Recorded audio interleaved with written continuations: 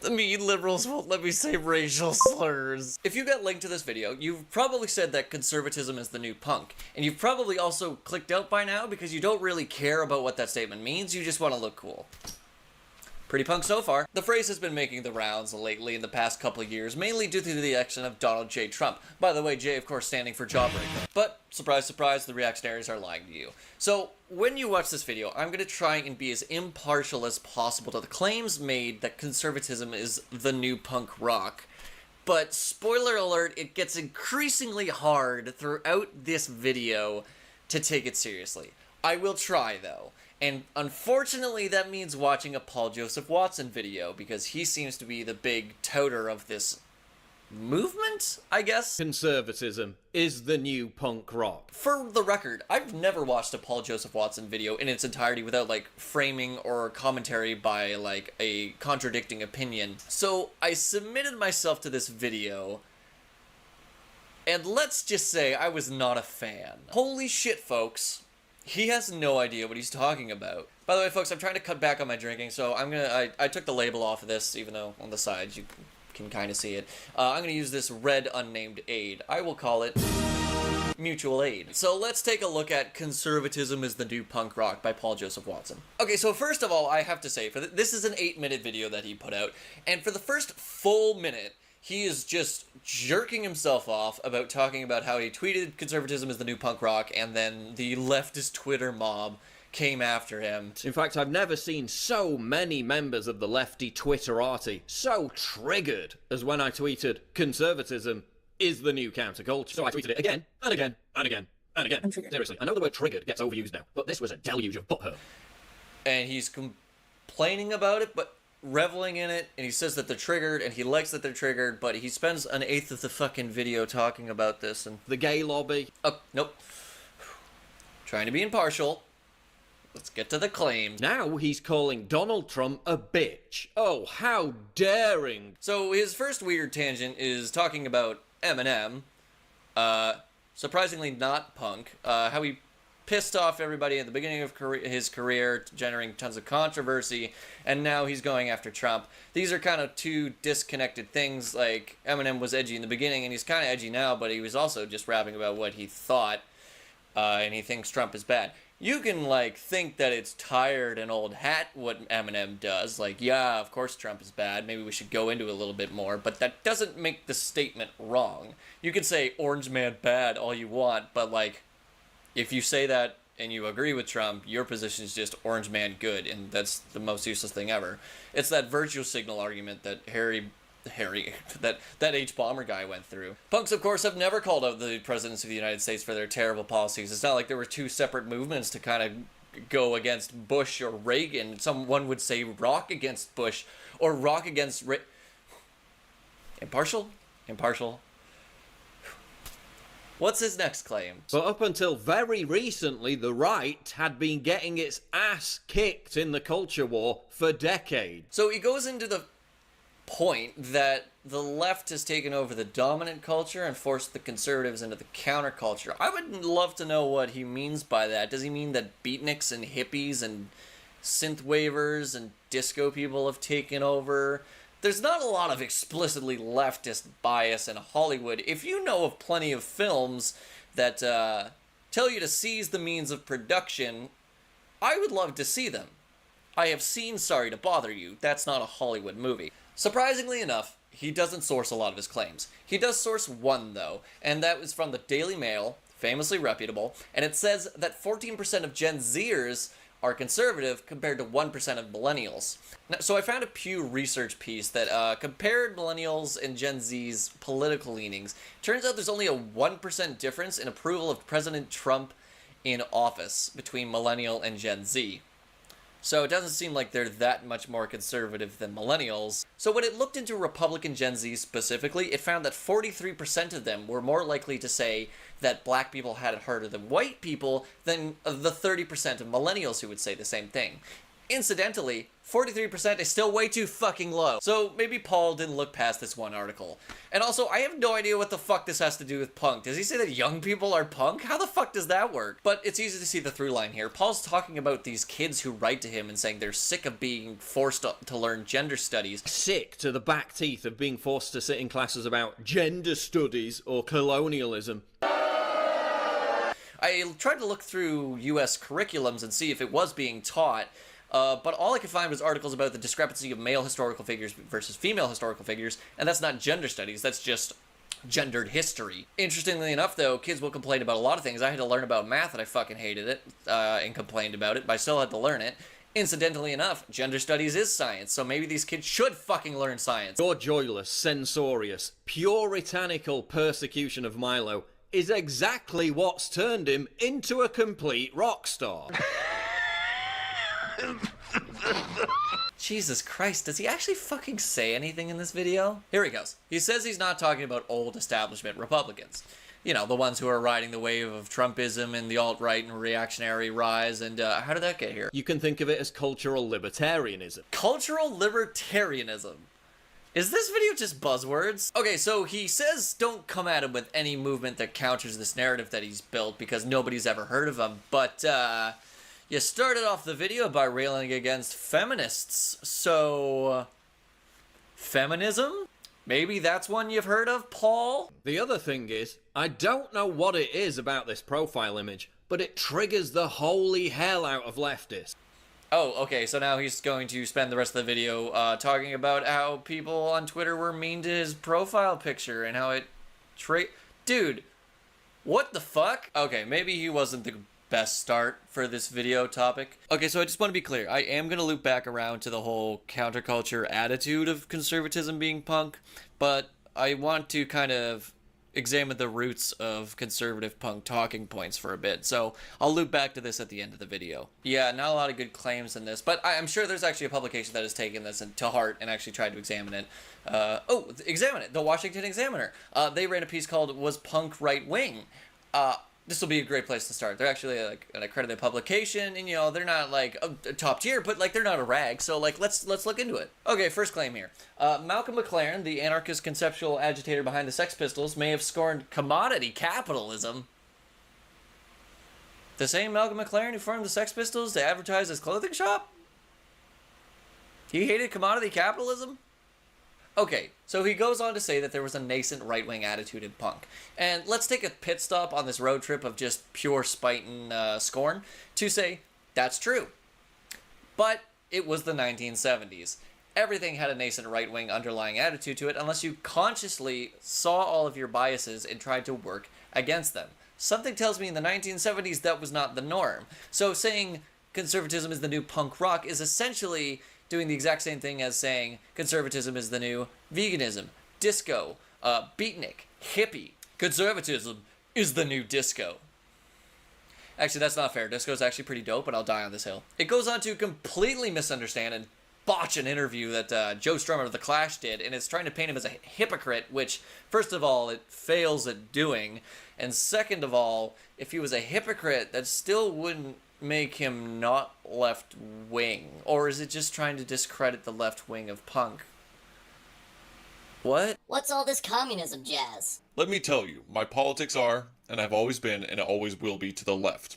I'm not into fucking people working away in factories doing useless, boring jobs just for some cunt to take the rake off. But I don't want to say that I'm a socialist or that I'm a communist, because I fucking hate parties and party doctrine.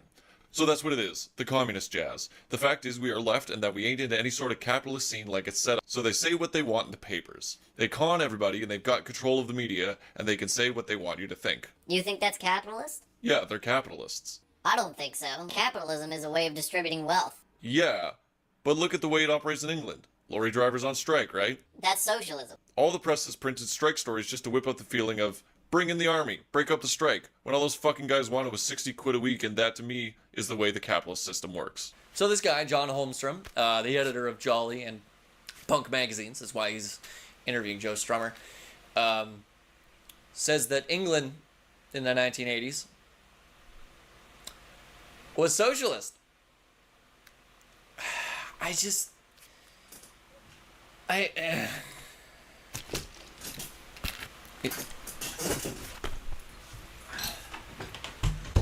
I'm s- I'm sorry, babe. I'm trying to cut back, but I just these arguments are dumber than I expected. They also try to say that he's almost supported left-wing terrorism, which one, he didn't, and two, wouldn't that make him more left-wing? Now, none of these are actually sound arguments for punk being conservative. I'm really trying here. The article mentions a band called Modern Love as a proto-punk band with conservative leanings, and that's true, but, you know, there's also The Stooges, MC5, Blue Cheer. I could keep going on. By the way, MC5, as a matter of fact, one of the biggest influences on punk there, was formed because mainly of an influence of the White Panther Party, which was the white offshoot of the Black Panther Party. It had radical Marxist ideals. To be fair, they cite a band called the Swinging Madisons and their song Guilty White Liberal, which was released in 1981, has 526 views on YouTube, and isn't even a fucking punk song. Dude, 2 of my videos have more views than that. What the fuck are you talking about? Getting a little heated. Impartial. Impartial.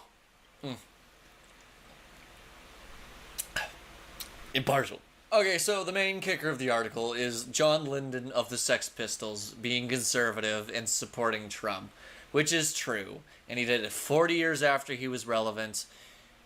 But yes, he did. Considering how John Lydon only gained prominence from Malcolm McLaren, who used them to sell clothes at his shop called Sex, and they had a huge falling out, I'd say we've covered him enough.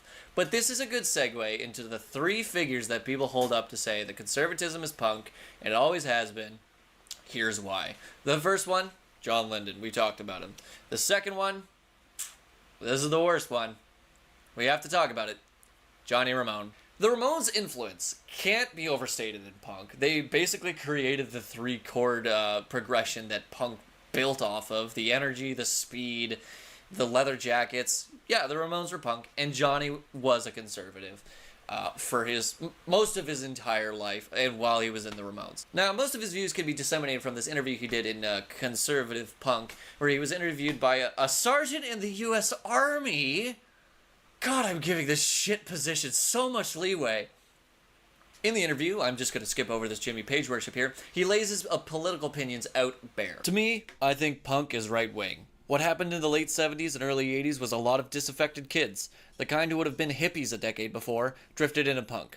But when you think of who punks are, they're greasers, people who didn't fit in, but they didn't back down either, who above all, love America. Now, I don't completely understand where he comes from. It makes up a lot of sense until he gets to the who love America part. All these disaffected kids who needed community were disaffected by the society and the culture and the school systems around them.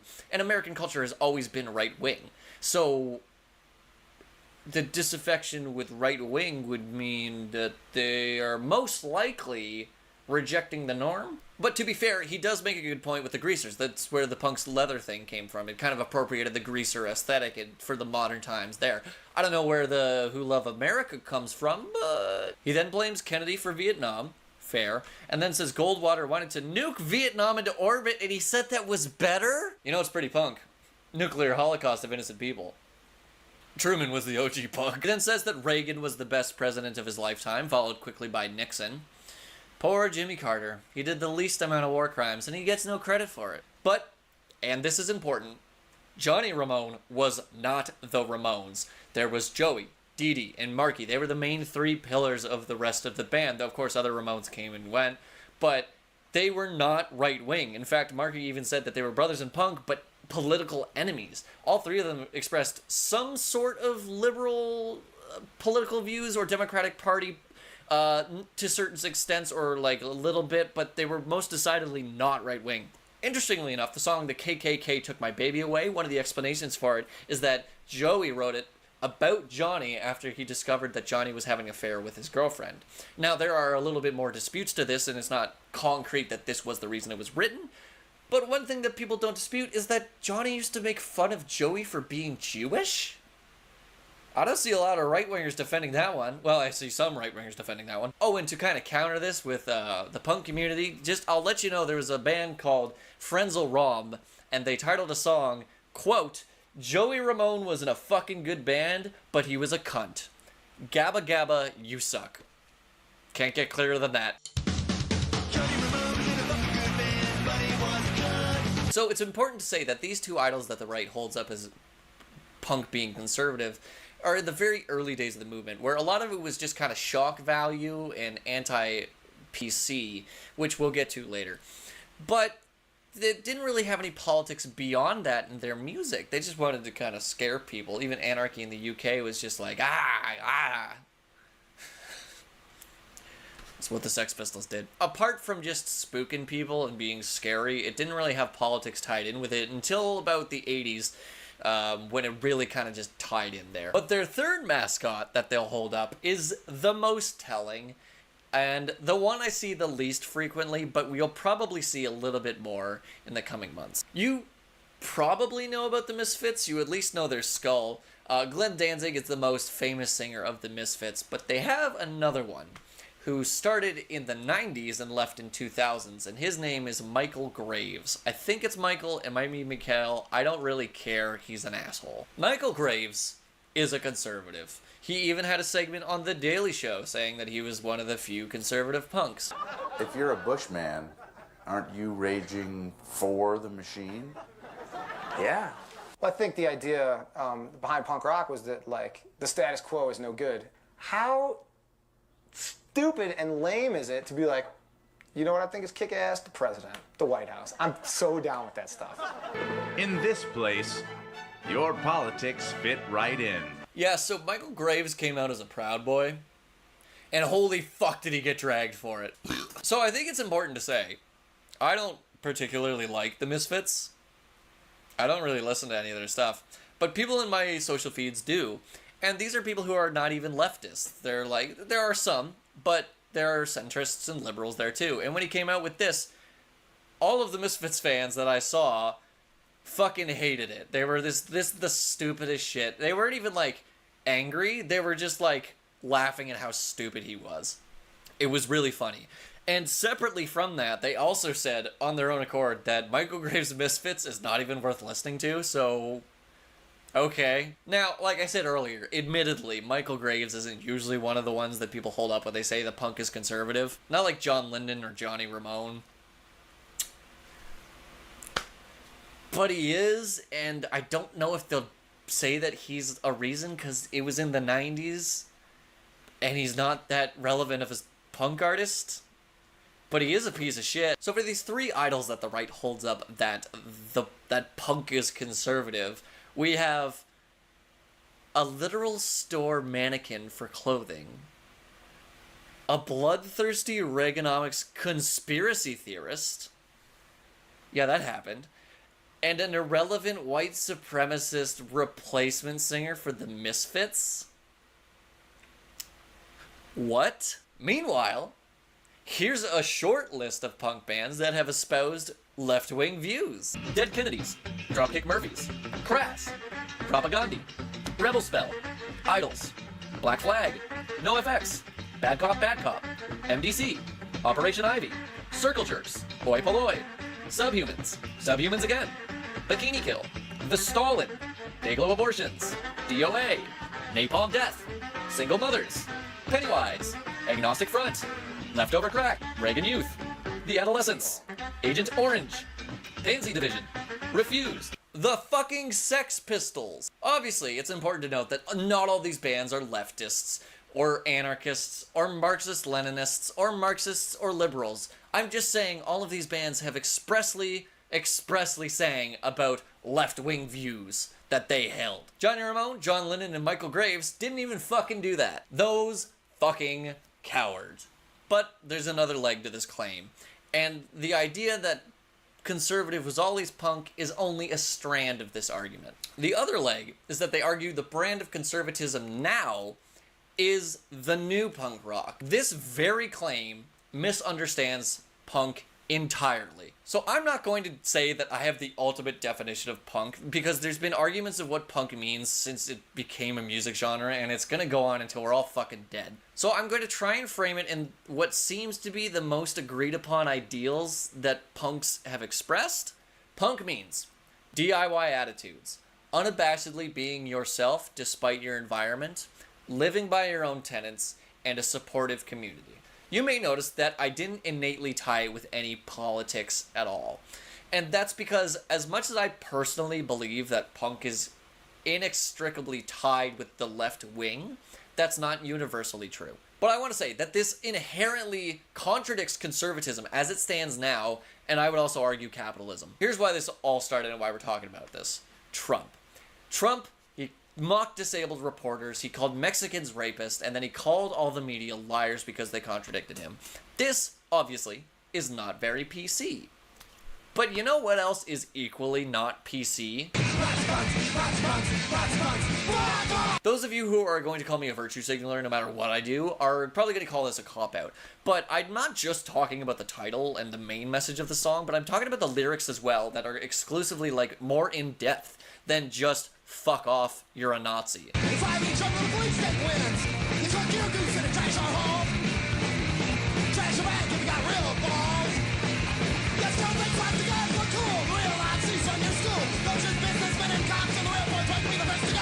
The song basically says, rob a fucking bank, you cowards. Fascism comes from the American state, and you're just fucking helping them. You're gonna be the first out when they actually get to power. Bear in mind, these are the same stripes of people that the right wing are calling snowflakes because they have this attitude. So clearly being anti-PC is not the one qualifier for being punk. DIY? Yeah, sure. Trump does everything himself. Small loan of $1 million. Except for the people who do work for him and don't get paid. I guess if you lie and you don't lose money on it, I guess you could say you did it yourself. Not to mention, all of the fucking spheres spouting this shit are funded by the Koch brothers and libertarian think tanks. Yeah, definitely DIY, dude. DIY. Just don't criticize the state, the system, austerity, police, military, the government, our leader. Yeah, super fucking punk, dude. Do you feel punk enough yet? Sure, they have a community, but it's not a very supportive one. I found one testimonial saying that having healthy relationships in these spaces is functionally impossible, and one former I talked to said, yeah, when the alt-right isn't winning, everyone's miserable. Now, you could argue that this is a part of punk, miserable fucking communities, but that's not the goal. They're trying to improve. Unapologetically being yourself is also not the only qualifier to being punk. Serial killers are unapologetically themselves. Dictators, war criminals, all three combined. I finished my beer, so I'm going back to the mutual aid. So let's review. 3 punks held up by the conservatives against an entire community and movement that contradicts all of that does not make punk conservative. And the main ethos of punk is immediately contradicted by all of the tenets of conservatism today, how it's acted out practically. So, why? Why are Paul Joseph Watson, the alt-right, these boomer punks, and these Infowar crowds all trying to say that their movement is punk? Reactionary movements are famous for co-opting rhetoric from the left, and anything that gives their movement legitimacy. Just look at Trump holding up a Bible, not being able to say his favorite verse from it. It gives him legitimacy. Okay. You mentioned the Bible. You've been talking about how it's your favorite book. I'm wondering what 1 or 2 of your most favorite Bible verses are and why. I wouldn't want to get into it because to me that's very personal. You know, when I talk about the Bible, it's very personal, so I don't want to get into verses. I don't want to get into... There's no verse that means a lot to you that you think about or cite? The Bible means a lot to me, but I don't want to get into specifics. Even to cite a verse that you like? No, I don't want to do that. People vaguely remember punk as being transgressive, and they vaguely remember it as being rude. They're transgressive, they're rude, ergo, they are punk. This completely ignores the nuances of a counterculture, and even the air raid siren loud alerts of a counterculture that is still going on today. Most punk bands, in one shape, one form or another, are left-wing. These bands put immense amount of work and effort into these messages that they portray through their aggressive music. And instead of sitting in a fucking studio with a world map behind them, complaining about the profile pictures of people who are mad at them. They're creating music, they're doing the drive, they are going on tours, they are creating concepts, and they're doing it largely by themselves. Strangely enough, these conservatives are staying far away from the definitive right wing of punk, which is rock against communism and related bands. But they won't accept them as part of their own because that would be giving the game away. Rock Against Communism is explicitly fascist. Now, it's entirely possible that Paul Joseph Watson doesn't know about the Nazi sect of punk, but apart from small pockets where it is an actual issue, Nazi bands have largely been evicted from punk. Why? Because punks have beat the ever-loving shit out of them. Yep, there's immensely stronger evidence that punk is more anti-fascist than it is conservative. But come on, Paul. You have Screwdriver. Why aren't they in the driver's seat of this claim? Oh yeah, this was an extremely frustrating thing to research. I kept looking for claims that were different or like had a new angle, but it was always the same shit that I could debunk so easily like I just did. Fuck it, there's more evidence that alcoholism is punk than there is that conservatism is punk. Conservatism has always been, and will always be, the incoherent justifications and ramblings of a people who are scared to death of change. And folks, that just ain't punk. And you can keep Gavin McGinnis.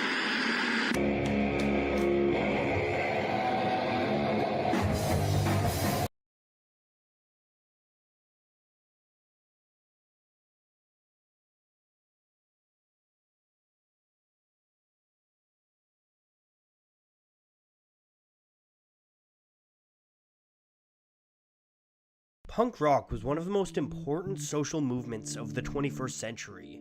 Punk artists pushed radical social agendas and changed music, film, fashion, and really all aspects of culture. However, as it grew in influence, punk rock became fractured and toxic in many ways. And one of the groups that the movement was most toxic towards was women, who would be assaulted at shows and not taken seriously as artists. Male punks became household names, while females faded into the underground. And so, in the early 1990s, a group of women came up with a vision that would change punk rock and musical history forever. Riot Girl. Let's take a closer look.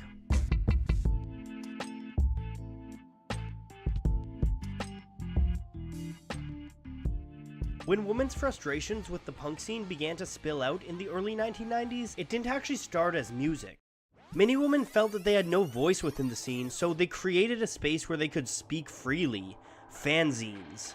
Zines had been adopted by the British punk scene in the 1970s as a do-it-yourself way of perpetuating punk culture and sticking it to the establishment. However, some of these early fanzines set the stage for the sexism that would dominate punk rock over the next 2 decades. As far back as 1976, the London punk zine Sniff and Glue wrote, "Punks are not girls." So it was perhaps fitting that women like Toby Vale started to use zines to respond to that very same sexism. Check out this passage she wrote in Jigsaw, a zine of her own publishing. "I feel completely left out of the realm of everything that is so important to me, and I know this is partly because punk rock is for and by boys." And Vale wasn't the only woman that felt like this about the punk scene. Kathleen Hanna had similar feelings when she and Vale formed their own zine together called Bikini Kill. Around that time, 2 women named Alison Wolfe and Molly Newman were also collaborating on Girl Germs, a seminal feminist zine. With zines having brought them together, these women decided that if they really wanted to get a message to the punk community, the best way to do it was through punk's main vehicle, music. In October 1990, Vale and Hanna teamed up with Billy Karen and Kathy Wilcox to form Bikini Kill, named after their zine. Then, in February 91, Aaron Smith joined Wolfe and Newman, and together they became Bratmobile. These bands were 2 of the driving forces behind Riot Girl. You can hear this drive and determination in their music. Just listen to Rebel Girl, arguably Bikini Kill's most famous song, and one that became an anthem of sorts for the movement.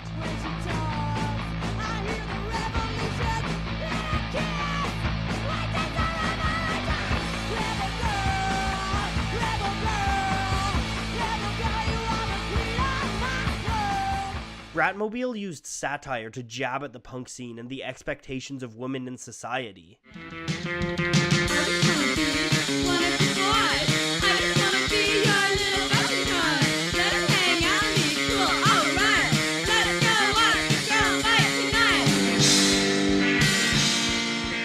early days, Bikini Kill would encourage women at their shows, which put off men in the punk scene. They regularly got heckled on stage, and sometimes men would even try to physically assault Hannah, who would fearlessly go into the crowd to personally see hecklers out of their shows. In the second issue of Bikini Kill, the band set out a manifesto for their movement and gave it its name. Riot Girl was officially born. The name came from a number of sources. Jen Smith used the words Girl Riot in a letter to Allison Wolfe when she was talking about the Mount Pleasant race riots. She was saying that women needed to have a similar riot. The girl part of the title was just as pointed. It came from the fact that these women remembered feeling most empowered as children, as girls, before they were forced to face the demands of society and the male gaze. Bikini Kill and Bratmobile were far from the only Riot Girl bands too. Just listen to Huggy Bear, who had an infamous performance on Terry Christian's youth show, The Word.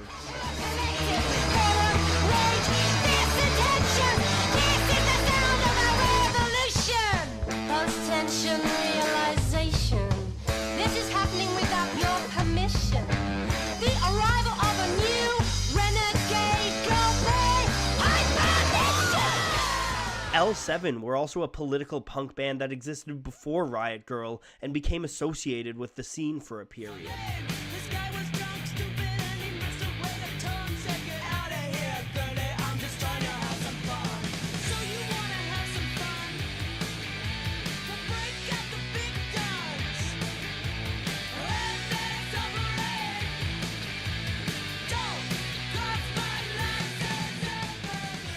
It's important to note the aesthetic of Riot Girl too. While it draws from punk rock, it's unabashedly female. Riot Girl bands wore their hair in ponytails and performed in makeup and dresses. Kathleen Hanna even sung in a Valley Girl accent frequently. The Riot Girl manifesto laid out some of the key aspects of their movement. They wanted to create a place for women to hear and see each other, and they wanted to do it without assimilating to male standards. Furthermore, they wanted to revive and rejuvenate punk rock's DIY culture, which they felt had grown stale in the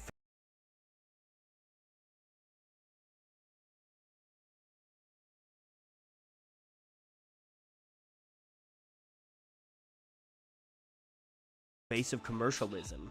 That same commercialist world often misconstrued Riot Girl, creating controversy around the spectacle of their performance rather than focusing on the substance behind it. However, press attention was never really the goal of Riot Girl. The movement wasn't concerned with fame and success, but rather with effecting real change on a ground level, and they did just that. The thriving zine community provided resources for queer youth as well as women who had been sexually abused or who were struggling with mental illness. It became common for people to hand out pamphlets at shows and foster a community of people respecting and loving women. It also provided a new space for feminist thought, moving it from the high halls of academia onto the dirty stage of punk rock. In a lot of ways, the sharing of resources, experience, and art between women was a precursor to what we've seen more and more recently with the internet. Riot Girl also had a lasting impact on music. Sleater-Kinney formed in Washington towards the end of the movement and went on to become massive in the American indie rock scene. After Riot Girl, women discussing female empowerment was more accepted in the mainstream too, with acts like Fiona Apple and Alanis Morissette having huge success throughout the rest of the 90s. The original Riot Girl movement had mostly burned out by the mid-90s, but many of its tenets continued. Kathleen Hanna went on to create Le Tigre, another feminist band that had success throughout the late 90s and 2000s. And even today, bands like Pussy Riot and White Lung draw from the Riot Girl movement, and some of them even identify as Riot Girl themselves. So the impacts of Riot Girl still last to this day. Riot Girl was the last stand of the true punk ethos. It was smart, badass, and free, and it was unabashedly feminine. And it affected real change in the music culture. While Riot Girl helped make big strides, we still have a long way to go when it comes to getting female voices into the music world. And that's why I want to give a big shout out to the Women's Audio Mission. The audio around us fundamentally shapes our perceptions of the world in which we live. But of all the people shaping the sounds, messages, and media that make up the soundtracks of our lives, less than 5% are women. And the Women's Audio Mission is trying to change that. Their goal is to encourage young women and girls to use technology to help empower themselves and make a mark on the audio world. If you want to see more, please go check out their website at womensaudiomission.org. And if you really want to help, I've left a link in the description where you can donate and help give women more of a voice in the audio world. Thank you so much for watching this video.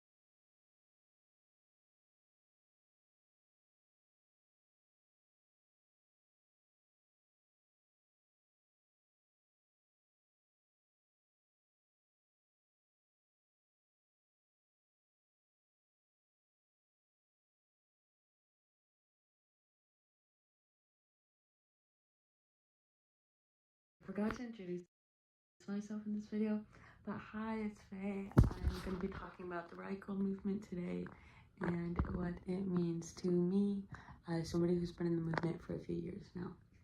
I would much rather be the obnoxious feminist girl than be the complicit in my own dehumanization, is a quote by Kathleen Hanna, who essentially became the leader of the Right Girl movement. Whether or not she wanted to be it, she never self-proclaimed herself to be the leader of Right Girl, but she was one of the founders, and she is an incredible artist, especially in the 90s. Not only is that quote from a very important person from the Right Girl movement, also really sums up that entire attitude of the radical movement itself, which we can see in its manifesto that they released in 91 or 92, I think. The radical movement was a punk feminist movement that started in the 90s in mainly the Pacific Northwest, a little bit of New York. And what radical Okay, now my mic is really working. known What the for fuck? is its self-empowerment for women that it encourages, but also the fact that they made zines, which are self-published magazines, and they would hand these out at their shows. Kathleen Hanna, who is also the lead singer of Bikini Kill, a very prolific radical band, the band would actually have their zines handed out at shows, which was also called Bikini Kill, but these would include poetry, art, forms of encouragement for women to feel empowered in themselves, and also queer liberation and intersectional feminism in general, including POC and other forms of marginalized peoples. But they use these zines especially to educate people on these issues and kind of just encourage other women to create art and however they wish to. But I think it's kind of been overshadowed by the white feminism that kind of overtook the movement itself in the 90s. When we can see in the manifesto itself that in the radical manifesto itself, which I will include a link to in the description, but it's anti-capitalist. It is inherently an anti-capitalist movement and intersectional pro-woman movement. And that means for trans women too. I think something else that has been kind of overshadowing the actual essence of the radical movement is the treatment that they had of trans women in the 90s. It was very normalized to, and still is in some ways, but to discriminate against trans people. And there were some people after the radical movement that would join in on these kind of turfy spaces. But now we see people like Kathleen Hanna, the lead singer of Bikini Kill, and La Tigre. We see them making trans Bikini Kill merch, which the proceeds will go to queer liberation in most cases. But essentially what I'm getting at here is that the radical movement is inherently anti-capitalist and pro-woman in any way you might identify as a woman.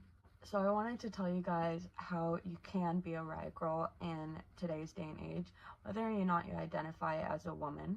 There's 2 sections I have for this video, I guess, and explaining what radical is, but there's some side notes I want to touch on first. For example, zines. Zines were such an important part of the radical movement.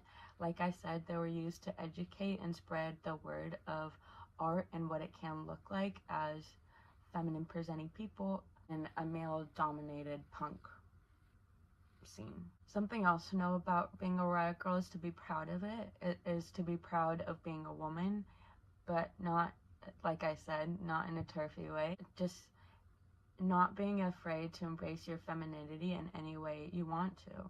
Obviously within reason, as long as it's not hurting anybody else and you're safe. Who cares how you express yourself? Also, something else that's really important to the radical movement is always educating yourself, especially on the current political states and current events. Another thing is that punk, it does not necessarily mean like some mean straight cis white man with a shaved head. It can also mean joy. It's self-liberation and liberation for marginalized people in general, for queer folks, for disabled folks, for POC, and any other marginalized groups that feel like they need some more empowerment and that are feeling marginalized by the government in the US, because that's where I am. But punk doesn't necessarily mean like angry, angsty attitude. It means, to me at least, and the radical movement, it means to educate yourself, others, and stand up for your community and stand up for feminine people. So one of the essential things to be a radical is to be pro-woman. That means in every way, trans, POC, disabled, etc. You also have to reflect constantly on how the patriarchy is affecting you, how you perceive yourself, and other women around you.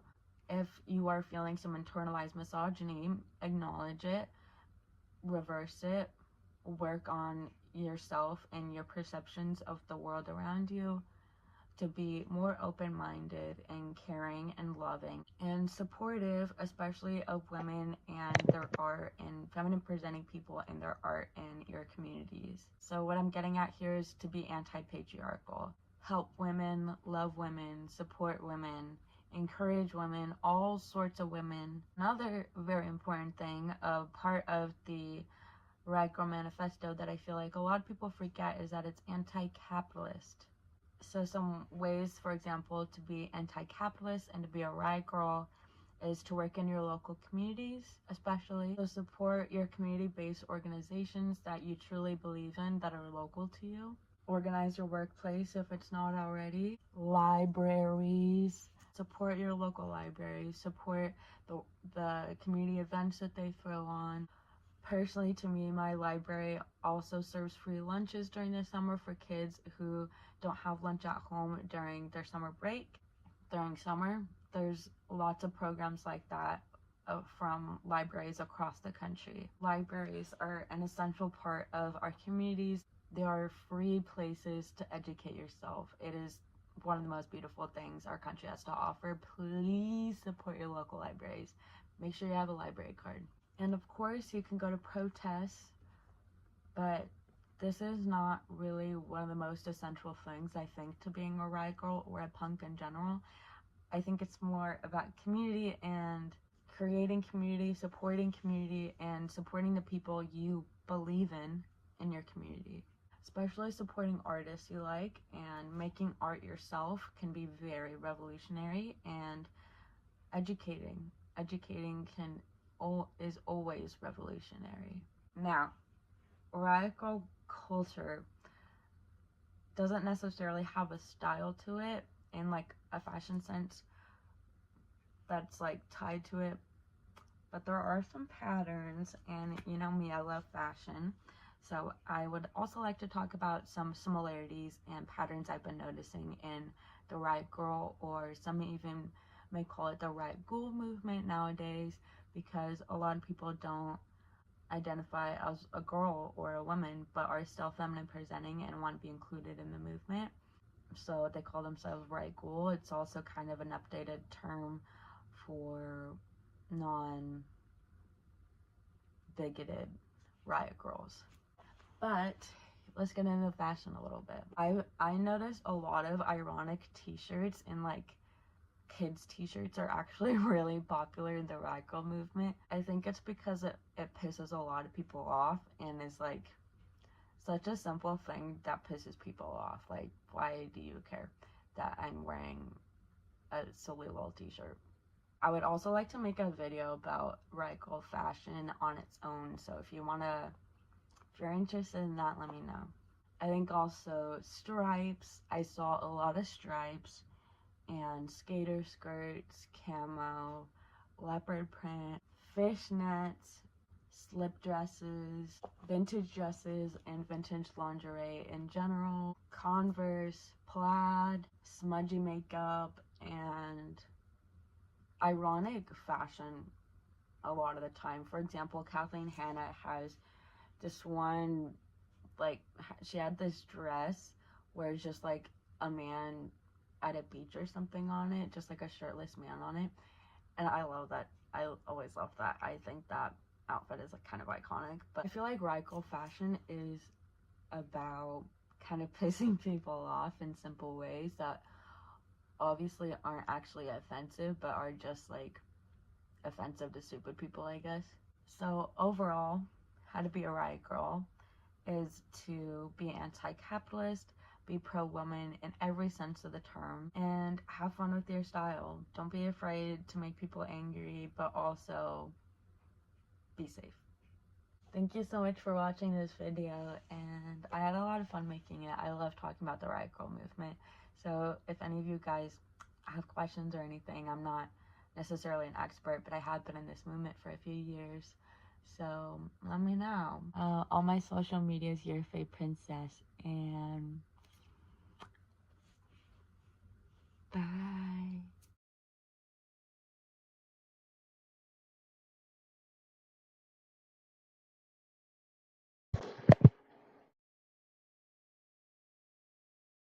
All right, now let me start fucking. Let me cook right now.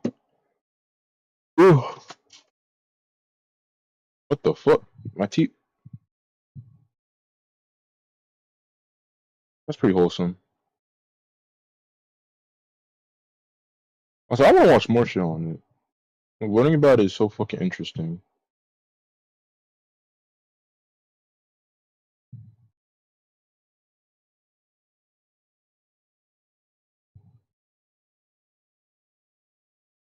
Ugh.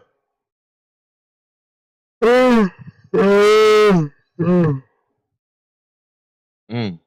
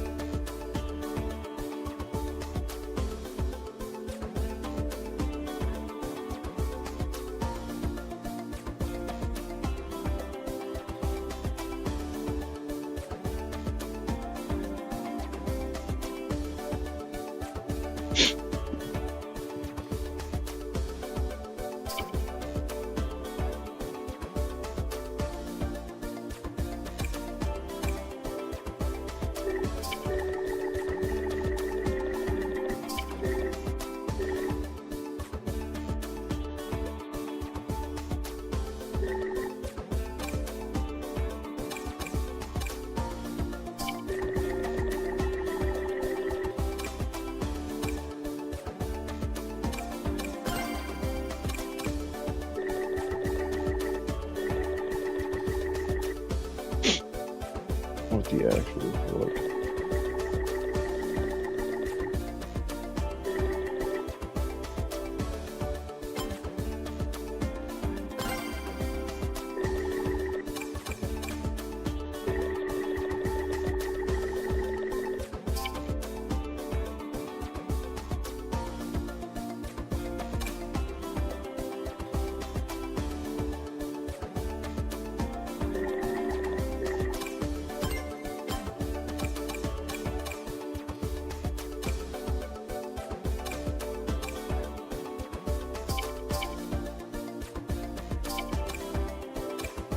God damn.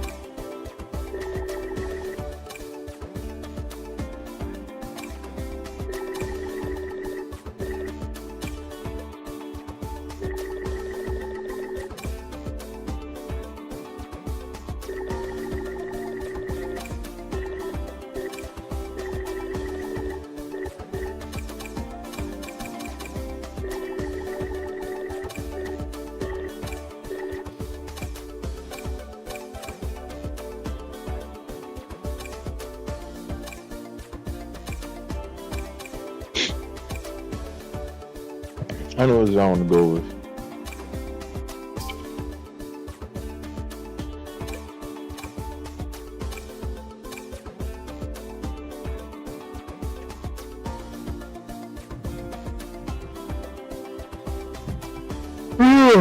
Oh, damn.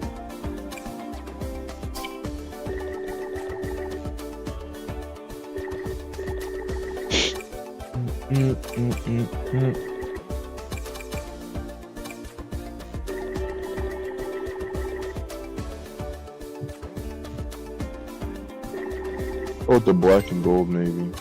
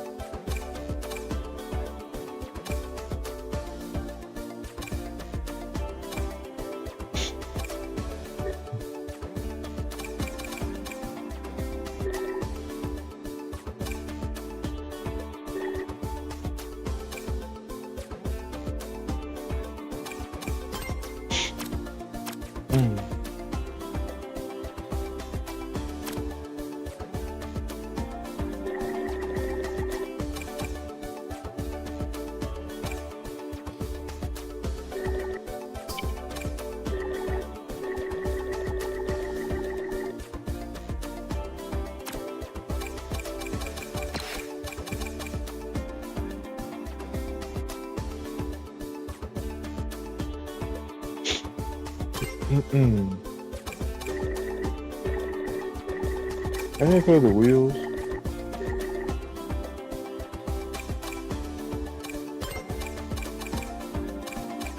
The yellow.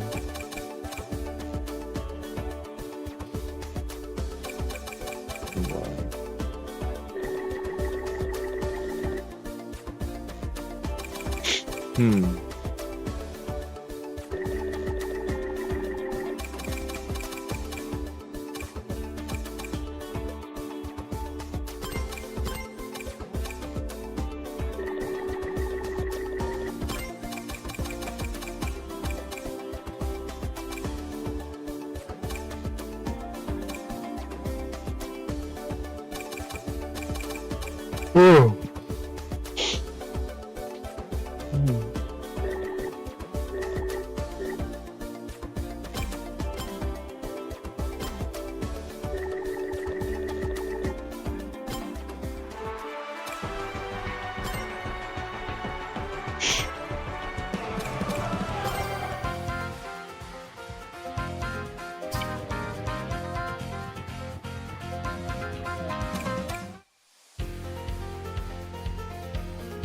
No acceleration.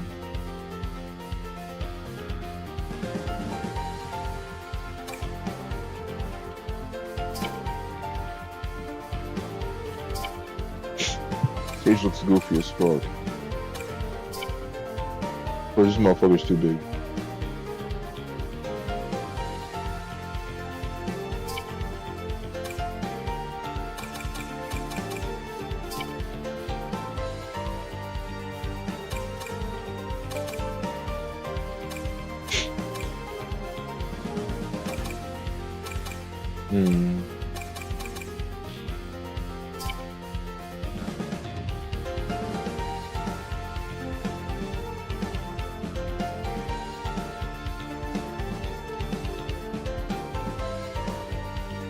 Let's go!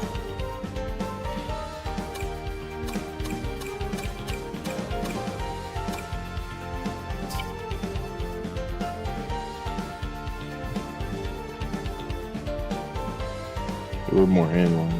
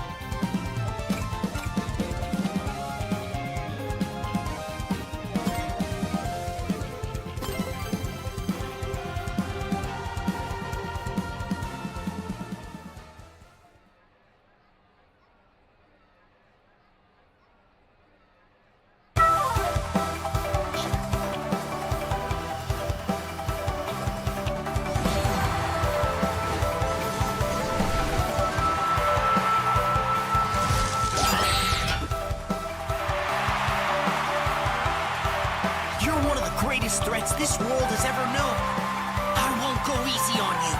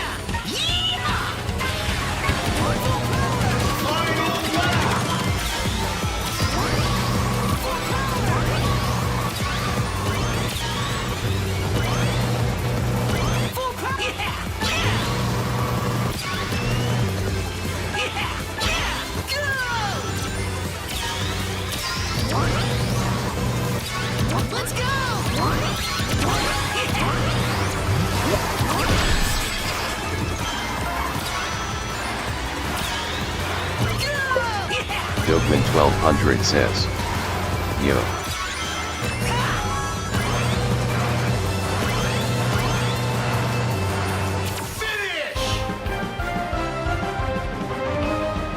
I did it!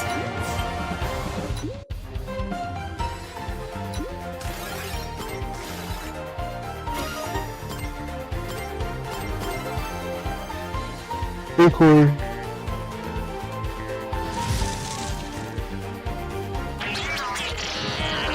Why don't you put a lip emoji? Dogman 1200 says, I finally got my PFP. Oh, you got your profile picture. Can't imagine what it could be.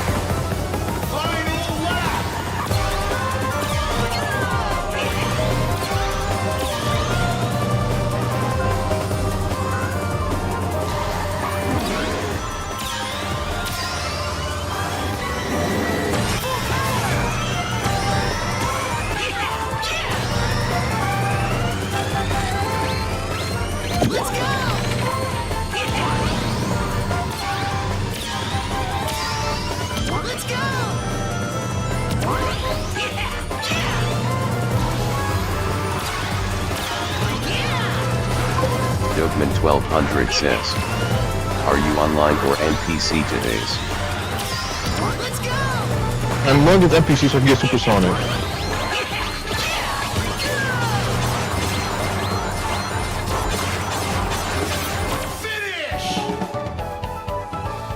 Because when you beat all the rivals, that's how you unlock supersonic.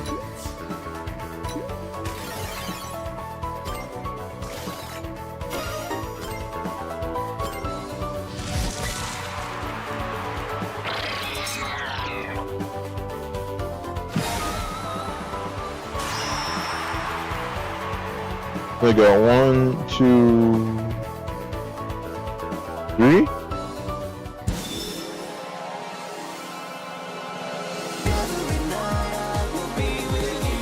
Now you see what I can really do. I only got maybe 4 left.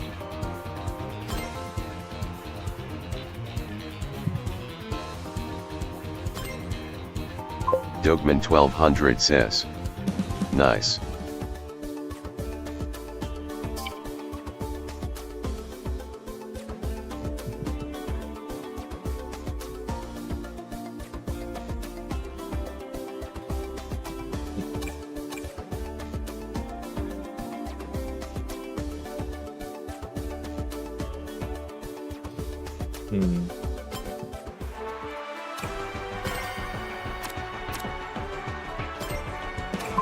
Dogman 1200 says, asking for a friend, but where did you get that picture you posted earlier in the GB?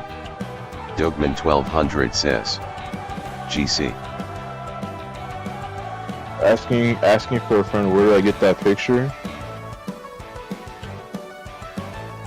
Knowing you, I don't know if it's safe I should tell you. That's not a random Twitter post, that's all I'm gonna say.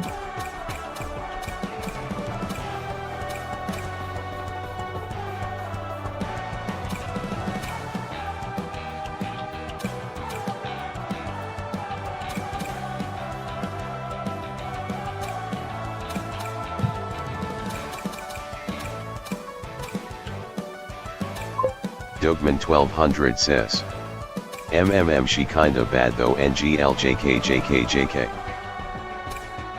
You're gonna get yourself timed out.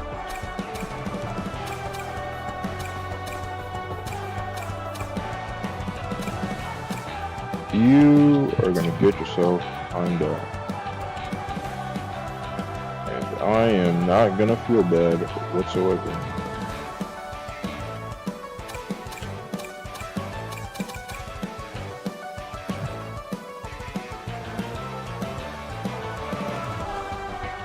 What's just stopping me from? What's stopping me from just doing this, right? Go here. Dogman 1200 says, anyway, how was your pork chop? What? Hey, what the fuck do you be talking about? What is pork chop?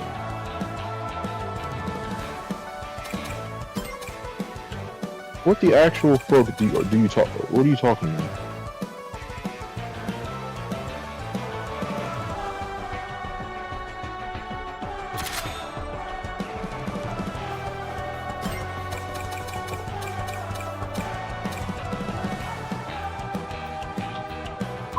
Dogman 1200 says, didn't you cook pork chop or was that something else?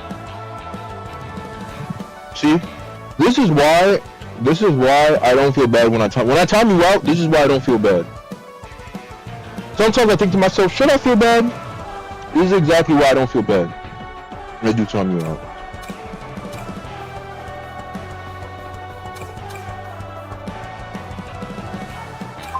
Dogman 1200 says, the thing you were grilling?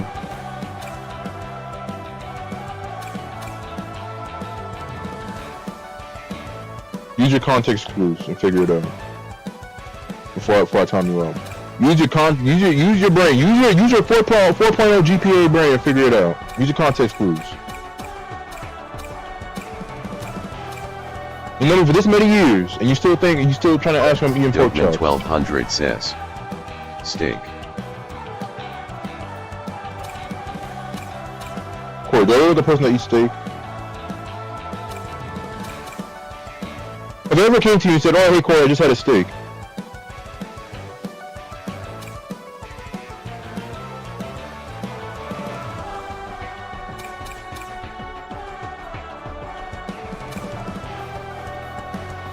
Dogman 1200 says, everyone eats steak, you don't like steak. oh my fucking god.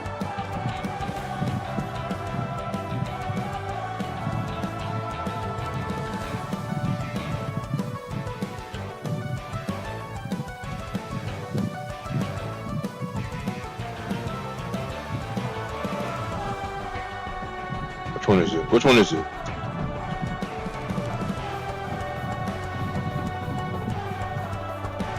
Which one is it? See how angry I am right now? You see how fucking... Oh no, not this one. See how angry I am right now? Angry as shit. You're just saying some dumbass bullshit. You're not using your fucking brain.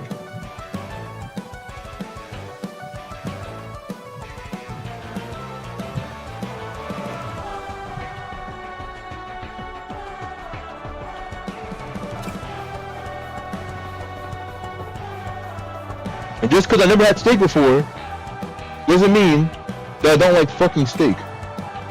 I've never had steak before. I never was interested in trying steak.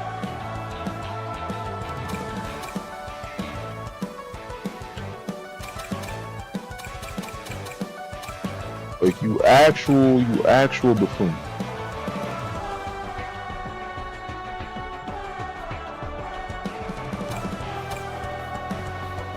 Okay, this actually isn't bad.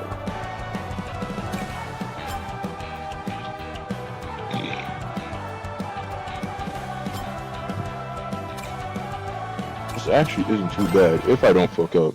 If I do fuck up, it's terrible. If I don't fuck up, it's actually fine.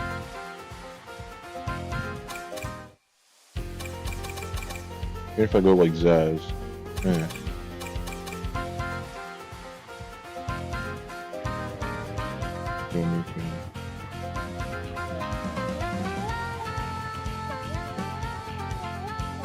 Hey, Warhog. Yeah, I do get less handle. Acceleration goes down too.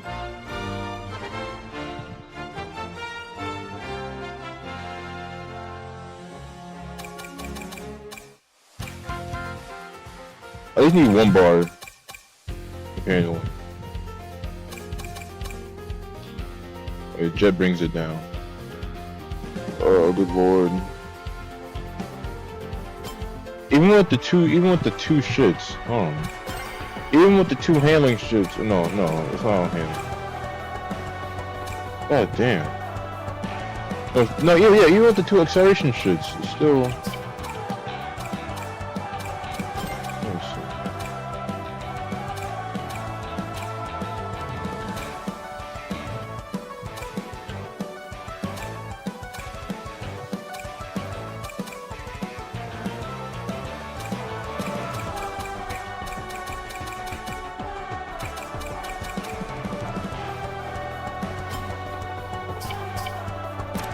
Okay, hold on.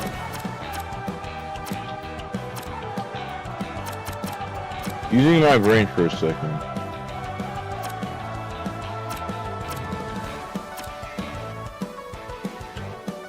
Using my noggin for a second, right? It makes sense.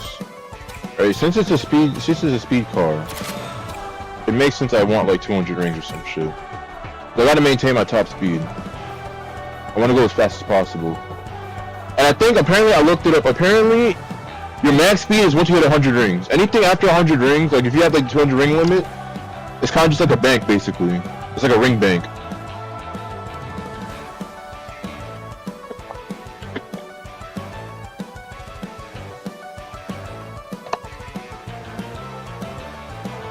So low-key, with the speed cars, you want to maintain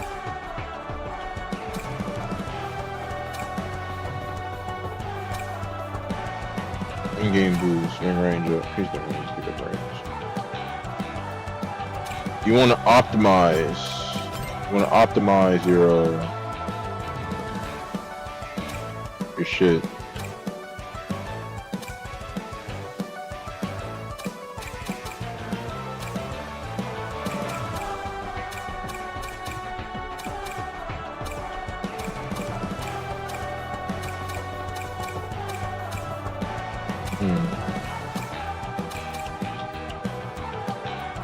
I'm thinking. So you don't need the quick charge shit. I mean, you kind of do in case you get hit, but at the same time, the boost is so low, I don't think it's worth.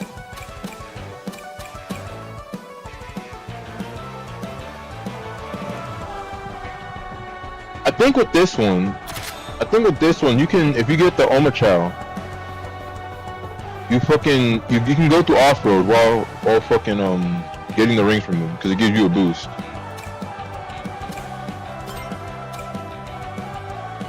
A burst of speed.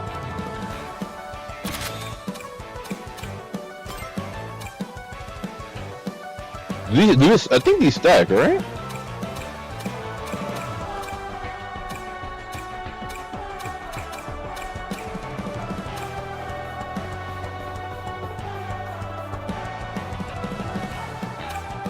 They should stack.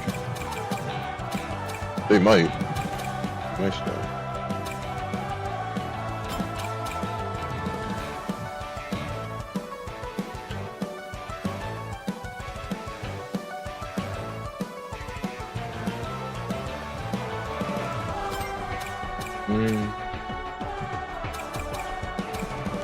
Ring Thief is also kind of good.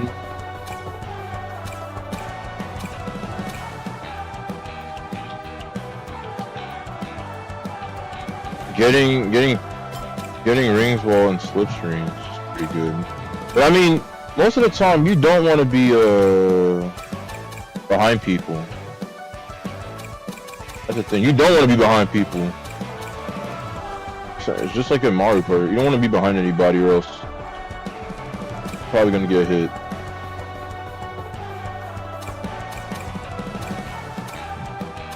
That spin drift shit is mad annoying.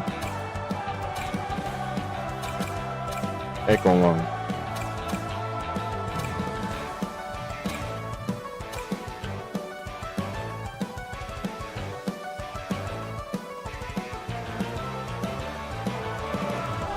I think it's okay, so if you get double boosts, right? Does it make it so all the single boosts are double boosts now or what? That's actually kind of better. The items appear more. Like boost a monster truck?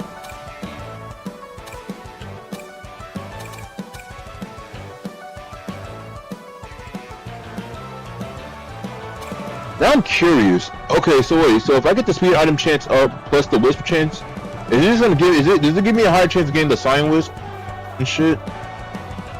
Or like the triple, even the triple boost. Pretty good.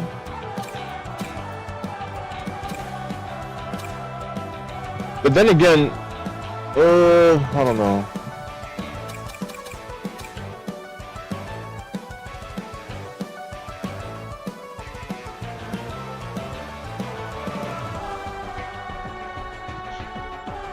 I'm not sure. The slow start shit is pretty good because most of the time I'm in the back.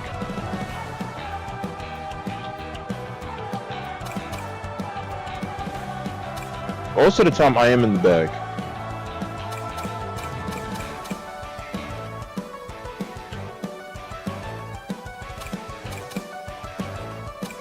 I don't know. I don't know what to get for the speed cars. I don't know.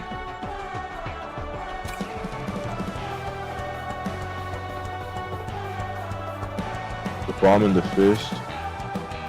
Spike ball.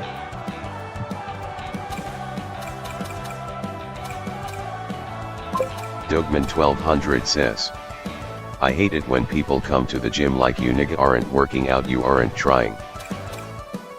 Aren't trying? What do you mean? What? They're just there and like what? Or they're just not doing anything or what?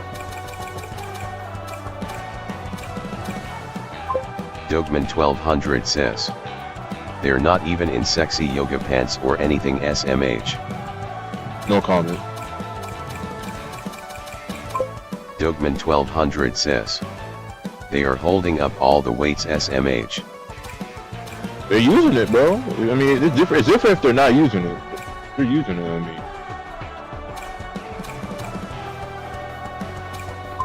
Dogman 1200 says.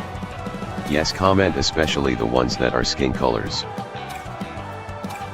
Yes, comment. You can comment on it. I ain't gonna say shit. Air different blue ones, white one, air just turn more sharply.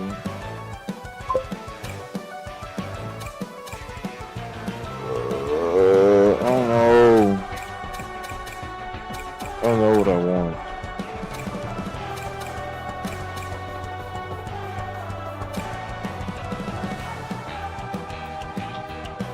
Get a boost item and falling off.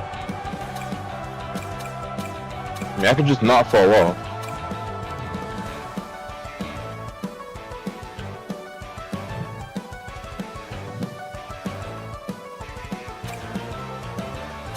Plus stats, plus 10 during lap 3, plus 10 during lap 4, plus 10 plus during lap. Oh.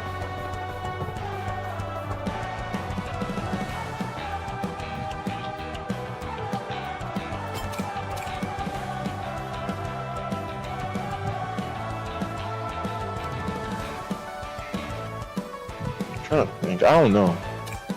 I don't know. I don't know.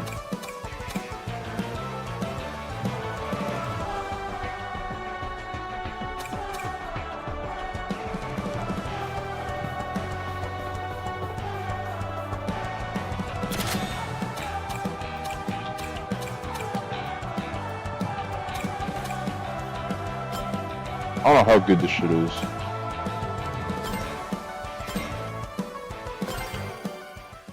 Let's go!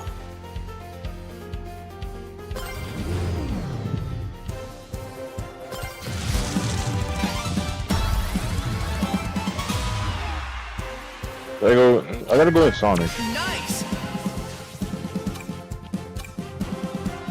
19, 20, 21, 2. I like 4 more.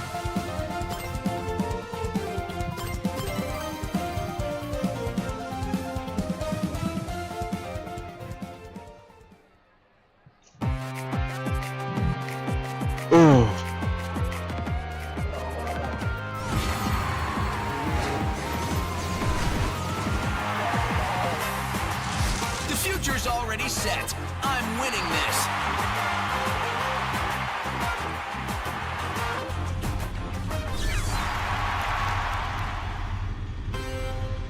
And let's still see what Silver's gonna say. Oh god, I can't even drift. Damn, I can't drift at all. But yeah, someone also saw on Twitter, somebody got to Legendary 1. They're the first person to get to Legendary 1, which is crazy. And they're using the handling cards, which means the handling cards are probably really good. Dogman 1200 says. Wait, really? Yeah. That's why I put it in the group chat. That's why I linked from Twitter. Someone made it to Legendary 1. Dogman 1200 says. So what does the legendary Sonic skin look like? What do you mean the legendary Sonic skin? What are you talking about?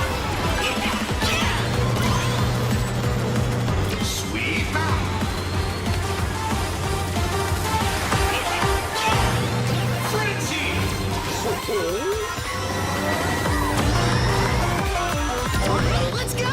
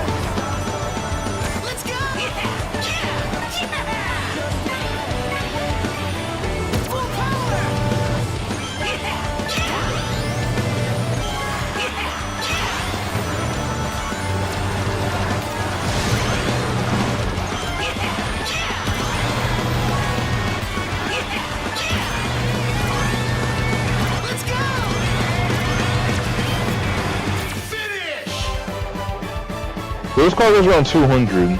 Looks like I'm on a roll. It goes like 200 miles an hour.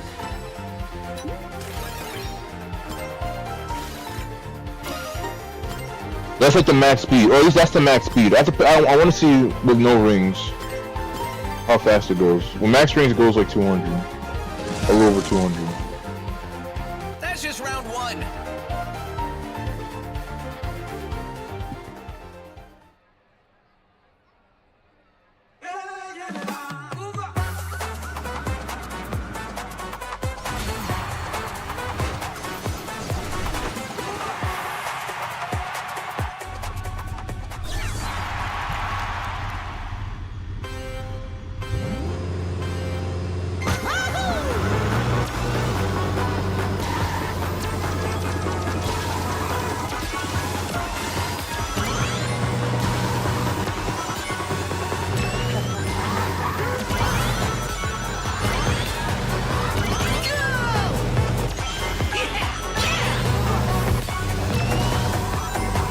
You're in the past.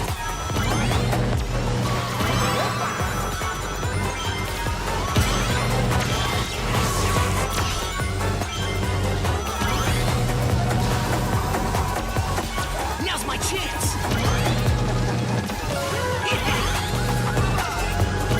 Not bad, not bad.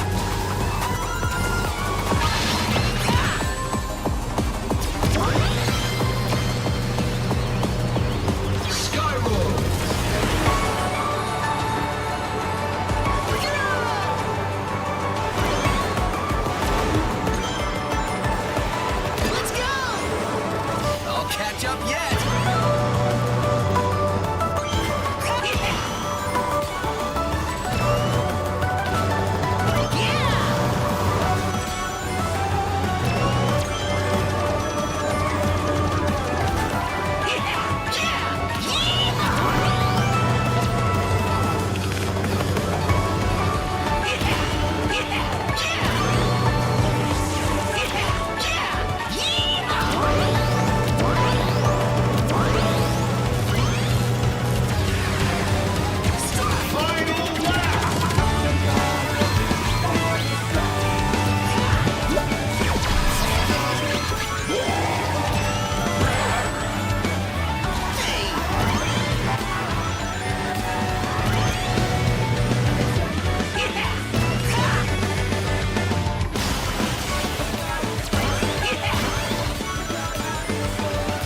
Not bad, not bad.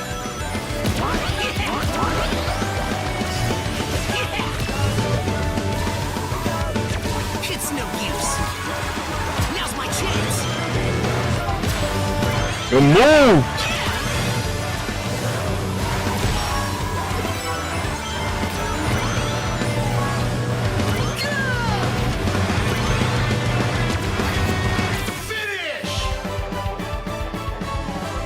Oh damn. I did it!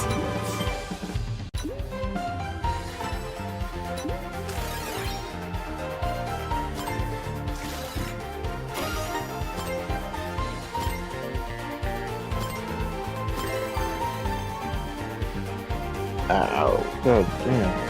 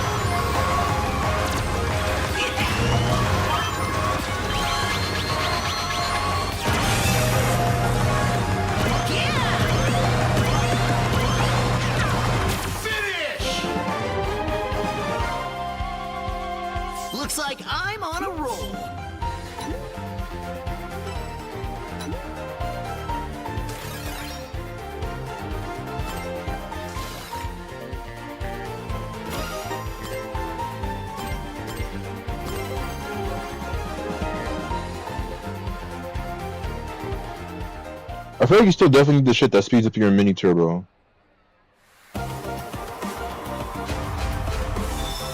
The acceleration is so slow.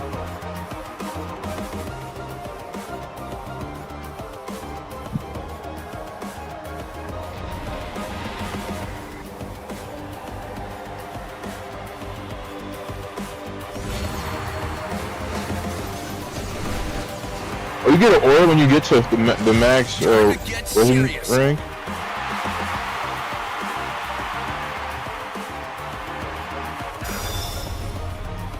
Crazy.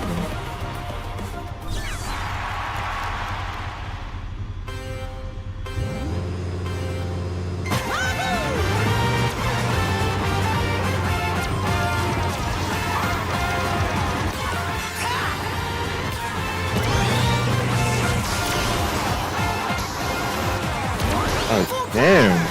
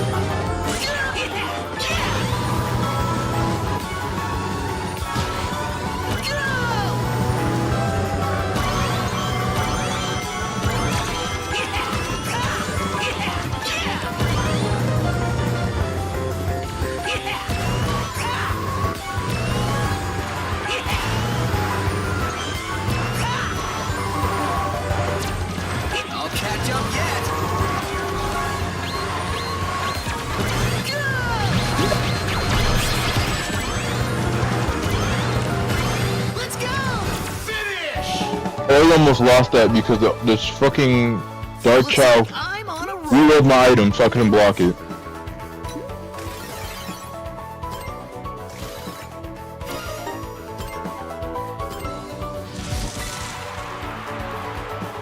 Oh well, next time.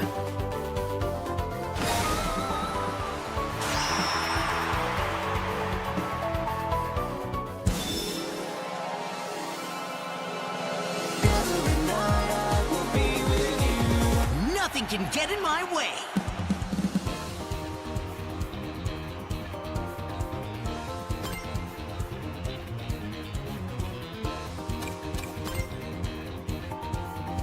Oh, let me see.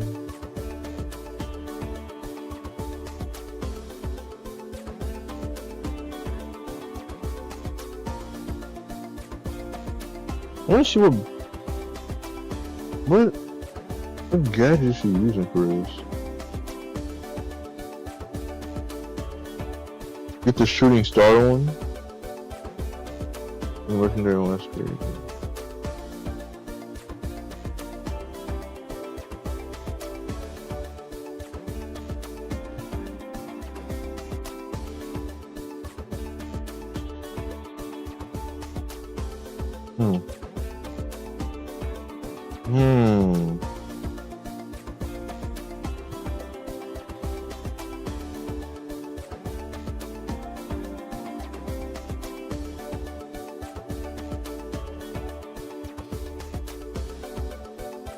This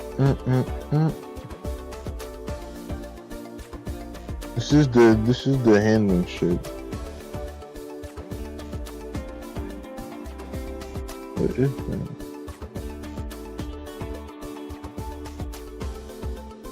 I'm trying to see what the fuck that is.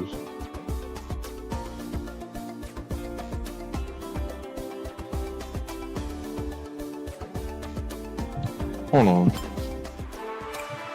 What is that? Oh. So it's the air. It's this one. It's this one, right? It's the drip charge skill kit. The air trick expert. Really? Is this these three? It's the air trick one. The air trick bounty.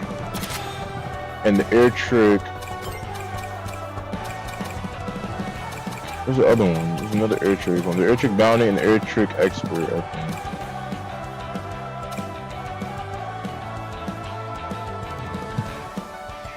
Huh.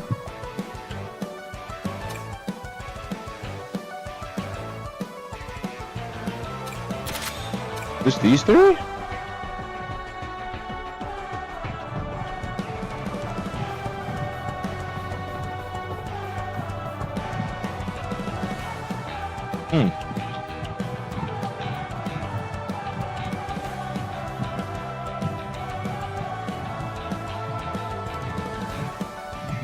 I still don't understand what the fuck timing on that is.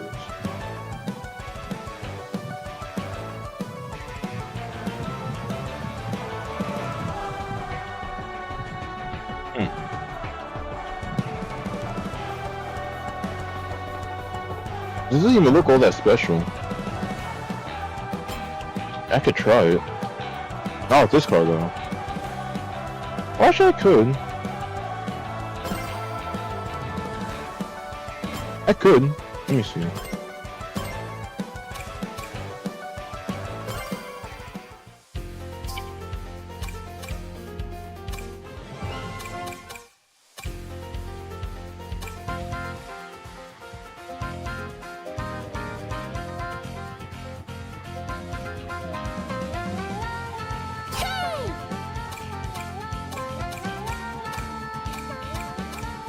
Oh, the gold one.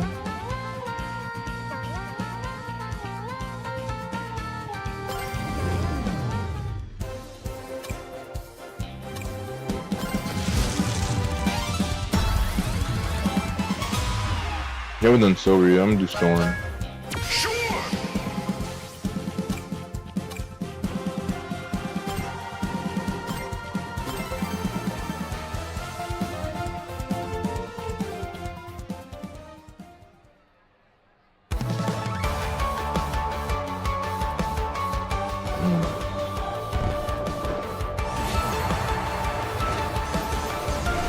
When I get online, I'll try.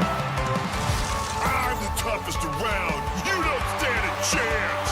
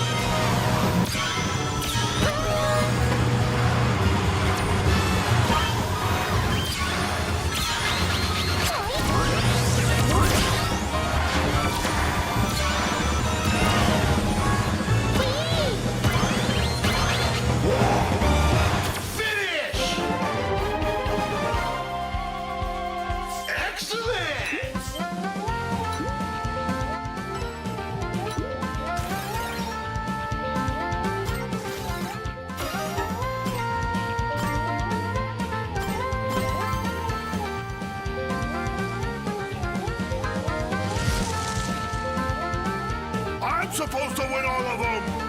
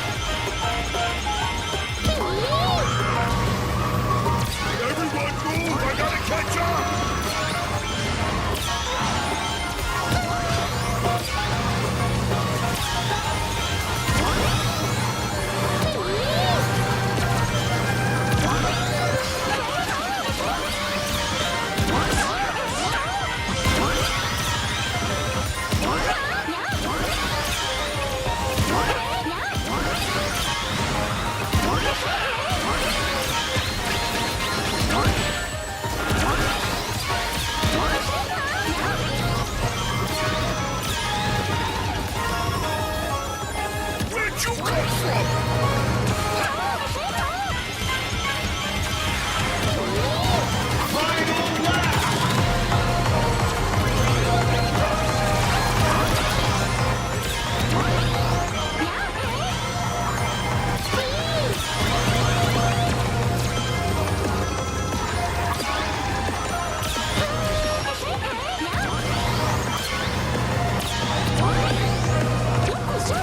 Delicious growler.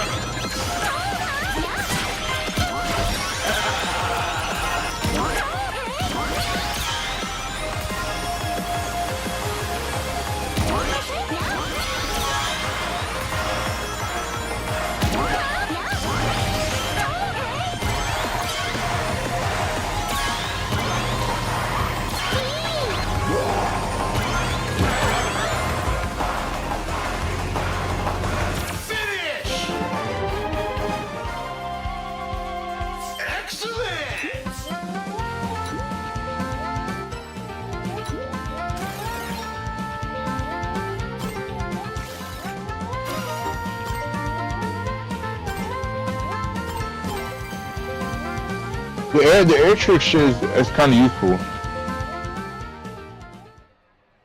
because it helps you maintain your rings.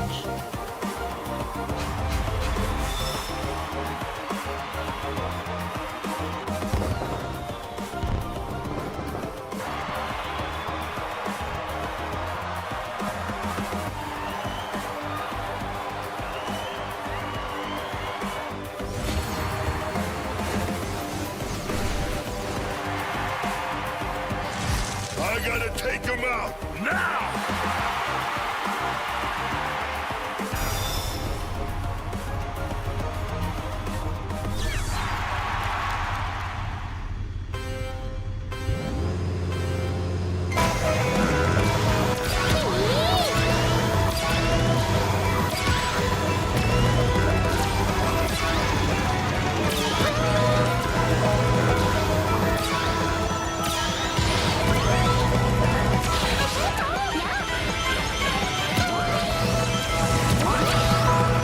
Where'd you come from?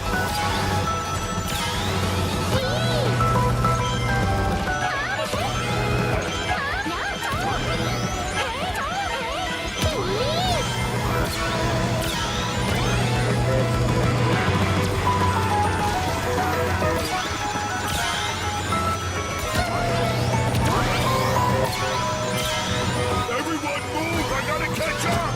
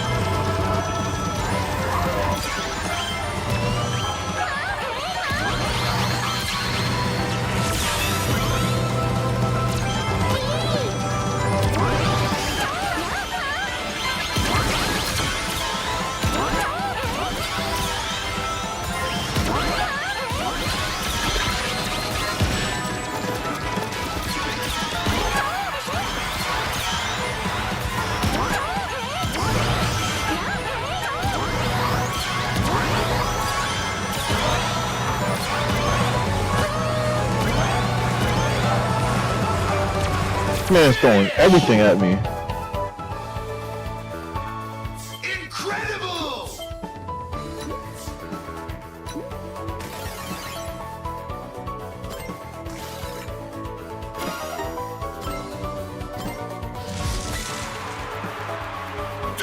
supposed to go, dang it!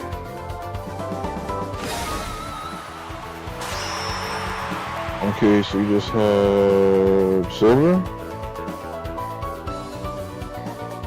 I think silver's the last one. The fuck?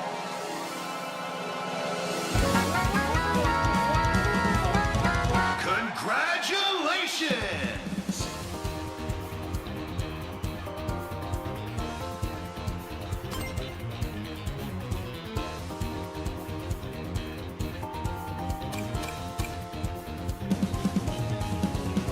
Ugh.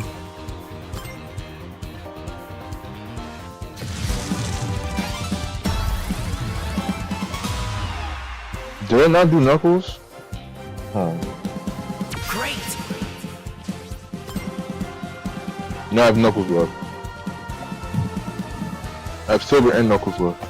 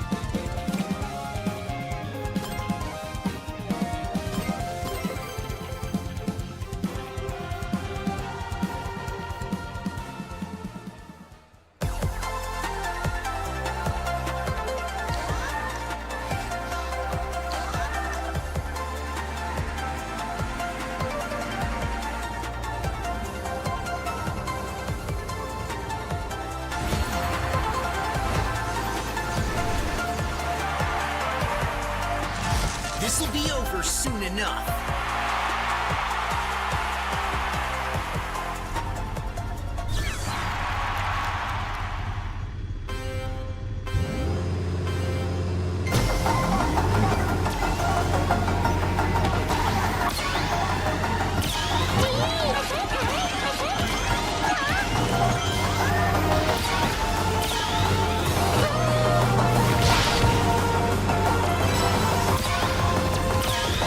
Where did you get that?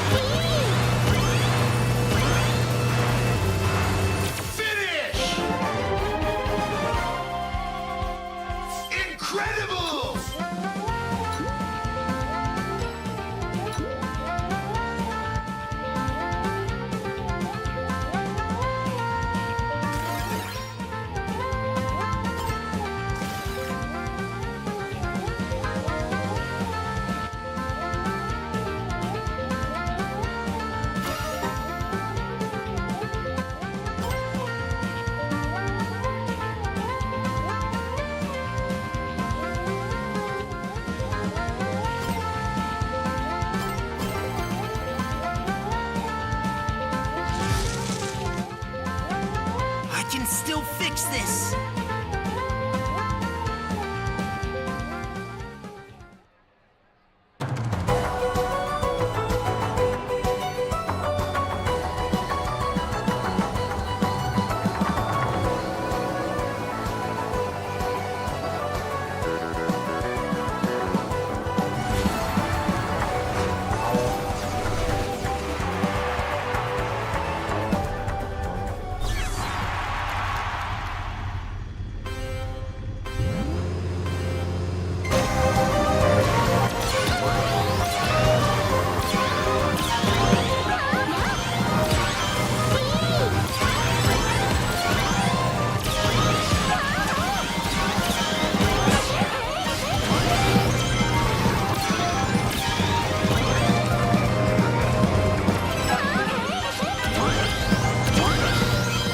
When did you get there?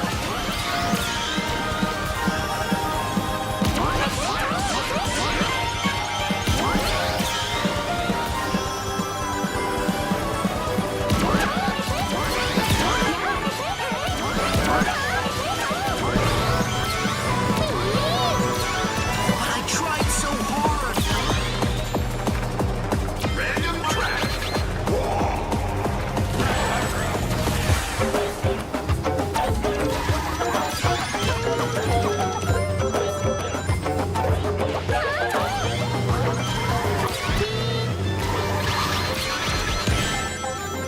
Bro, when it wrapped around.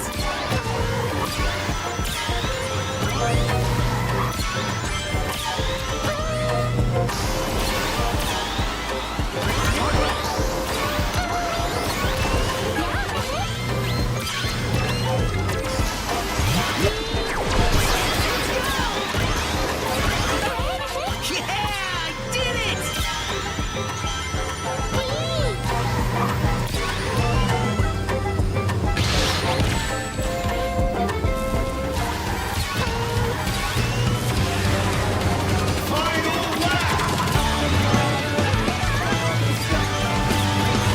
When did you get there?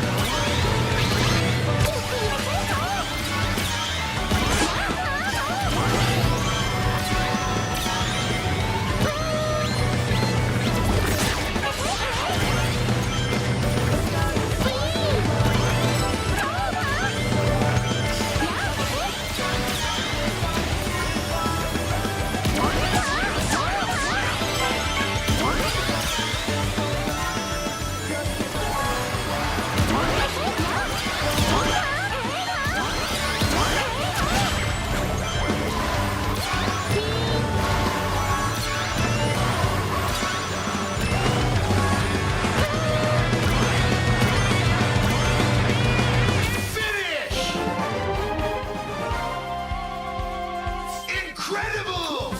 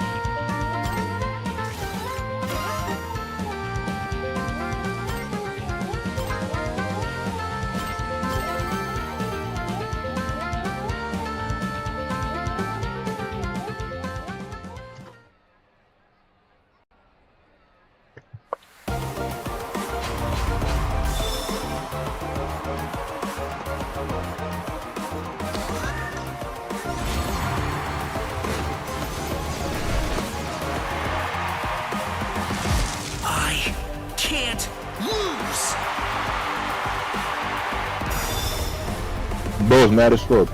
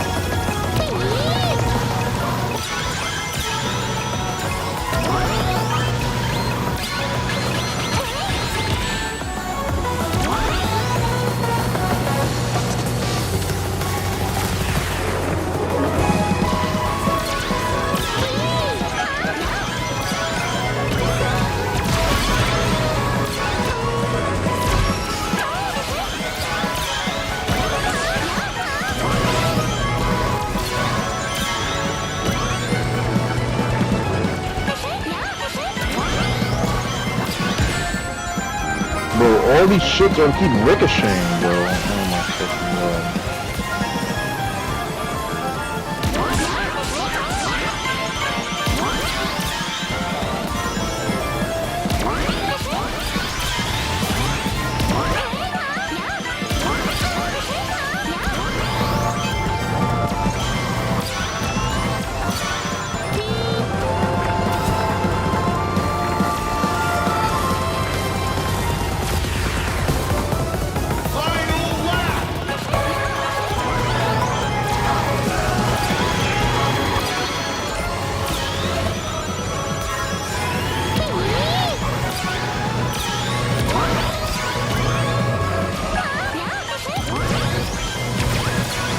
When did you get there?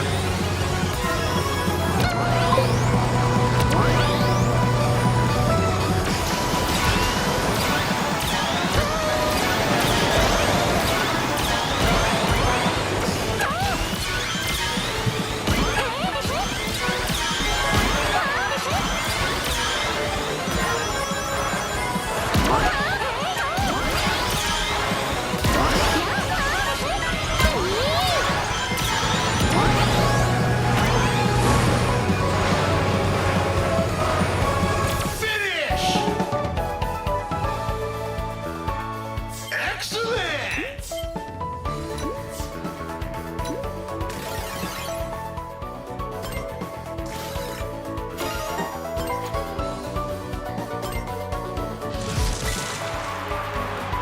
I did my best, though.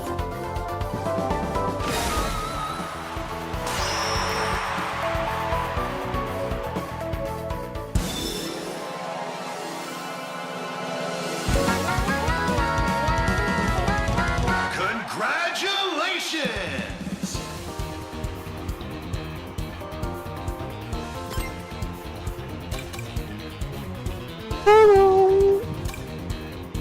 Alright, so the last one is Knuckles.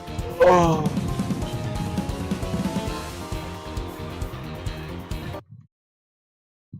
Okay, hold on, I gotta do something real quick. Be right back.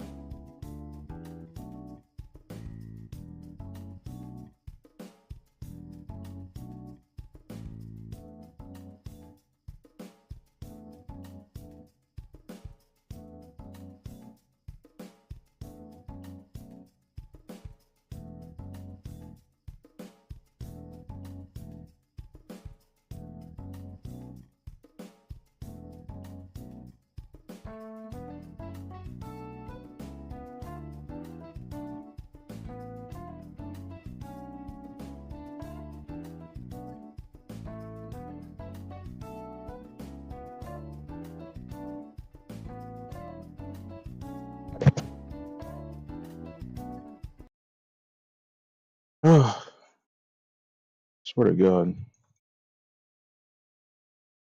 Why I don't do early streams?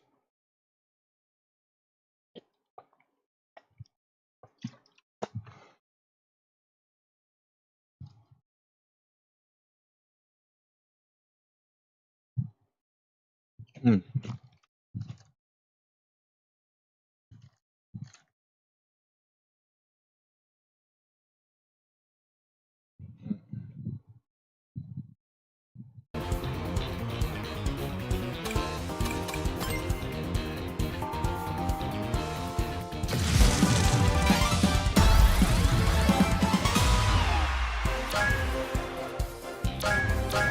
Looks good.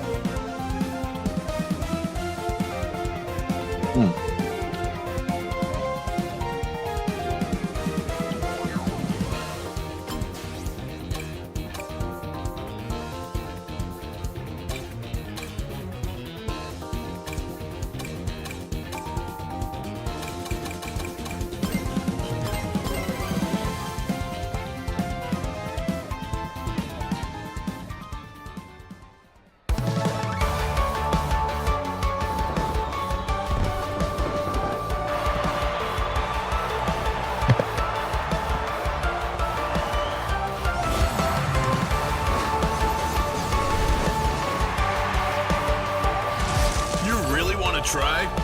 Be my guest.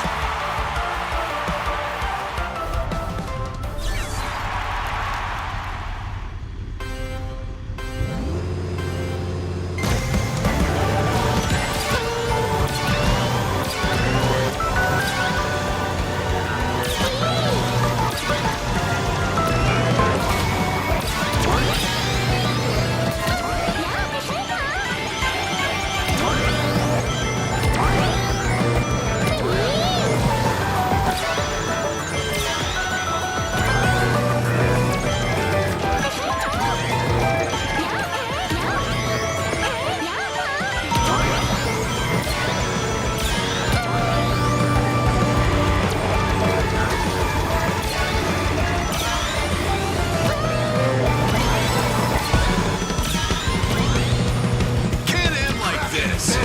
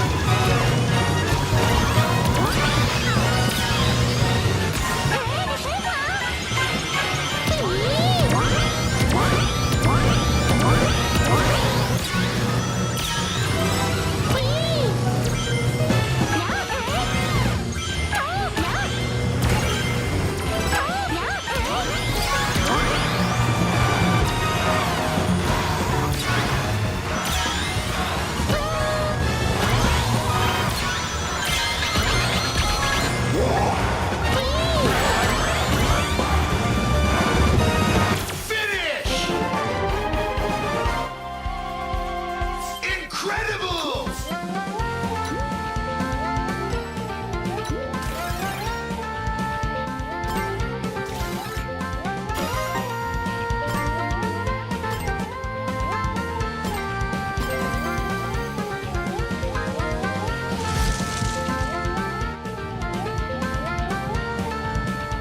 Okay, bro, didn't say anything.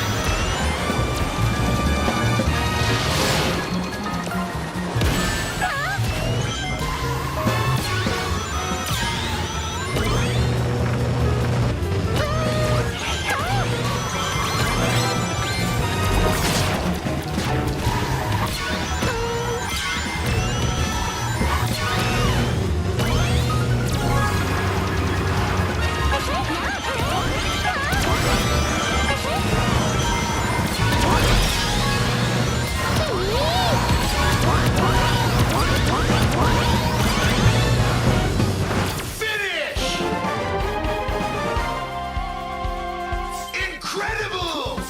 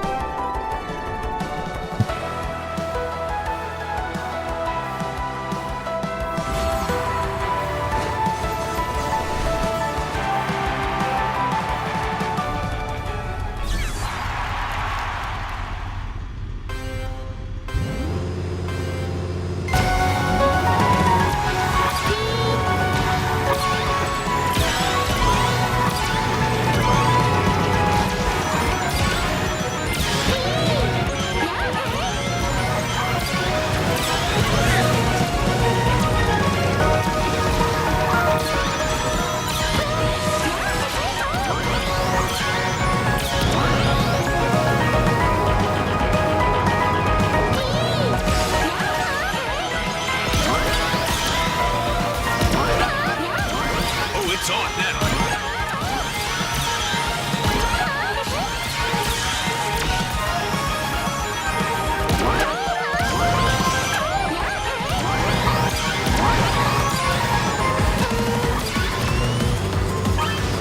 Dragon Road.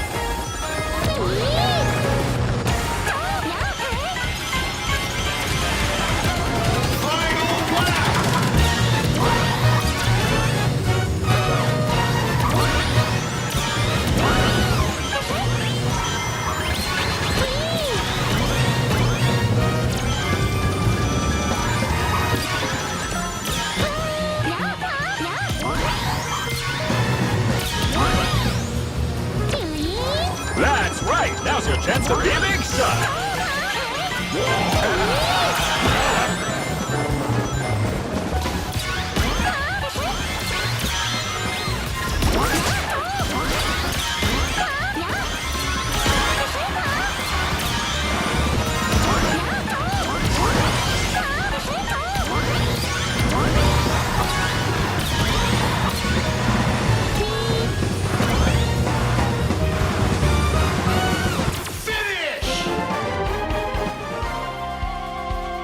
Incredibles!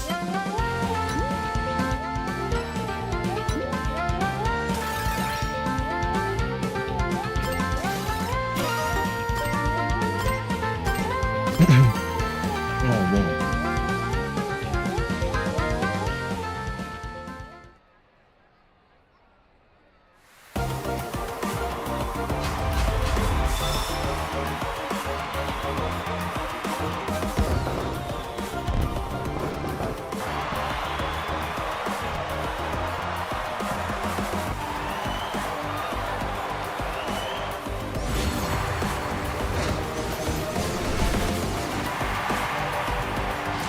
Don't count me out yet.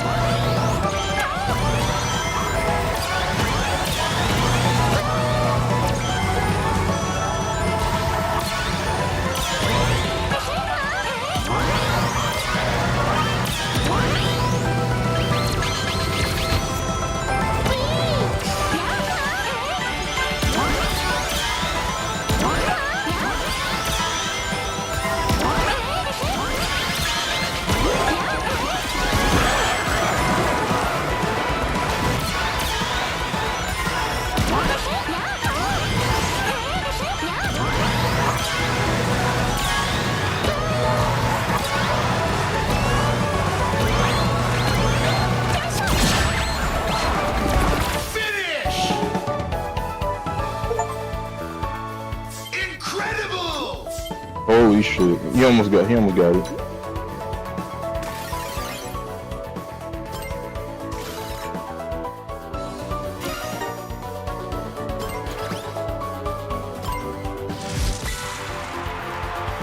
Yeah, I'll get you next time.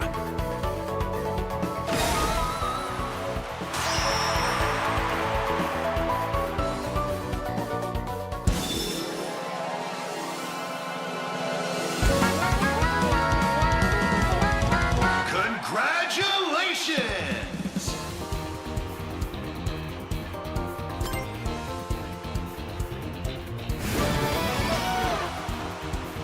A rival sweep.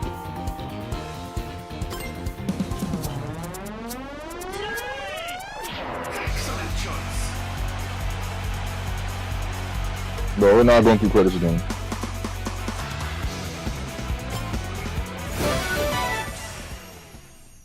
Exclude the Grand Prix, yep. All around the world. We got Supersonic.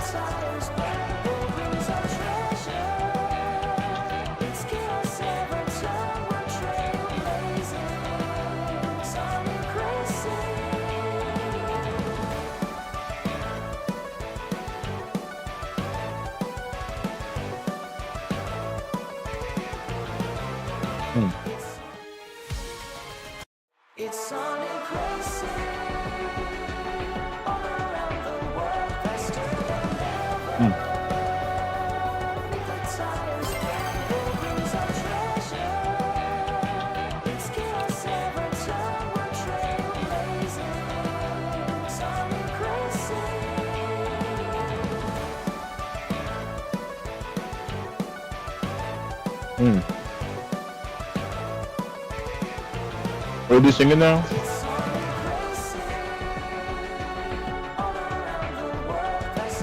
Wow, now they sing now. Okay.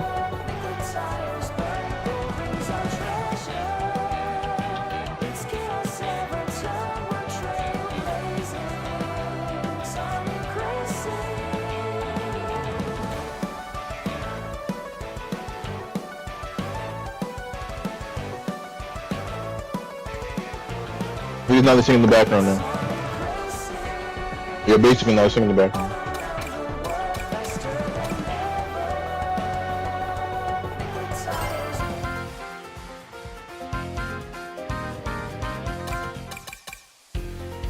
Yeah, let's race!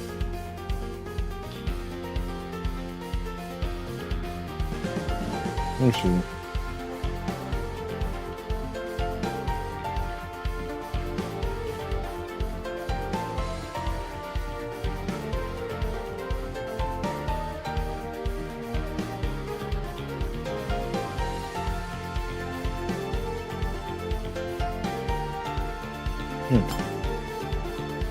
Pretty cool.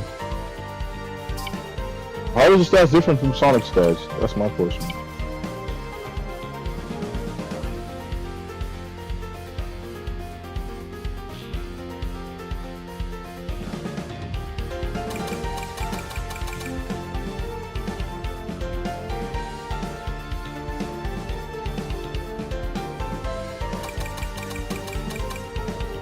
Besides not taking damage, so I know he doesn't take damage.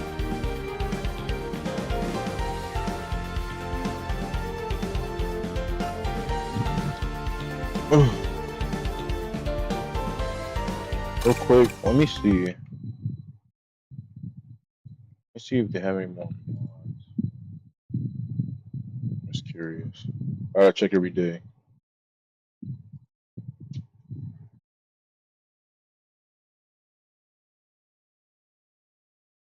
Red M&M.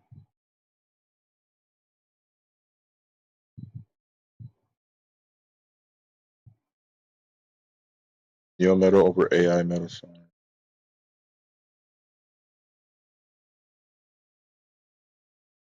Bro, Nolan still didn't do Lanolin, bro? Yo, can someone do Lanolin, please? Like, I wanna put Lanolin.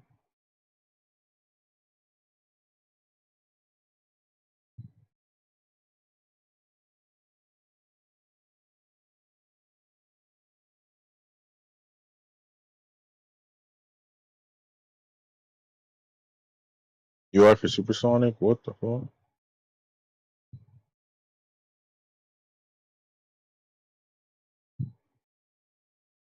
It actually looks kind of cool. Yeah, Supersonic actually looks kind of cool.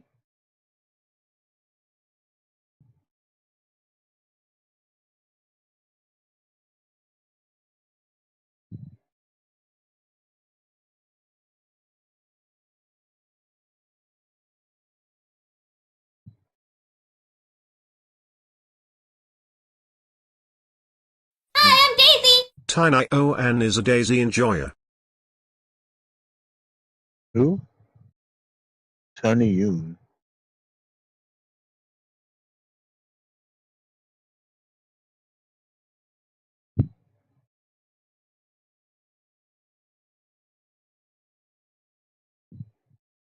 Mm-hmm.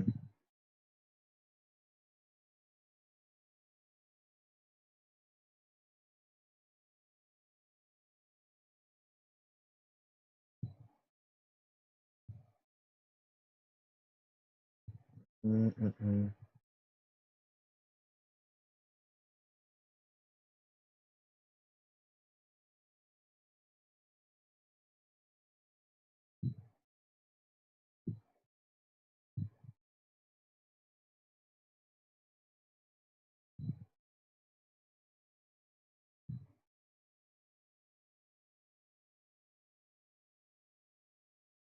No Supersonic render? What the fuck?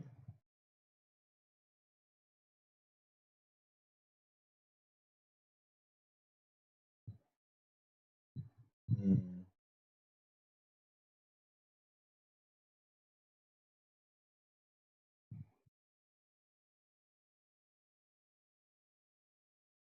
You know, I'm gonna make a separate. What is this? Under the gas. Let me make a separate mod folder for this game.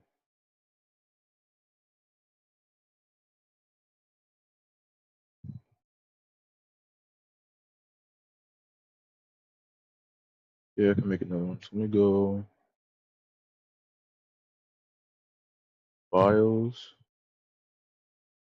file. Yes, this is the. Okay, so these are all the mods and shit. Oh damn.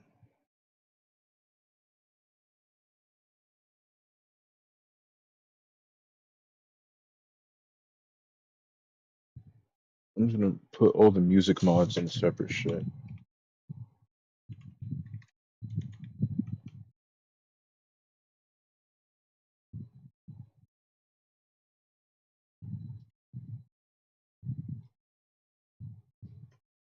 I'm gonna move all the music shit in there. So if I wanna go, if I want music.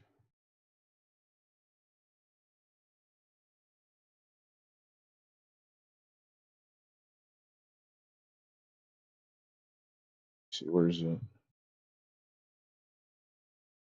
I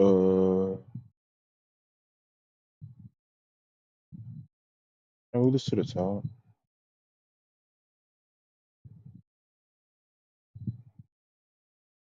I just could move to the top. It's fine. Where is it? This one. Do the music. That one.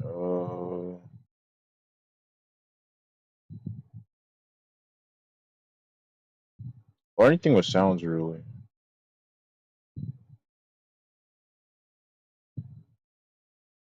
Another file's open.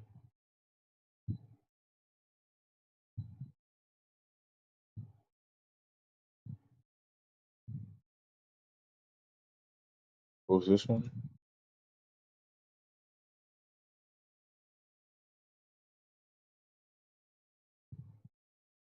Oh, all the sound shit. Is anything?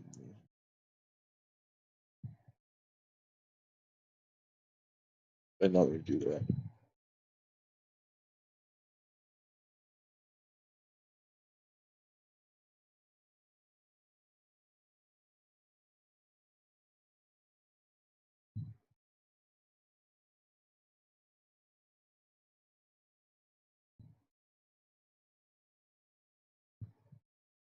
Oh fuck! Can I undo what I just did? Oh fuck. Oh fuck. How do I undo? Alexa, stop! Fuck.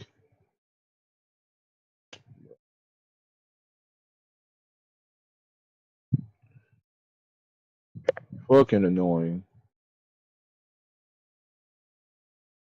I can't find the fucking shit. Where did I put it? Is it control? Let me see.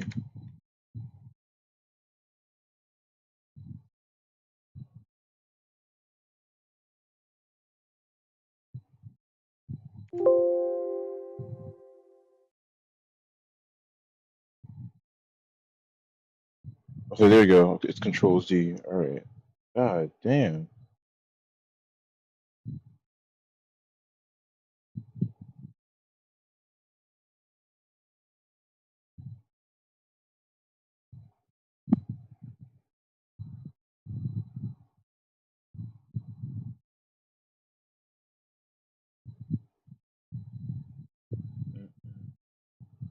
NCLMAO says. How did bro not know it's Control Z? Bro, I'm not a computer person. Well, technically, I did know it was Control Z. That was why it was my first guess. It was my first guess. It was Control Z because when you the shit I use to fucking like take clips from my streams and shit for videos. Control Z to undo. NCLMAO says. Also hi, sorry for not saying anything, but I was watching your shit way earlier. I know you're a lurker. You and talking are lurkers.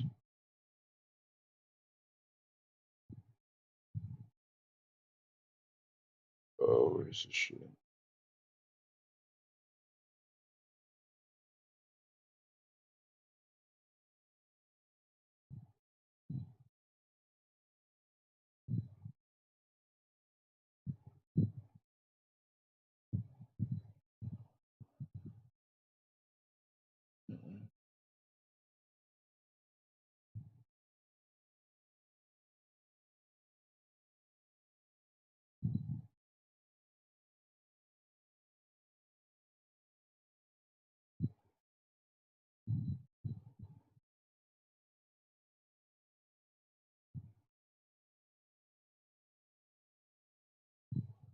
Okay.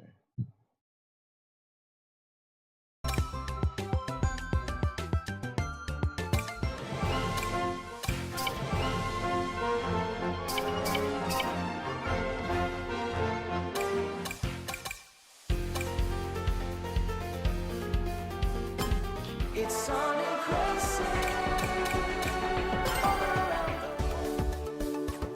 Hey, Sonic Racing.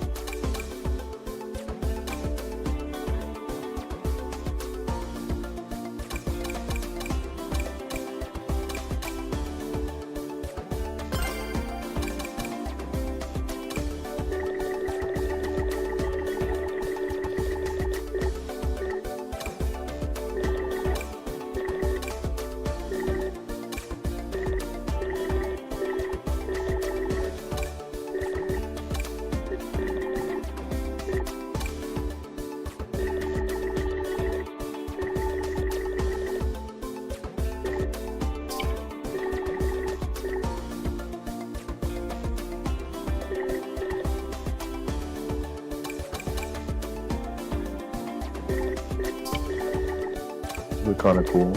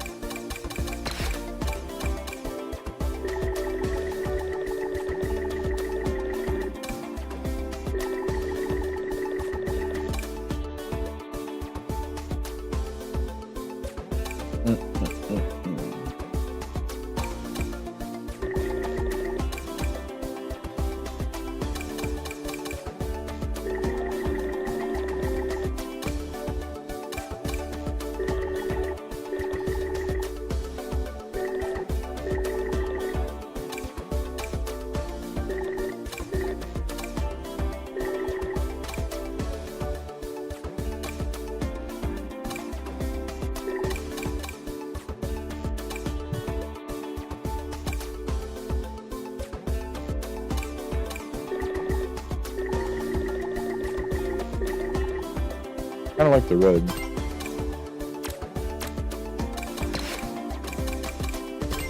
I'm gonna add a little bit of gold. I don't know. I have an obsession with gold. Add a little bit of gold.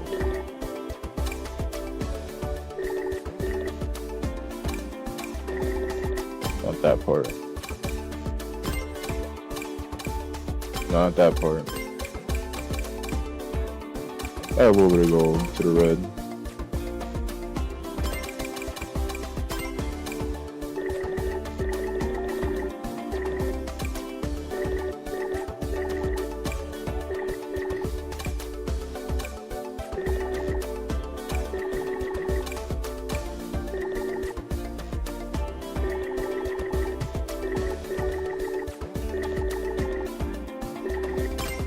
Add a little bit of gold. Gold is good to use for the small details.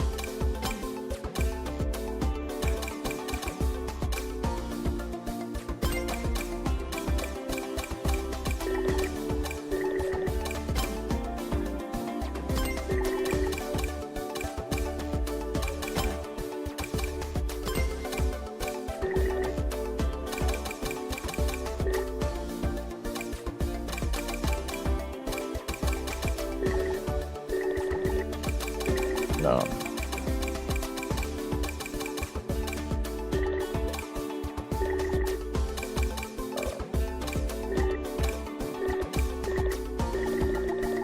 Orange.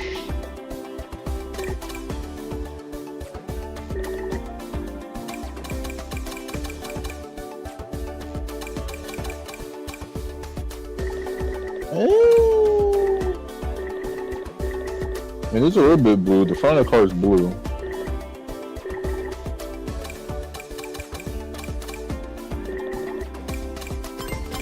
We'll keep it black.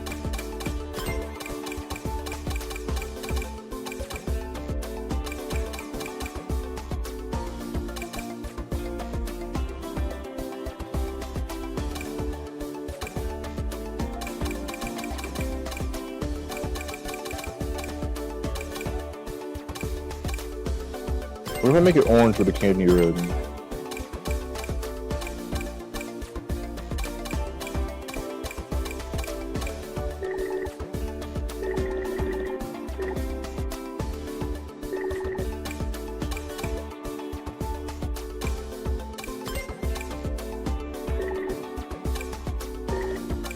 No, it's ugly. Put it back.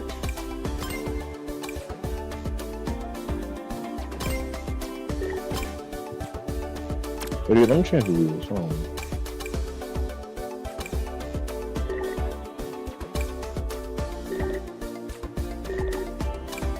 I don't know why my game keeps stuttering.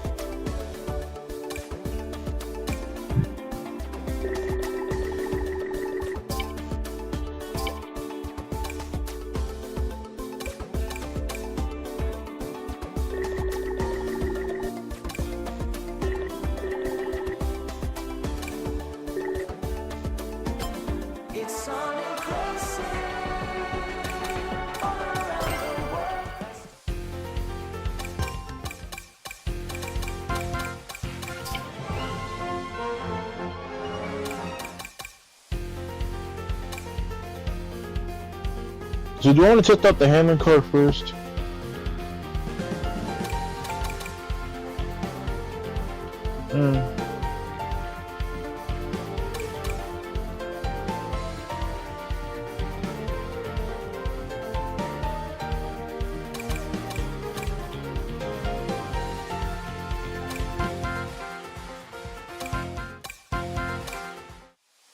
A little bit of boost is really good.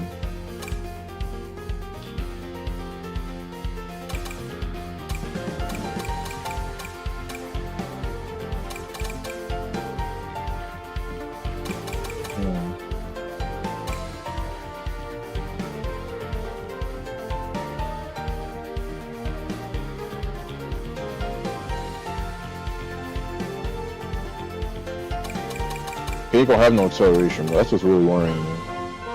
It's the lack of acceleration that's making me a little bit worried.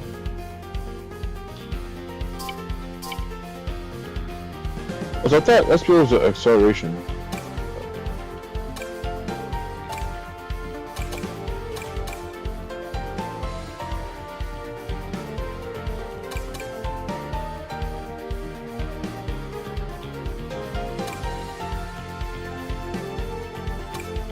That power is really good. It's just, I know I'm gonna get hit a lot.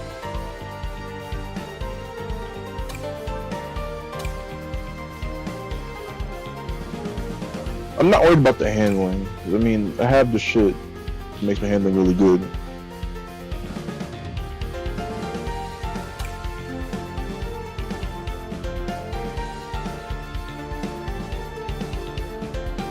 Let's go! Let's just try silver. If it don't work,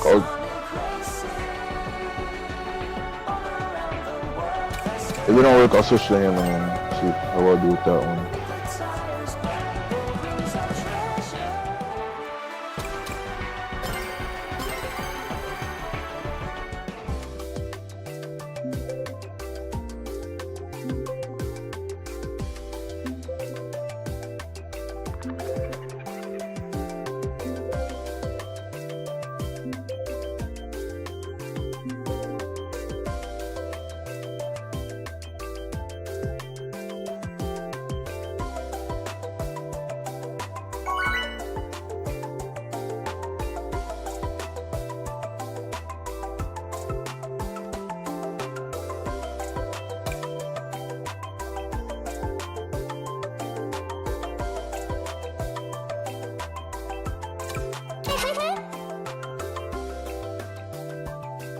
Bro, why about? Of course, the pawn is rocking the Sonic True card, bro. Can y'all not? Hi.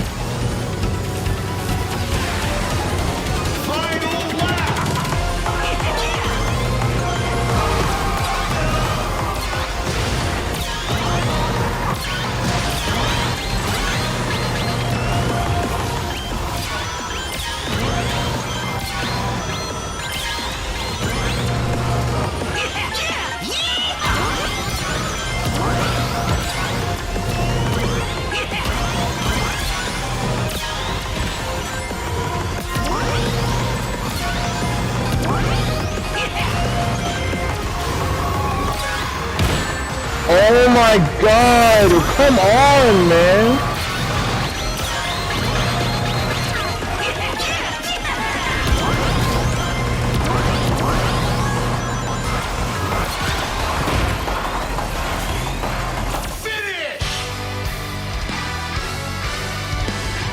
That was easy. Like, literally, I hate that fucking section.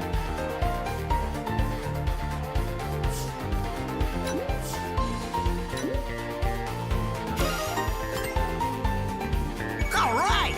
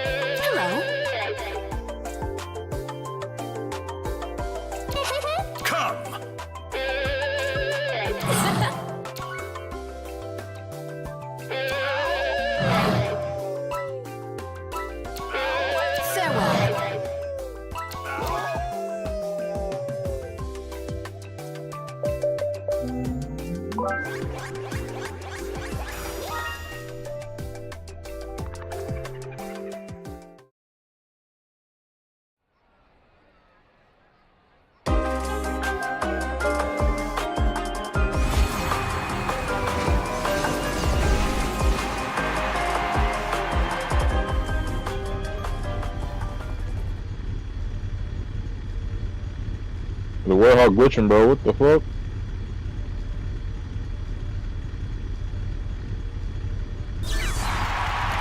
Why the warthog glitching?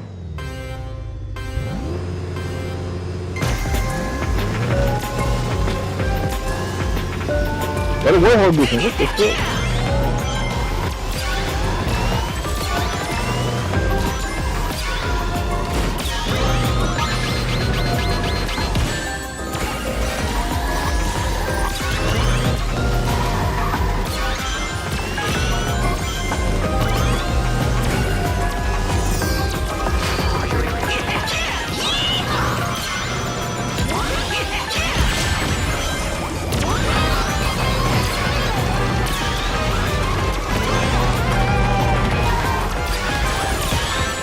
Oh my god, can't I ask you fucking guys?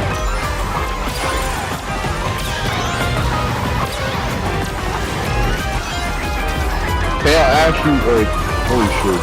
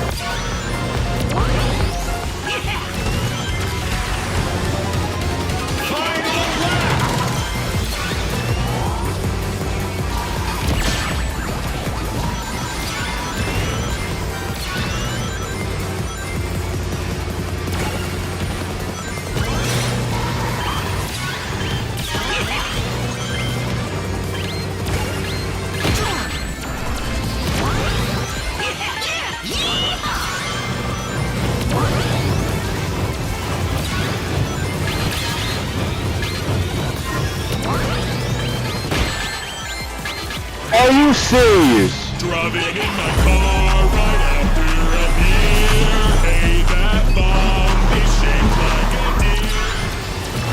Why would it drift that way? I wasn't even turning that way. What the fuck?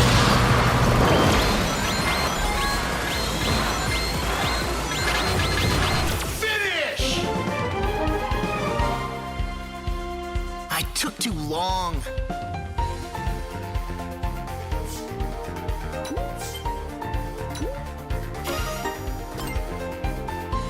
That won't do.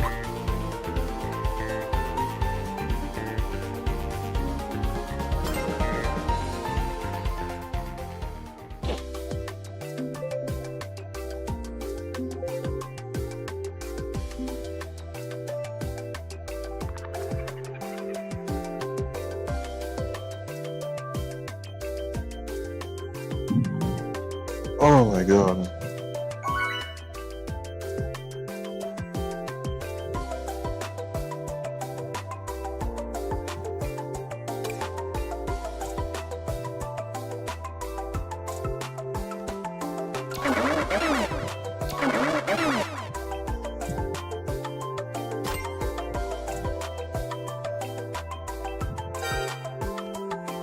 Yeah! Agreed. Later, losers!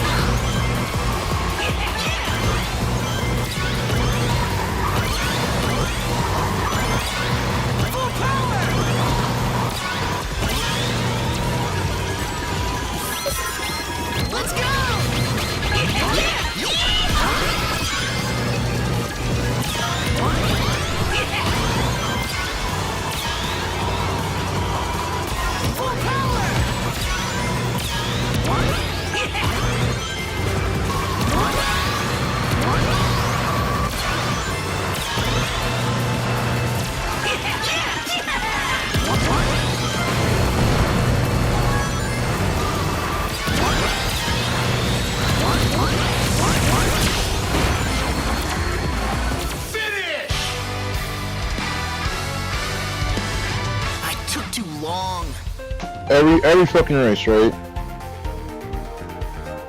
Every fucking race. Every fucking race, right? Every fucking race is what we're gonna do.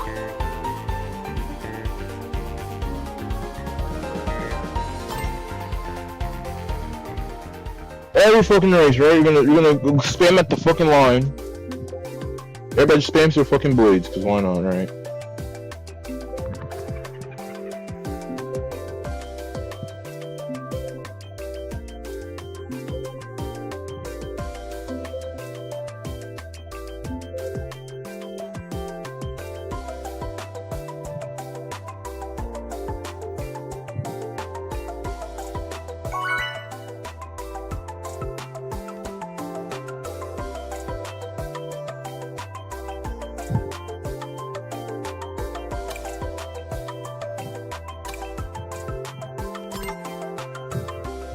Hello.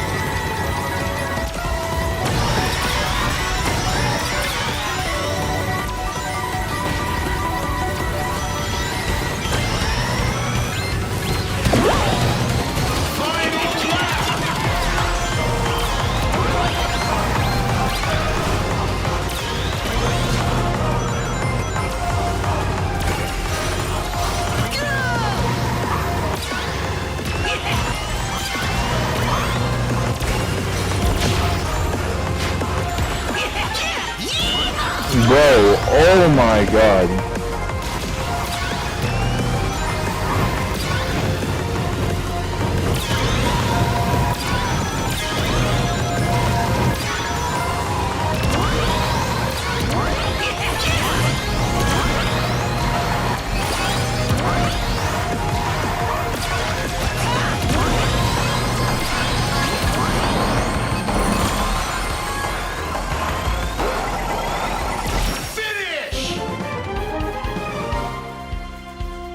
I took too long.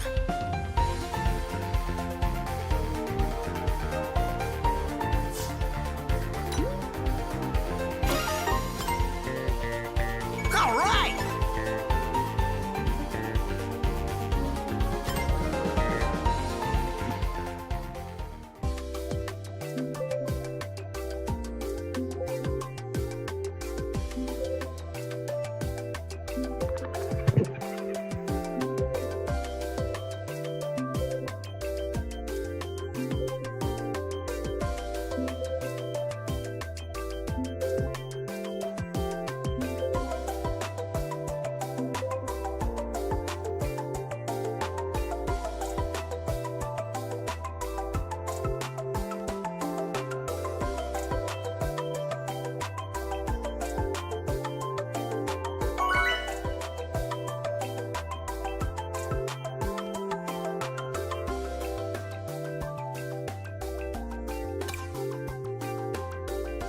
Hello. Come on.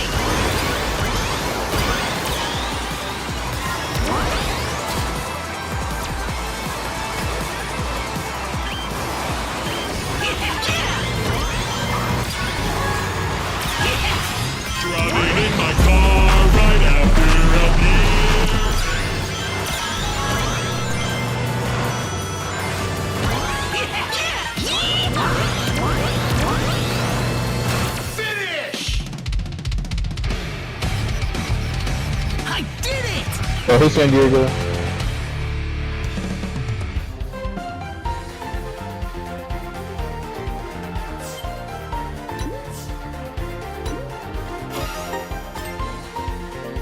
All right.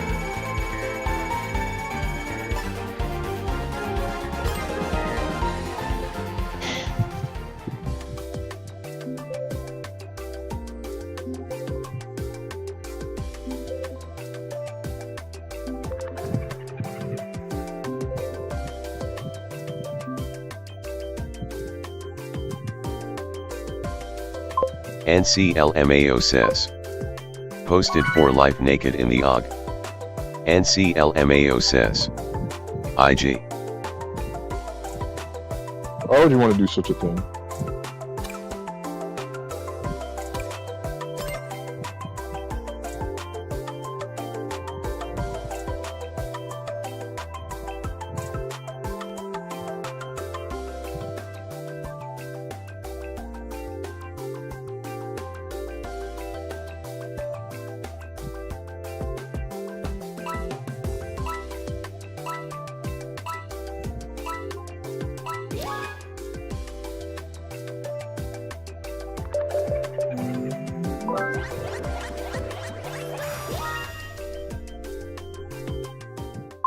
NCLMAO says.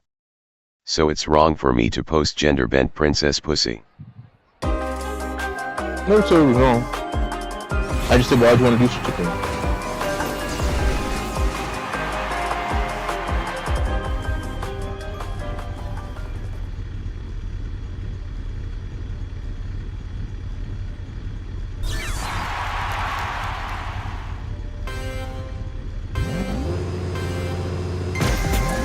Oh, the last fights were good, man.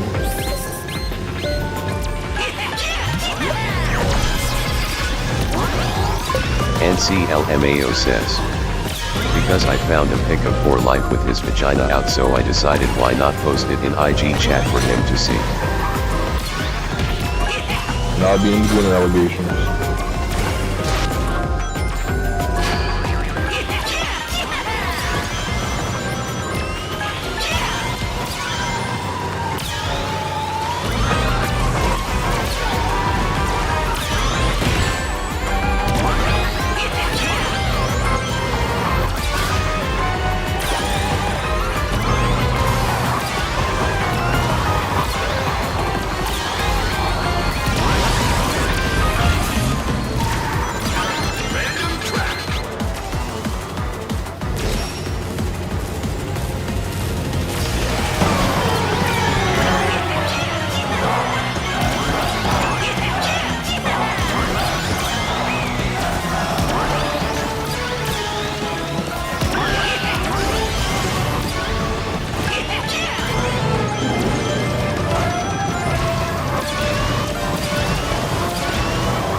Alexa, stop.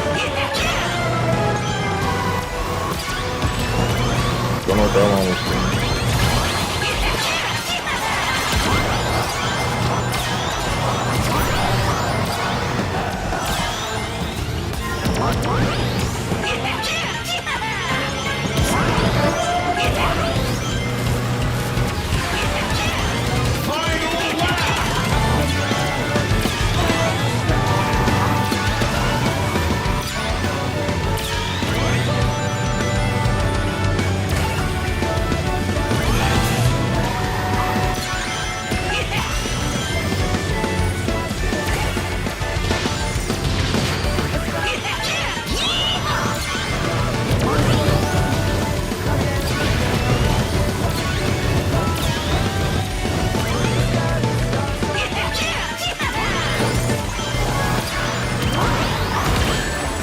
Why? Oh my fucking god.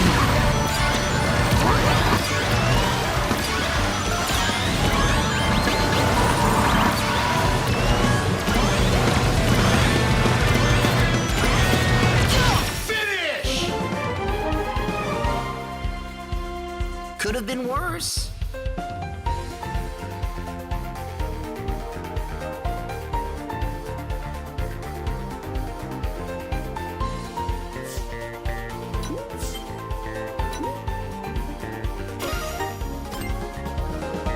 All right.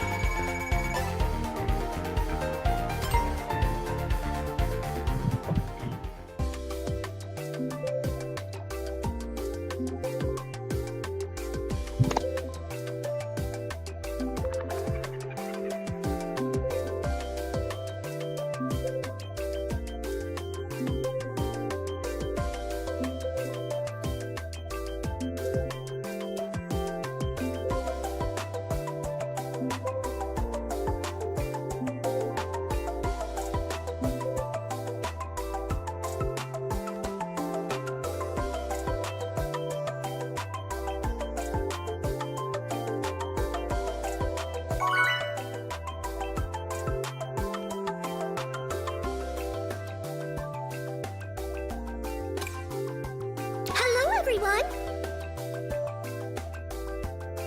Logging on.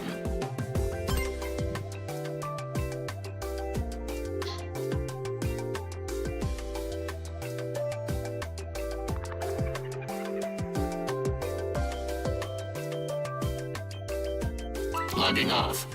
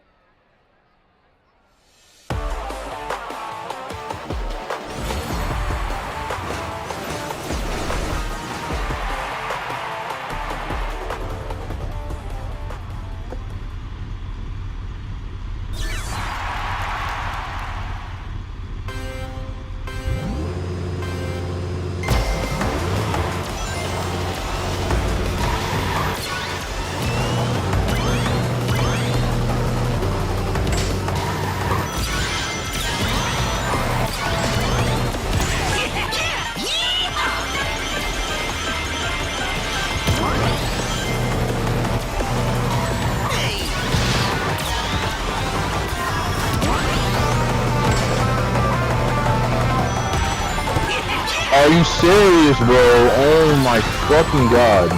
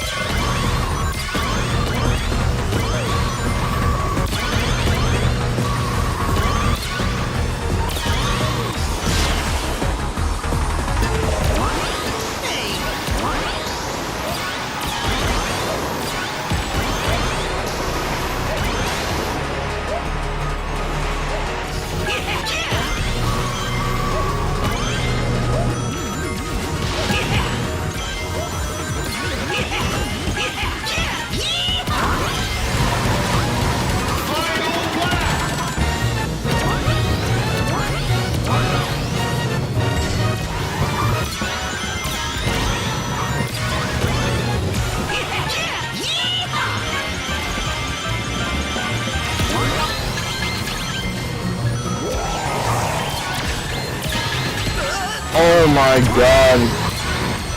Like, you've been getting hit in the worst fucking spots, bro.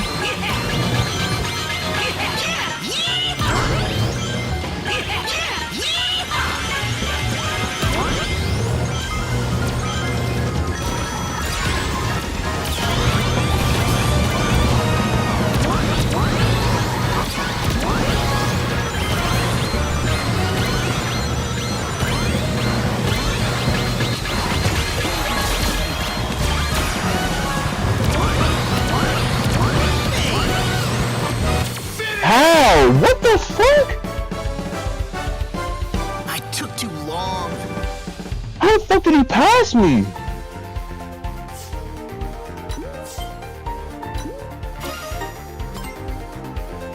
All right.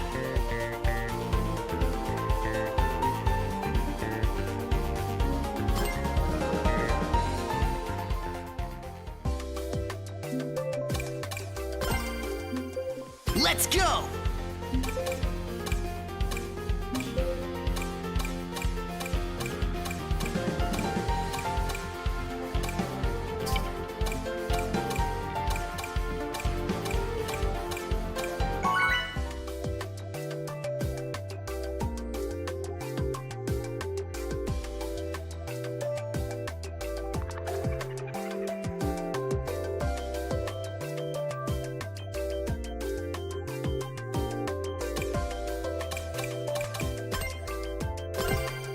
No acceleration. Let's go.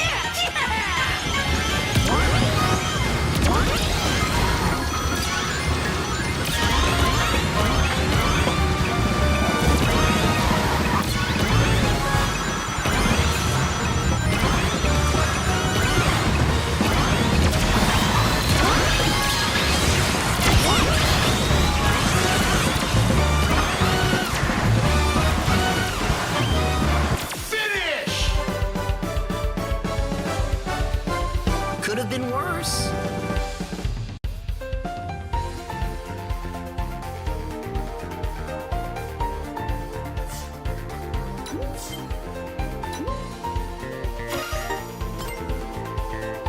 All right!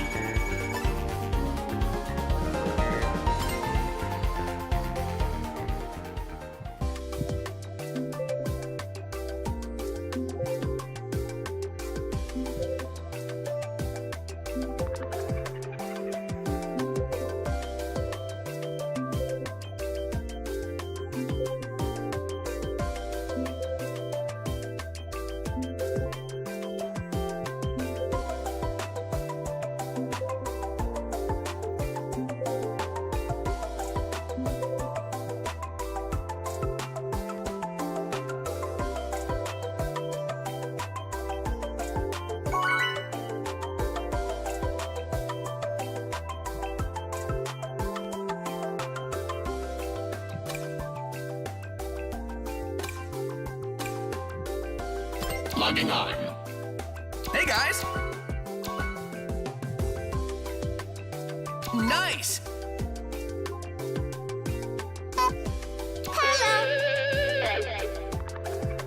Yes!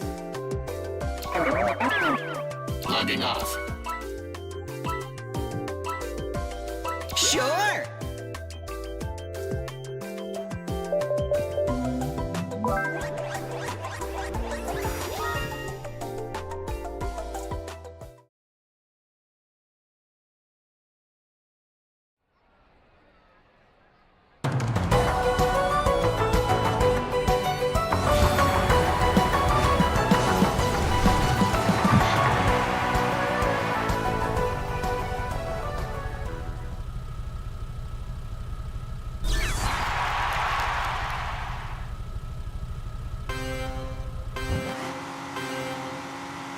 Yo, the wax work. Yo, the wax work. Yo! Holy lag. Yo!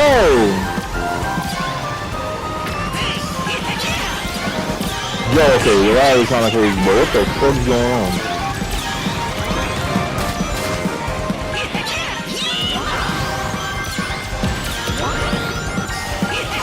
Everything is lag. It's the game's freezing.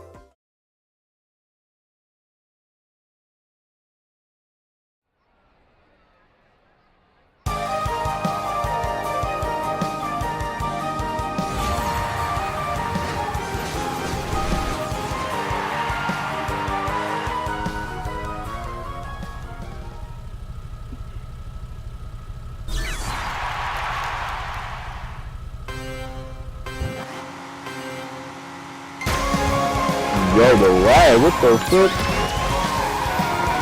Yo!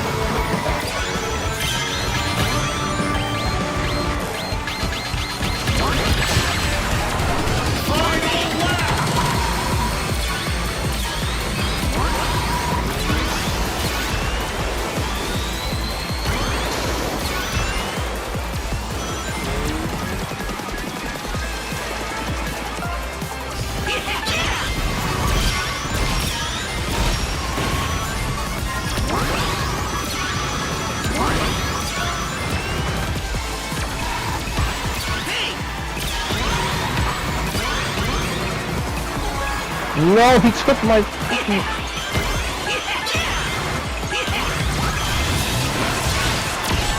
Oh my god, bro!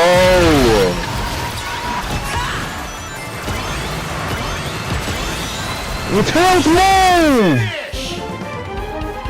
Holy fucking shit, they don't know how to fucking drive, bro. Why is there still minus in here? That won't do.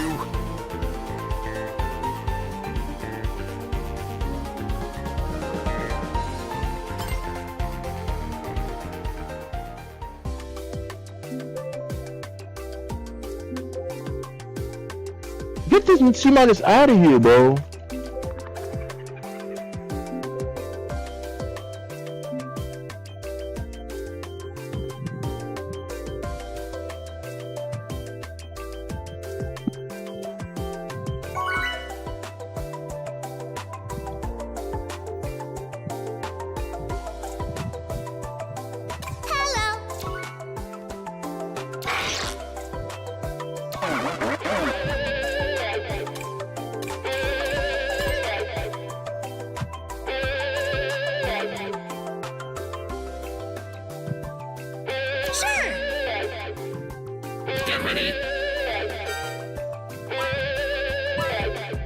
Logging off.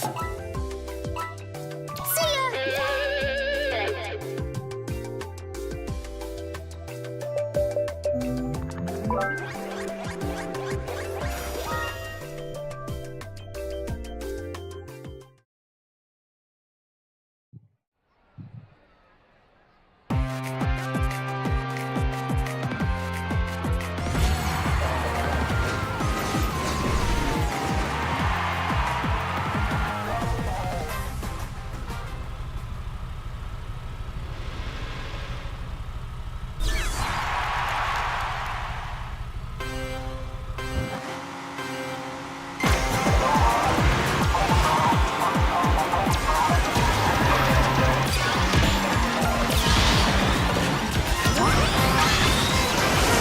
Bro, it's the beginning of the fucking race, man.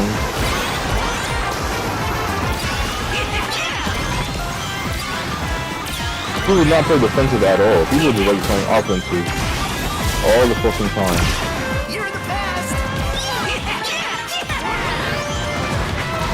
Don't know why he's not signing this.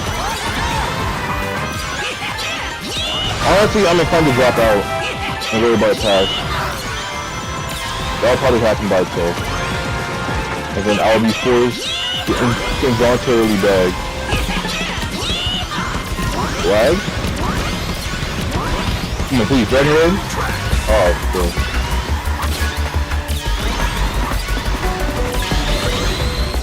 Oh my fucking god.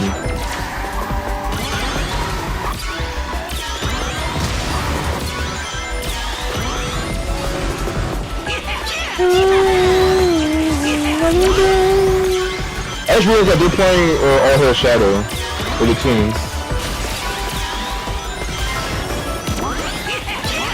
Determination of the strong.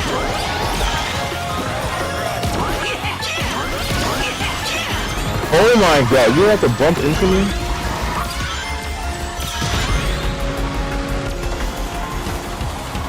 Do you not get hit by that bump? Oh my god, are you fucking... They really pushed me into this fucking bomb.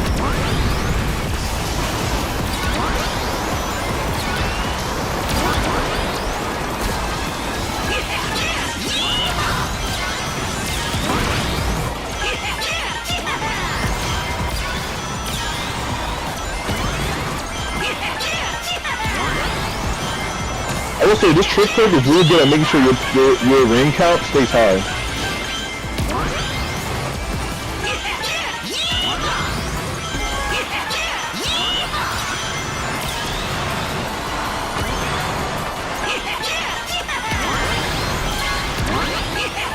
The fuck out of here, bitch.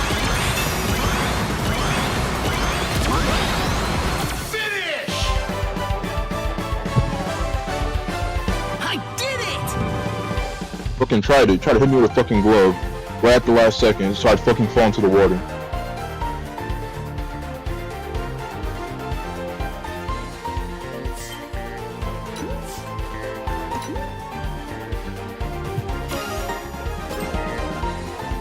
All right.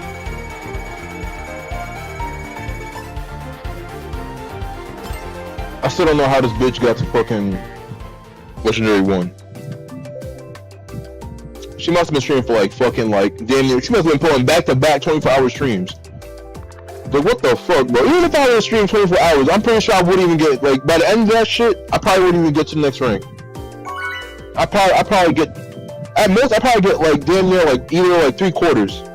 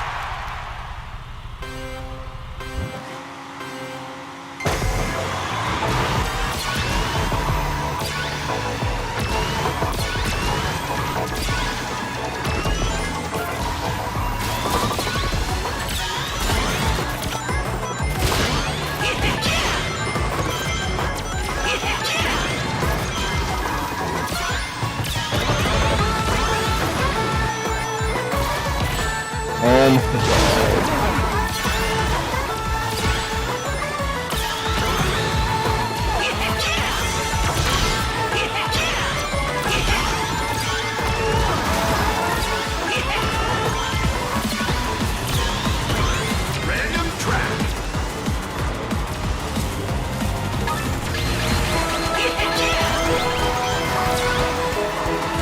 How about you just go wide? Yep.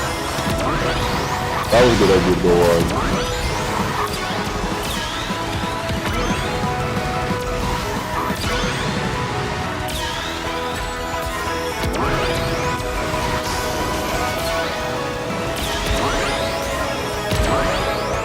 Yo, the lag spike, what the fuck? Yo, look, I might have to turn off the mods, cause like, I don't know if it's the mods. I mean, I've been having mods for like days. I'm not sure what's happening this week. I don't know if it's my PC that's causing it. Or it bug out, I don't know. You're the best!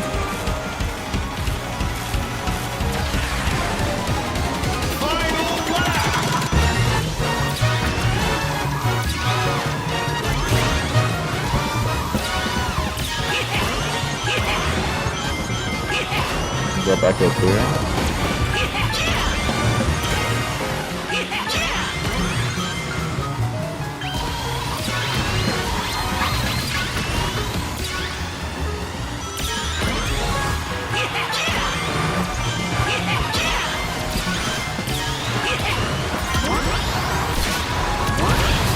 Driving in my car right after a beer. You bitch, why would you fucking back it? Could have been worse. This dude fucking knocked me off.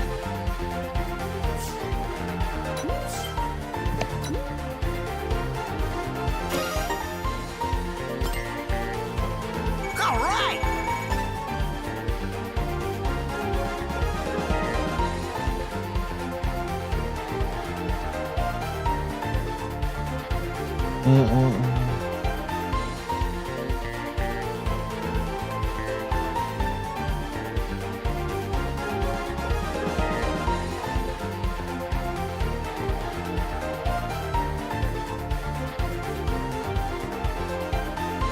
Oh god. Oh. I'm tired of getting fucking pushed, man. That shit is so fucking annoying. Like, actually starting to get on my nerves. It's actually starting to get on my, it's starting to get under my skin.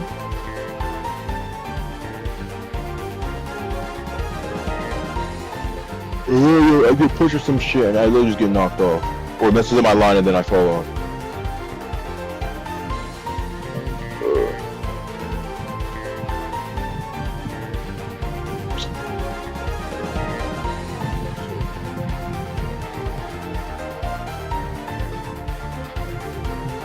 Texting me?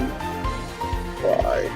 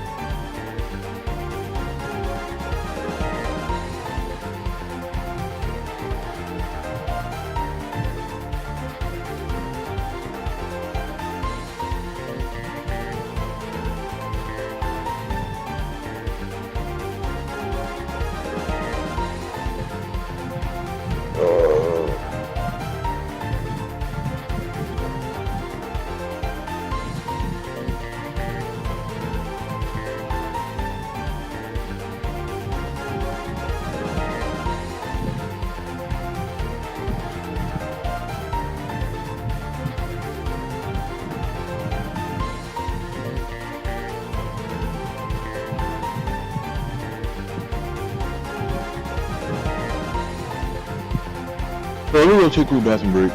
Fucking... I'm getting irritated.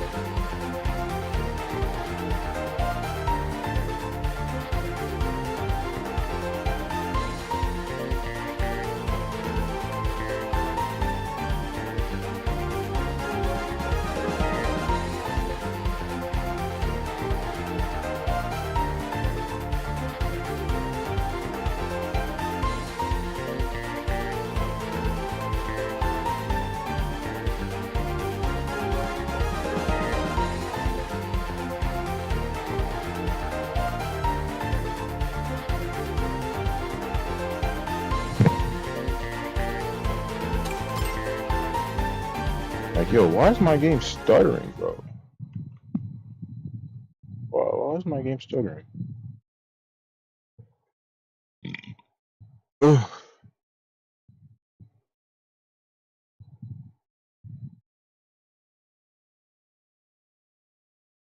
about this? Oh my god.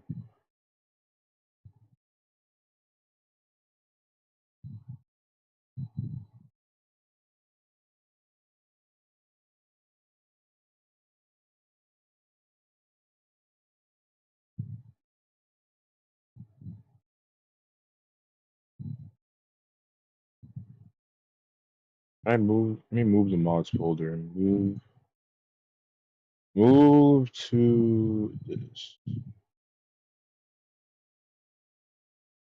Open in another program.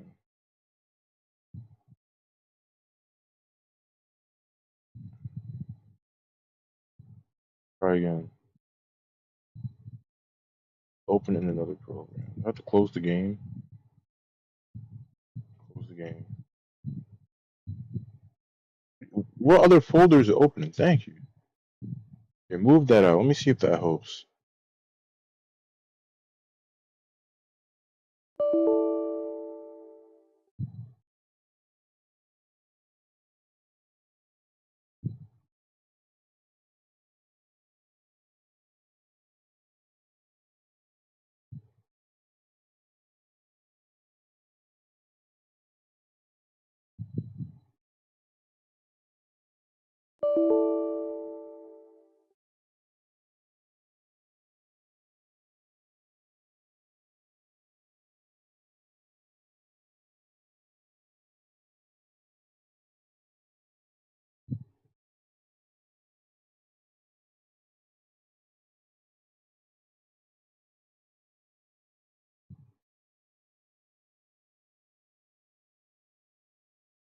What the hell is causing it to lag? What's the mod?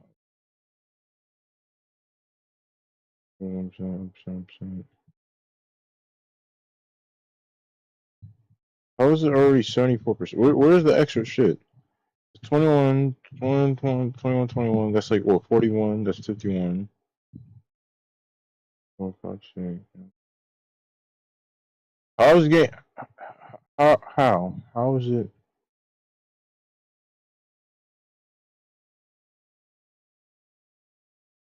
Why is the Voldy opening so many shits?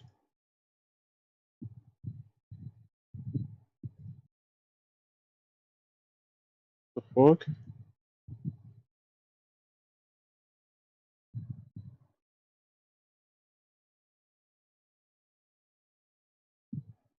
Okay, now it's at 64.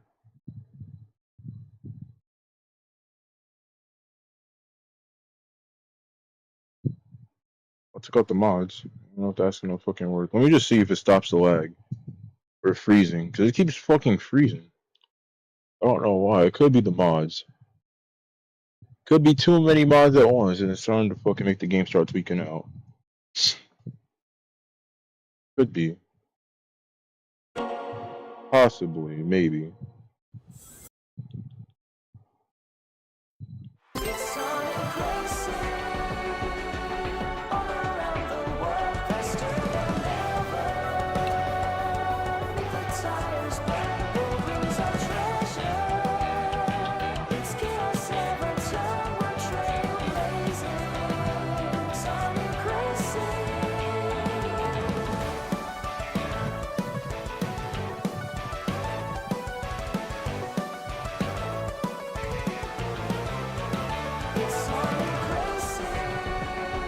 What the fuck is Corey? What the fuck is Corey posting? What the fuck?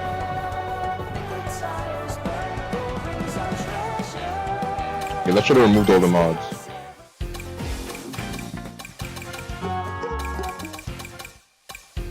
Yeah, it moved all the mods. Okay, let me see if fucking helps the game not fucking lag so bad. Holy shit.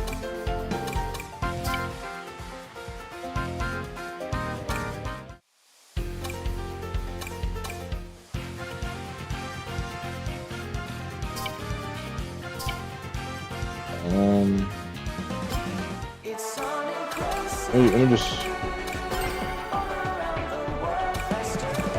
This is pretty good though.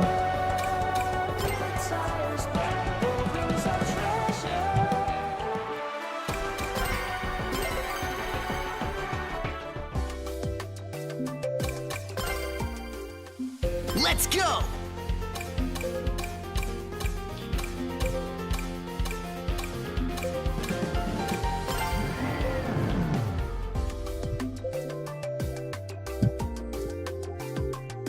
Let me just see that stops the lag.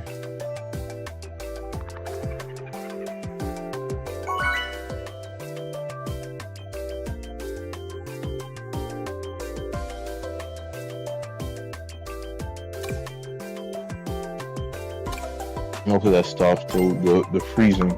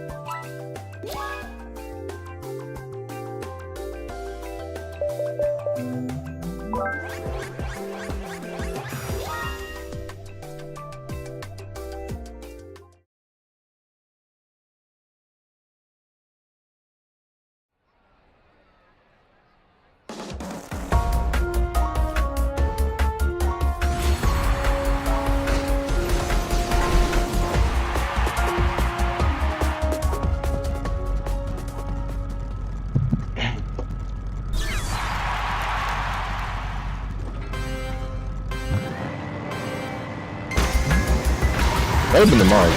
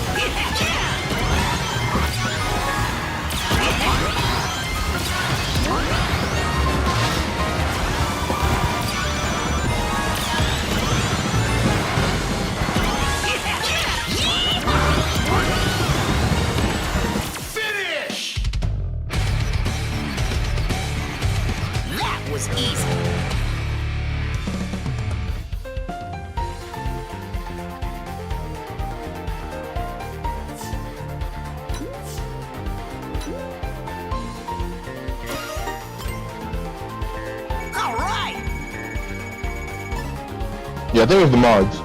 'Cause now it's not like freezing up anymore.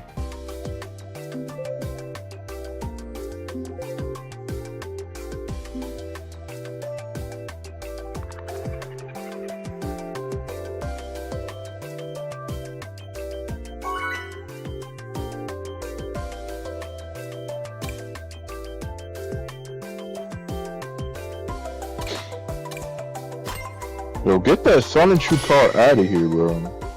Hello.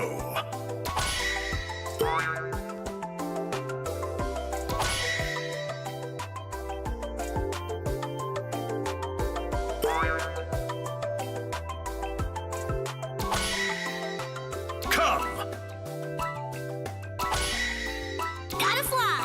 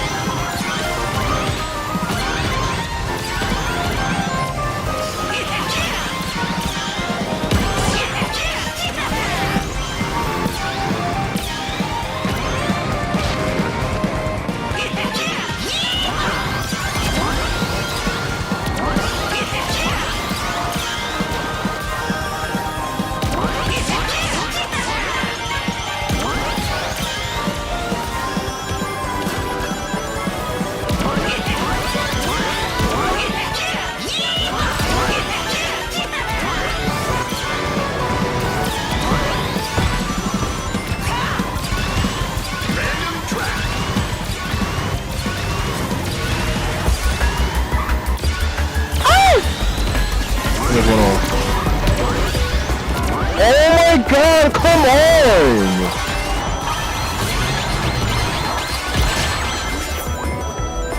Yo, I'm tired of getting first, man. Oh my fucking god. Thank you. Yeah. Bro, I am so sick and tired of getting first every fucking time.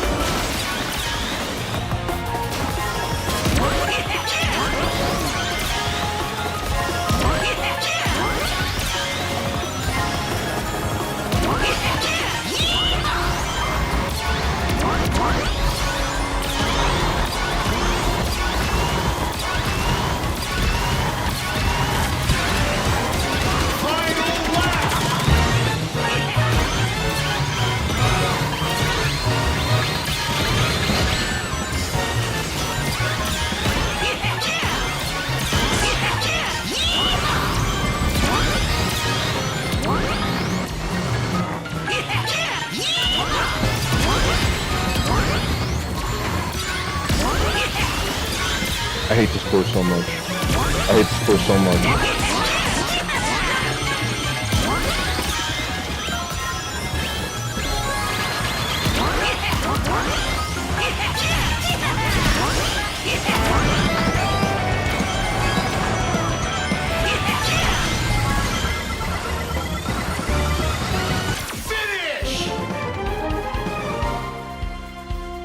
I took too long. NCLMAO says, I've never seen you use the 500 tricks a second perk, bruh. I've used it before. That won't do. Bro, what the fuck is that? Oh my god, if that happened to me in a race, I would have lost my fucking mind. Oh my god, just seeing that just pissed me off. NCLMAO says, I feel like out of me you and for life I've used it the most. Yeah, because I can do without it. It depends on the build. Like this one, the point of this one is you use the trick shit to build up your coins faster, so you stay at your top speed or close to your top speed. That's why I have it on.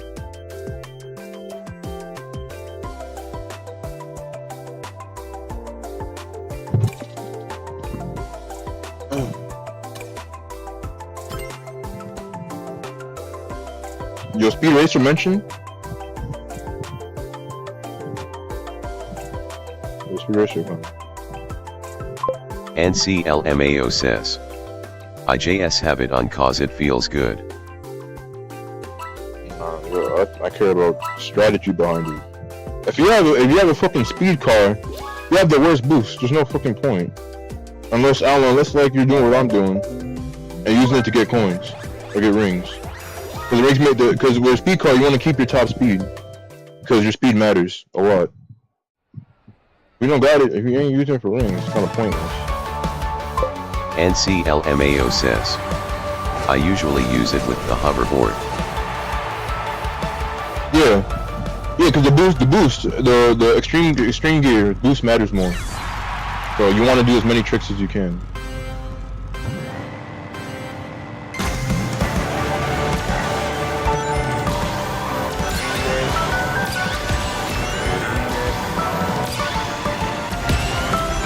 Now's my chance.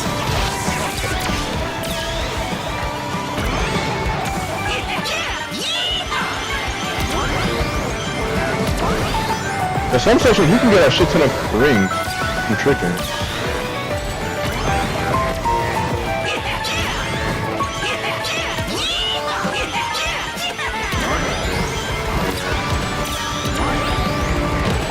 Oh my fucking god.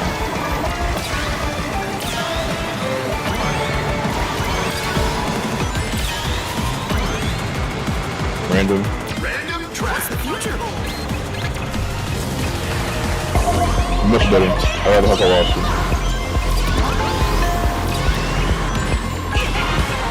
Don't push me to the fucking space, you bitch. I'm what?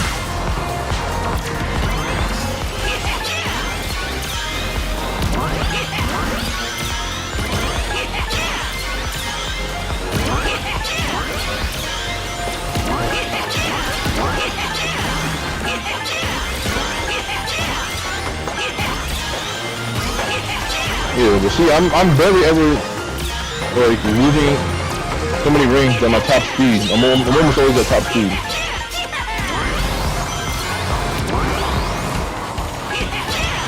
So I kind of want to re-roll here.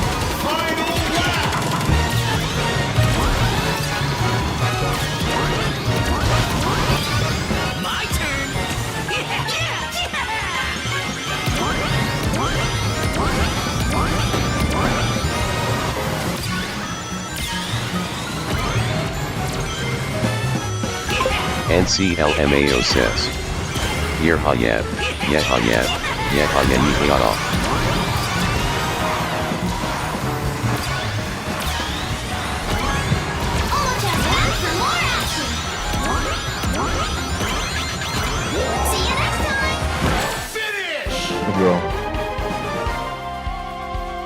Looks like I'm on a roll.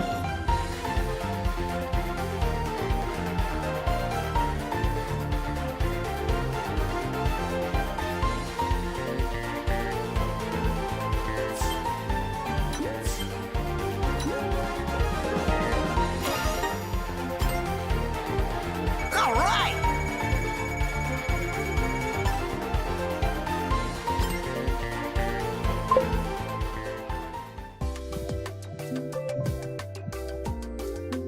He said, bro, why you bump into me for that ring?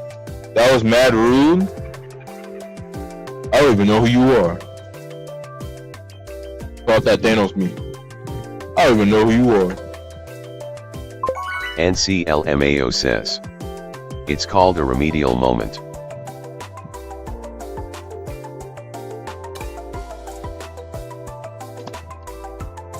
Literally, it's like that scene. It's like that scene in Endgame where fucking was it Wanda? Agreed.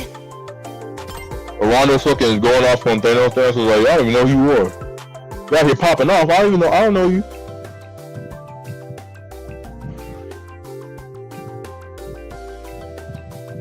NCLMAO says, I was low-key about to ask you to tab him out the stream XD. I ain't gonna tab. Why you want me to tab him out?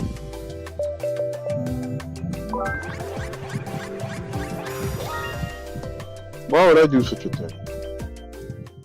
There's no reason for me to do that.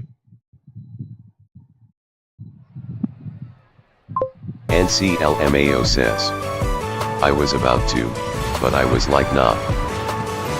NC, you know what I'm talking about? NC is so antisocial. Bo don't want nobody to exist but himself. NCLMAO Bro, says, bro, literally just wants to be the only one in he's my a chat. speaker in training. He's been here for 3 seconds. Give him time. That's what I'm saying, bro. Give him time, bro. God damn. You trying to you want me to tell him already bigger and bigger for like 3 seconds? Like, god damn, you want to be by yourself in chat?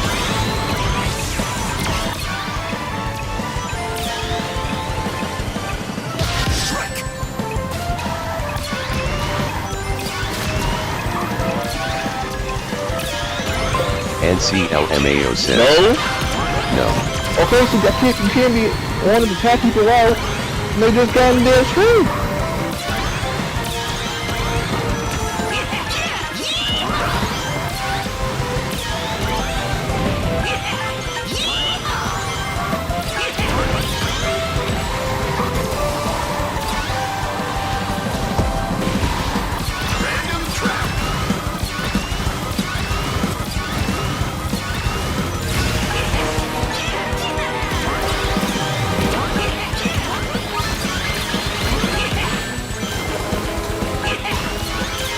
And here there's the way.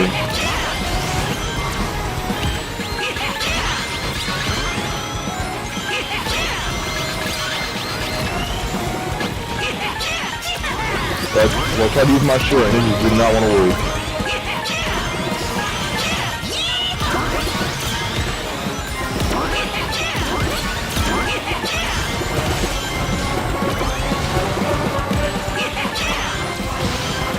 NCLMAO says, I'm so used to niggas just being trolls off rip, so I devolved to just passive aggressive GTABs to niggas I do not know. I can tell. But you don't seem to like anybody.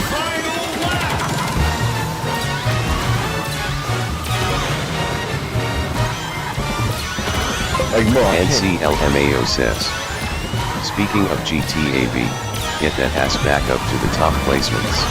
Bro, I'm trying, bro. They keep hitting me. I'm not use this shit. Oh, that's a shitty ass place to drop me off.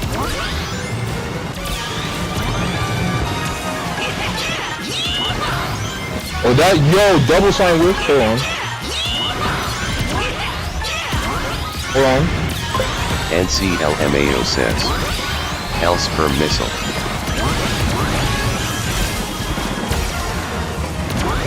NCLMAO says, holy shit. Oh wait, NBM, you got another one. Yep. That was so clutch. I needed that shit.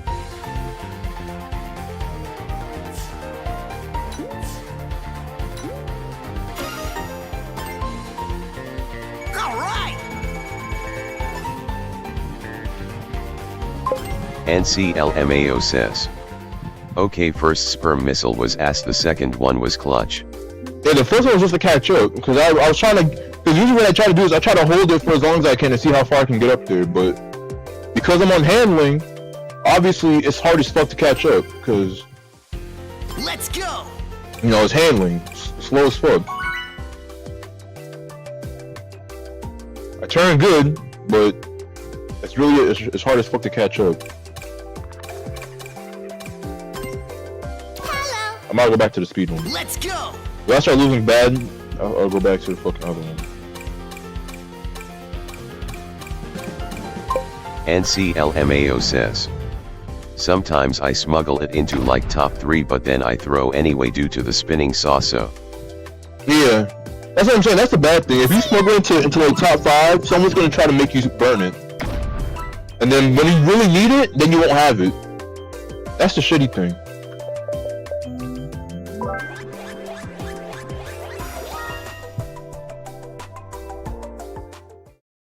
People will try to force you to burn your item.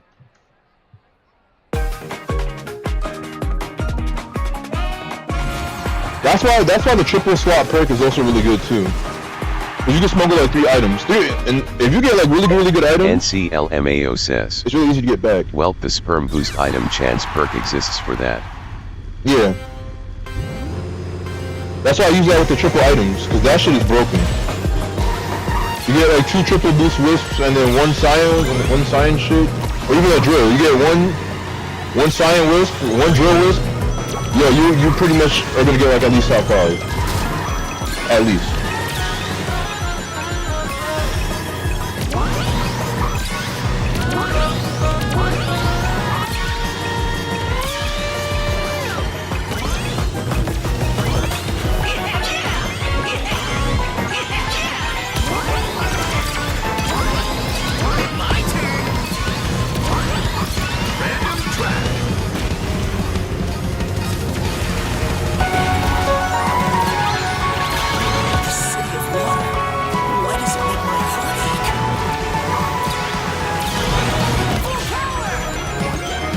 Yep.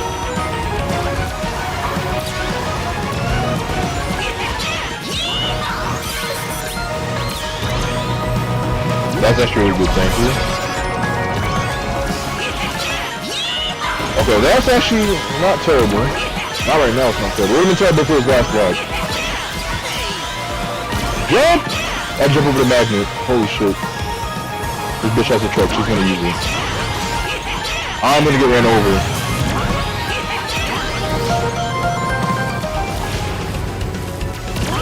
I'm gonna burn one of these shits.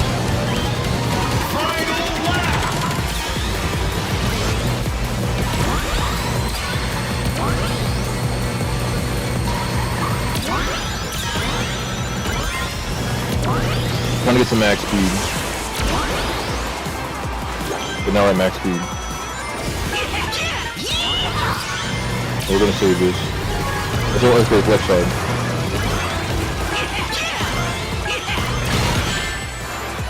Go.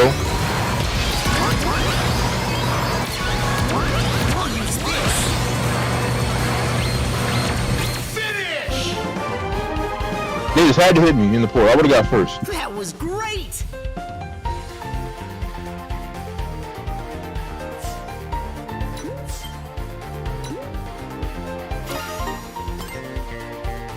Alright! NCLMAO says. W Spook Chow Clutch. Yeah, that Dark Chow. That Dark Chow actually gave me 2 triple boosts.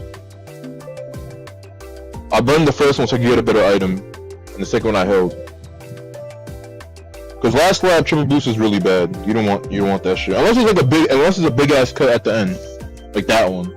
But I'd rather have like a Sign Wisp or a Drill Wisp.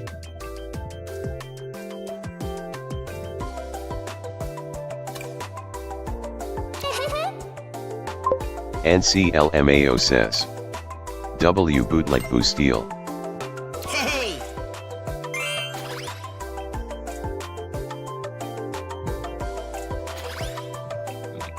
Yeah! Yeah! Yeah!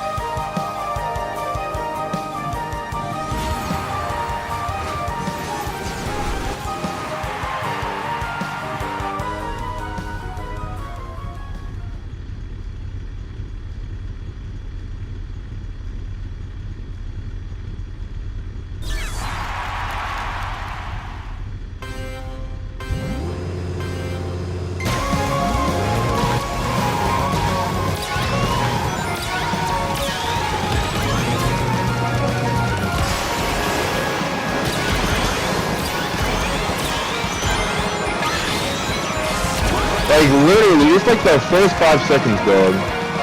Can you not? The race has barely started and y'all just want to burn your shit early, man.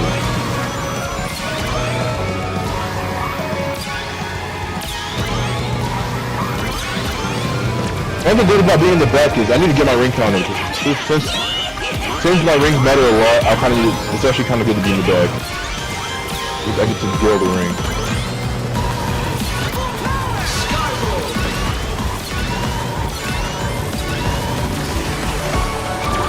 I'll burn this. I got rid of my monster truck, which is actually kind of good. The monster truck in the back is kind of bad.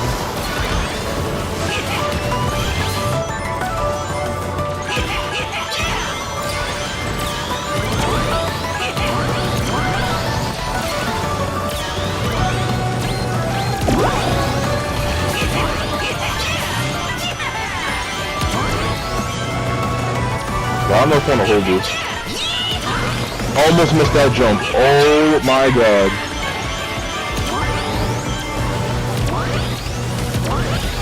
Okay, so we might try to get to the front. Let me see. I'm gonna skip this box.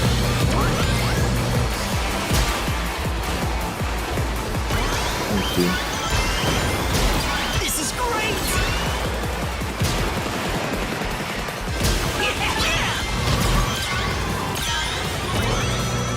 Okay. This is great! One more here. Success! Oh my fucking god. This is not good. This is not good. I'm burning here. This should be enough to get me past this real quick. Woo! What is that?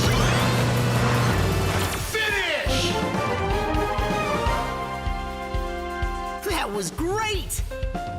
Holy shit. NCLMAO says.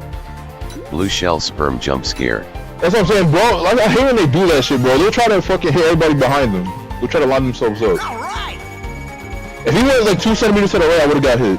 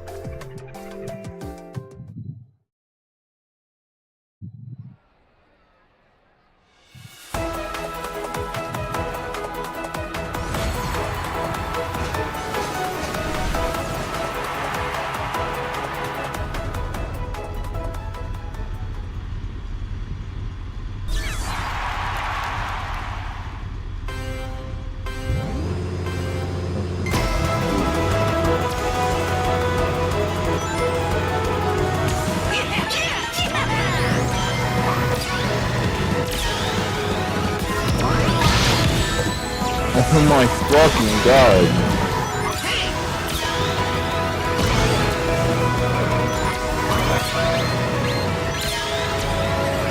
Okay, thank you.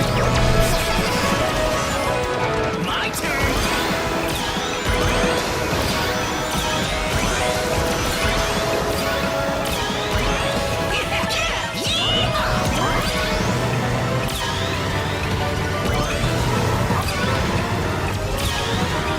My turn!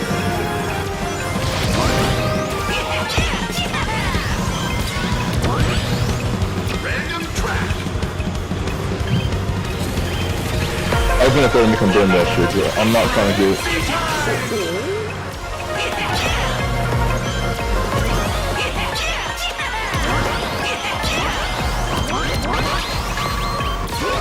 Oh shit. Go wide. Yep.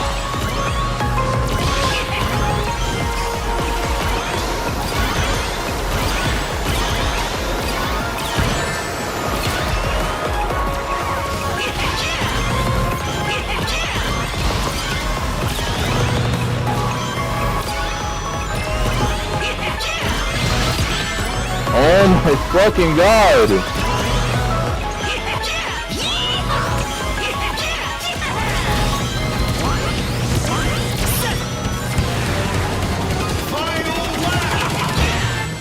Yo, you gotta be fucking serious.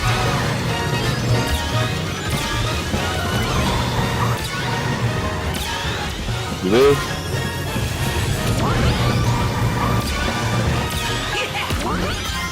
That was so bad. Okay.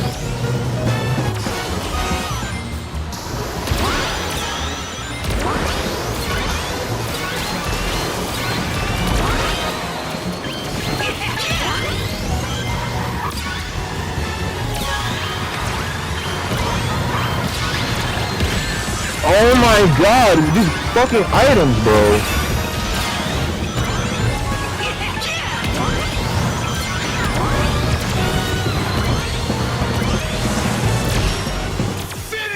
Like, yo, I got hit with like 4 fucking gloves. Fuck off. Could have been worse.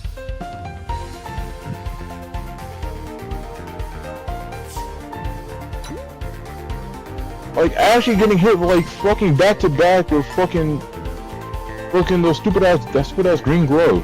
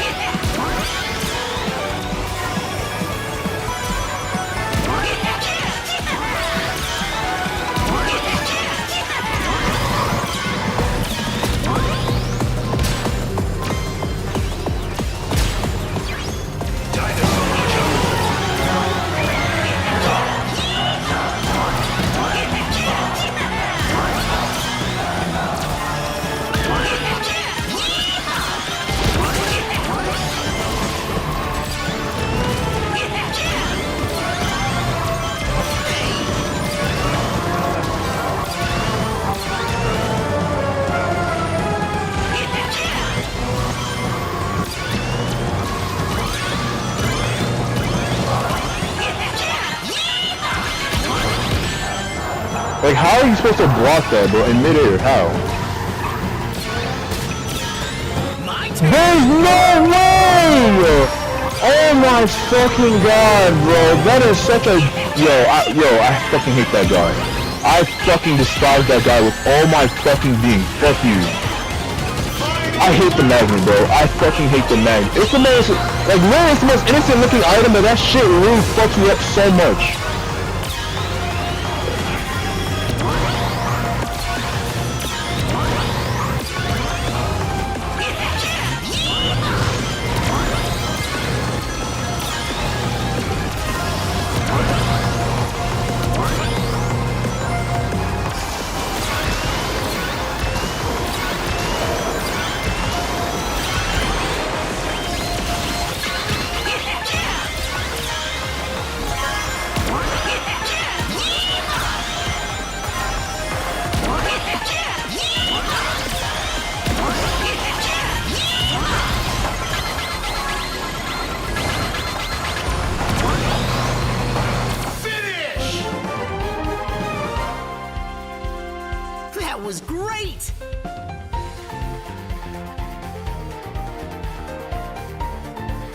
Let's go.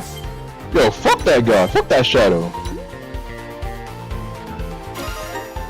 Like, holy fucking crap. Bro, trap this shit. It really, that magnet grabbed me and shot me off to the side. I fucking hate the magnet, bro. That shit's the most innocent looking item, but it's a piece of shit.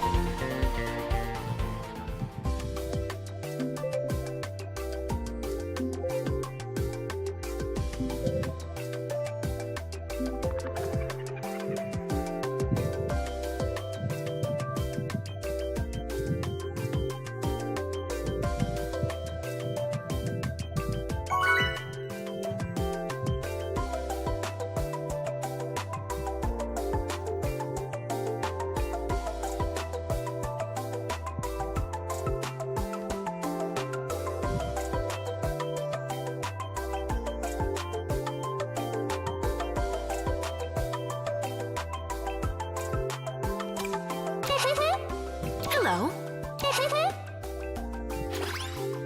Hello.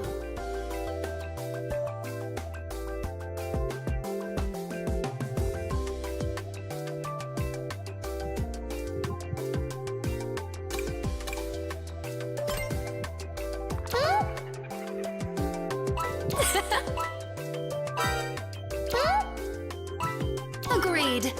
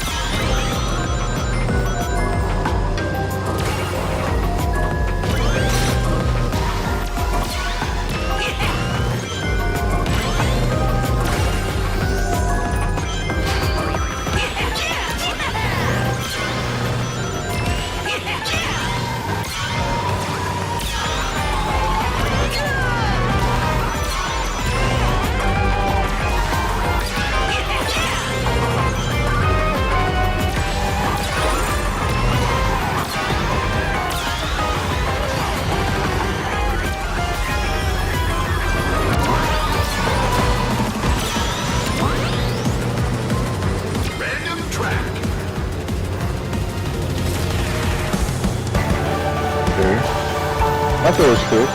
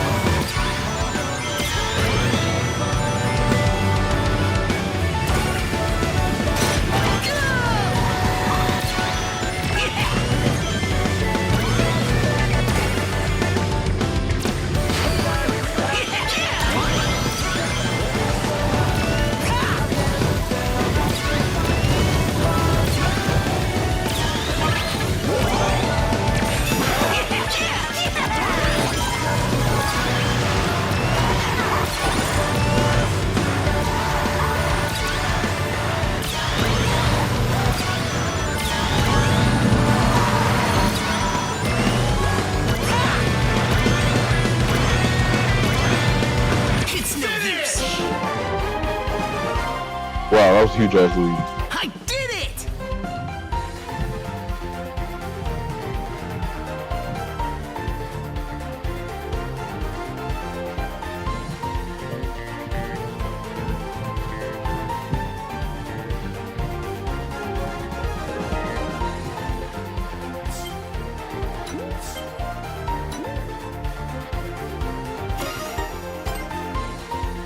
All right.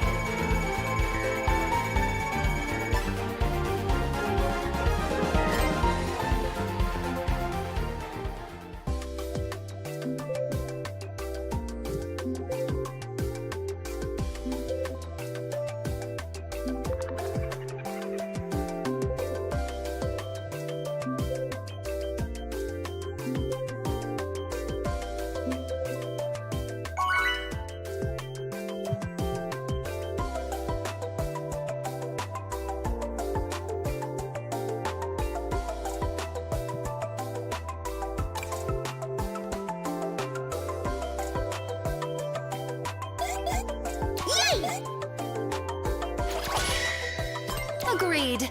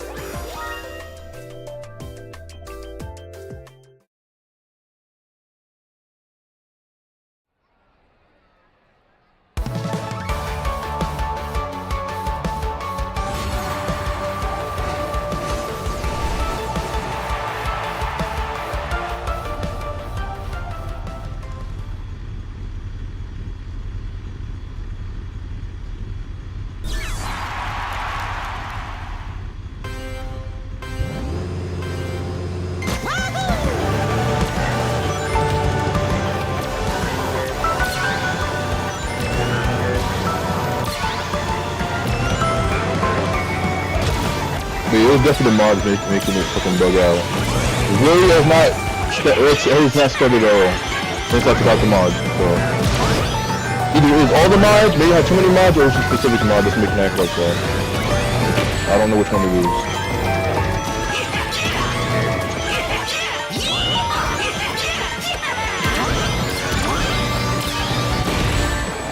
Oh my fucking god, can we not do for like first lap? Can we not?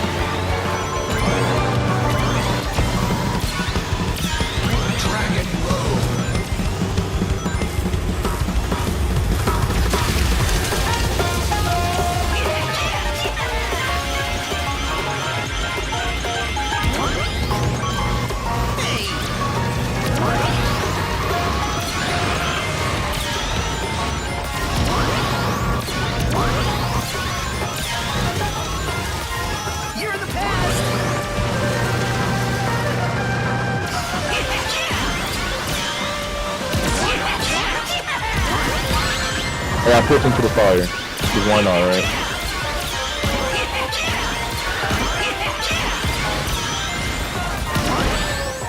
It's still hitting me? Are you serious? It's your favorite! Yo, I'm getting cold right now.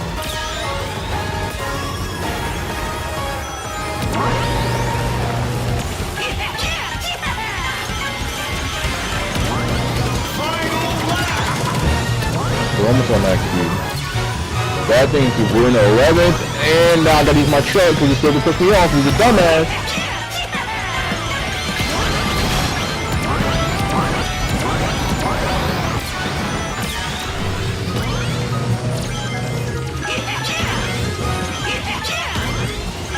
Oh my god, you cannot make this shit up. Go. Yo, you gotta be fucking serious, man. Why are you in the back holding a blade? Why are you in the back holding a blade? Could have been worse.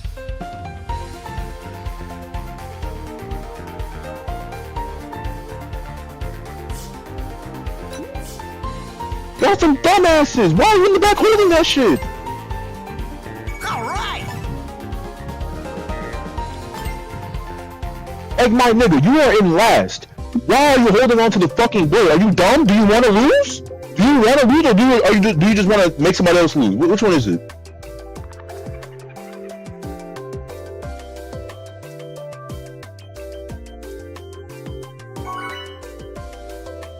Like, common sense. Oh, let me get rid of this fucking blade.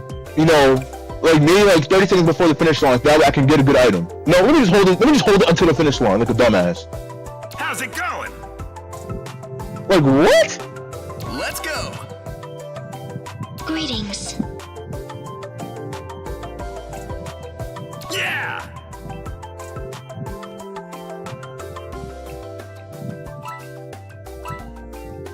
Let's go. Hey.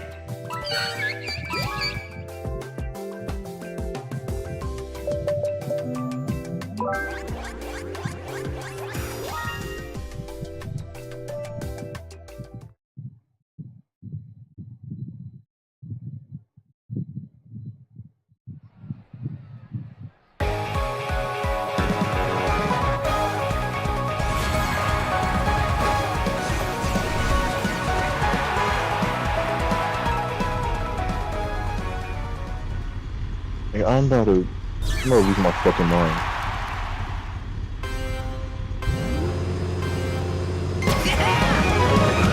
Okay, so this one is basically you gotta just tap the gas.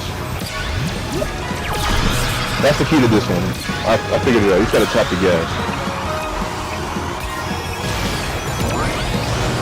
This is a skill issue map. If you don't know what the fuck to do, you kind of just get fucked. Ain't gonna lie.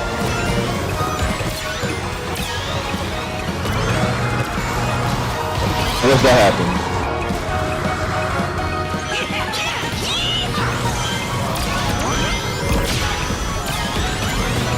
Yeah, that's all you gotta do. You gotta do is tap the gas. In the game's 90% of the flipping bullshit.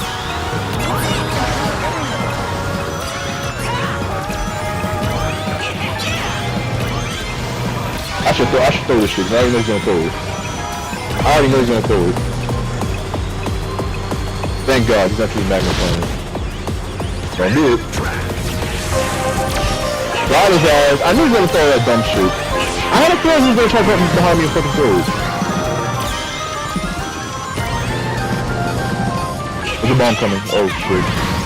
We're gonna hold this boost just in case I get hit. I'm gonna hold it.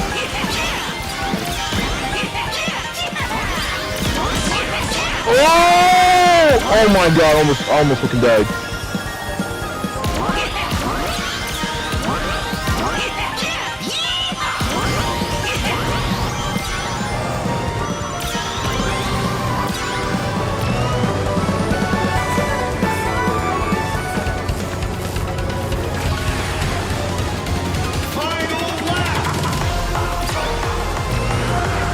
Come on.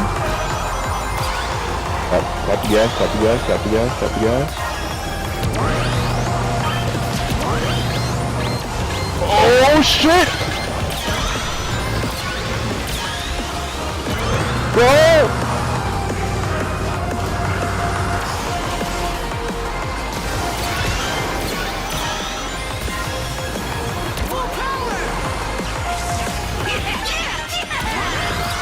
Fuck, I gotta use it.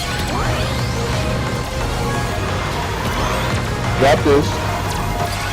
Let's double. No!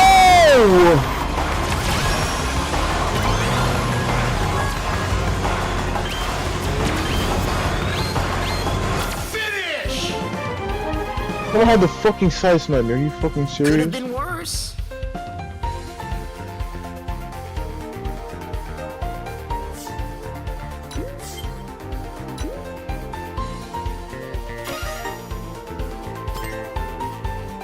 All right.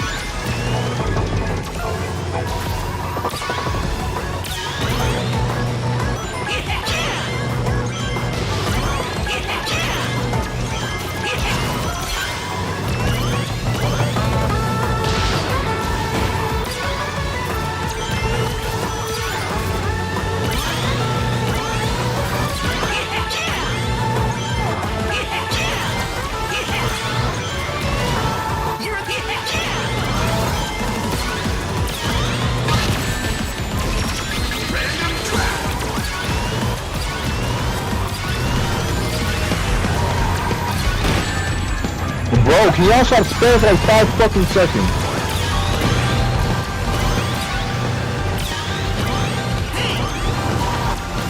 First fucking shout out to my room.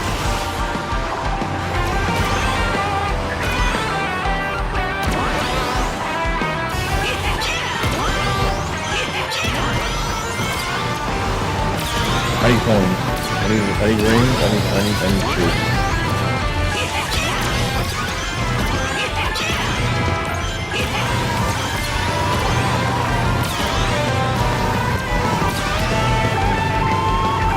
I am very low on rings. Try to snipe that guy. We'll take the top out. That's not good. That's very good. Let's throw first. Hold this for a second.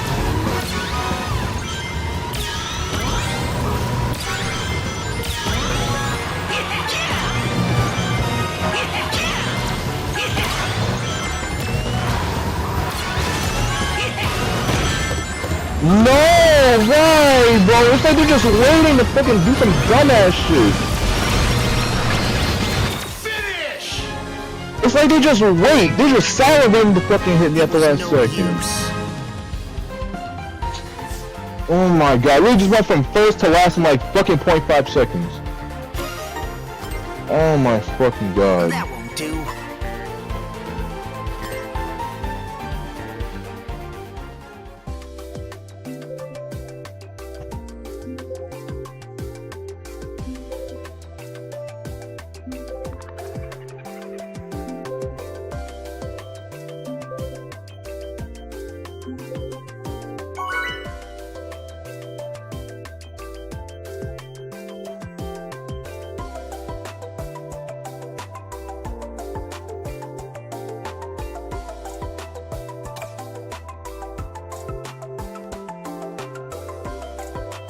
Hello, everyone.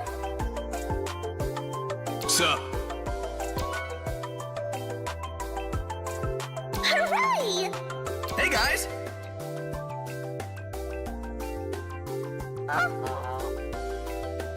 Let's go!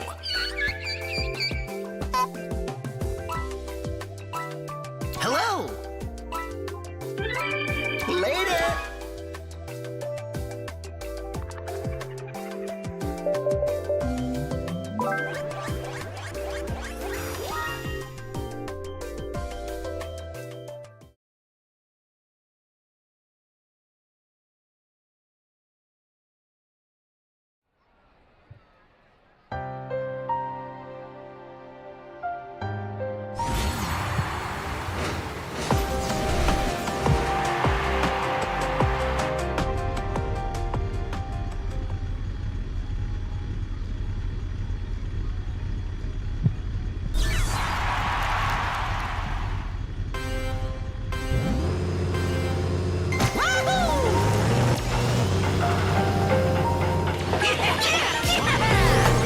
This game's trying to piss me off.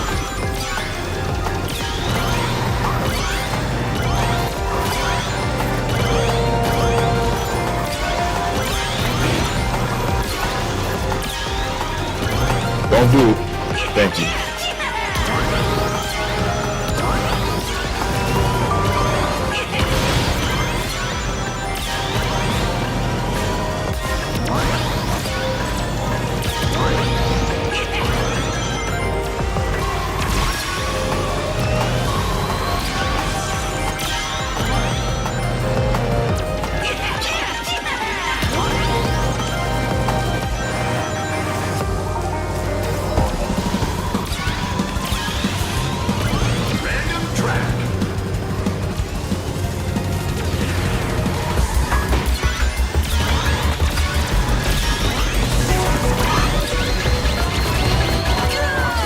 Bro, what the hell's that angle?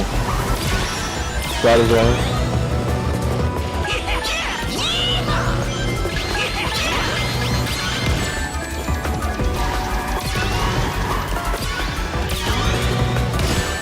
You bitch!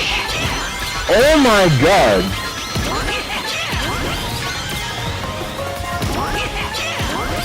Like, yo, the actual spam is crazy.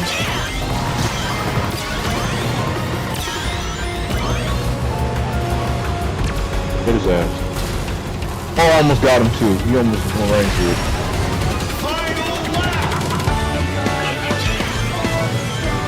Listen, I'm not gonna go through double. Now's my chance.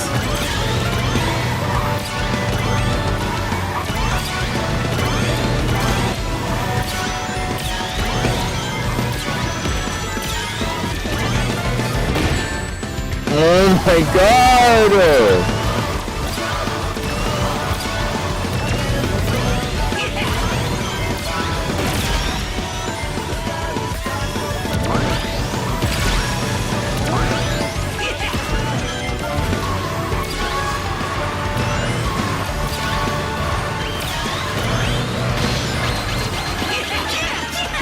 Hey, why are you trying to hit me? What the fuck? Okay, it's gonna be wild.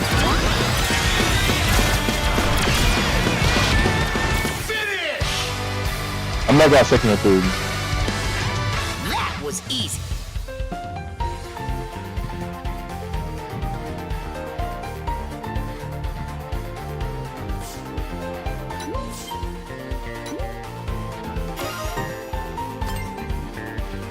All right.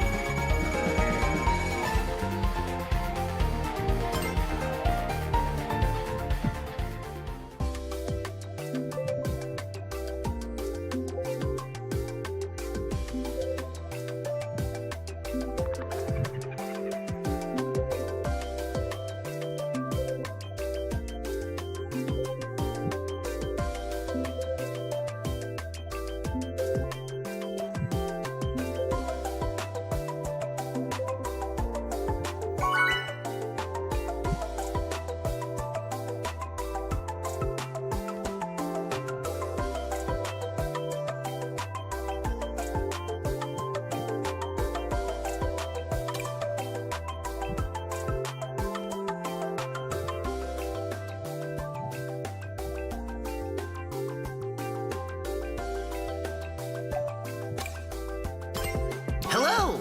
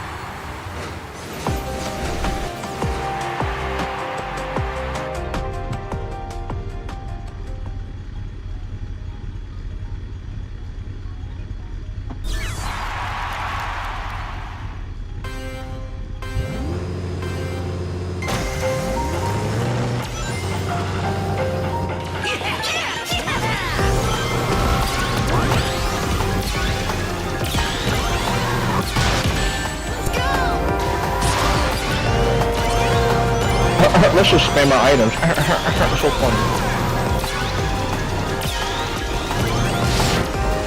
Like why? Like why are you throwing it backwards, dog? Hold your shit.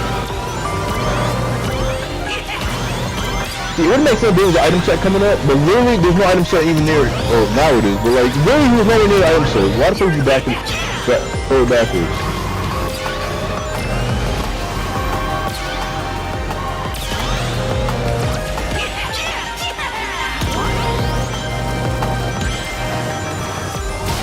Bro! Stop pushing me!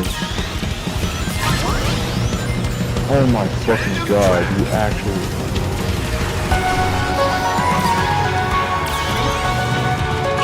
I swear to god. Whoever should just pick up their car and just throw it off the fucking course. Fucking child and fucking pushing. Fuck out of here.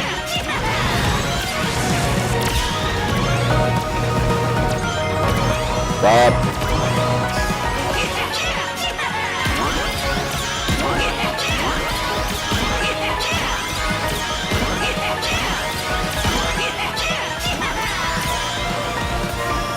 Oh my. Now we're using it.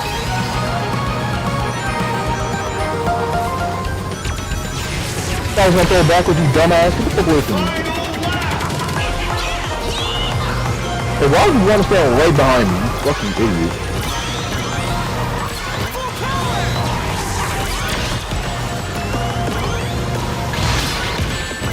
Okay. Oh my god. We're not. Not backwards. Oh, that was actually worth throwing that shit. Alright. Oh, that was so weird. This is actually really good. I'm gonna break it as far as I can so I don't get ran over by the monster trucks. Please jet, please jet, please jet move faster.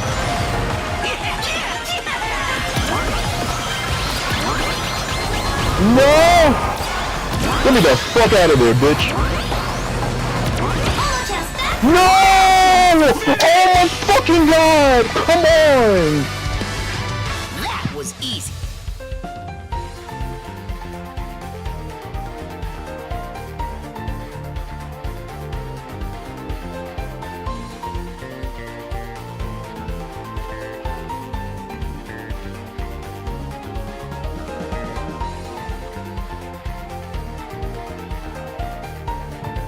Yo, for the fucking god. Of course you're a sweaty ass fucking legend rank 7. All right.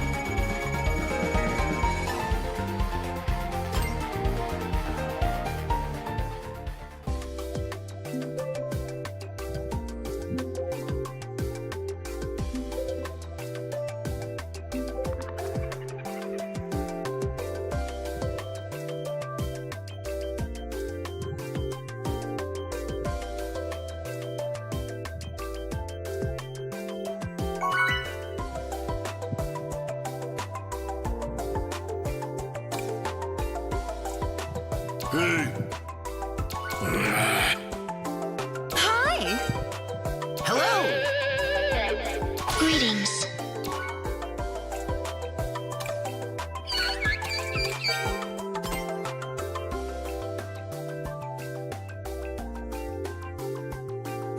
Let us commence. I'm departing.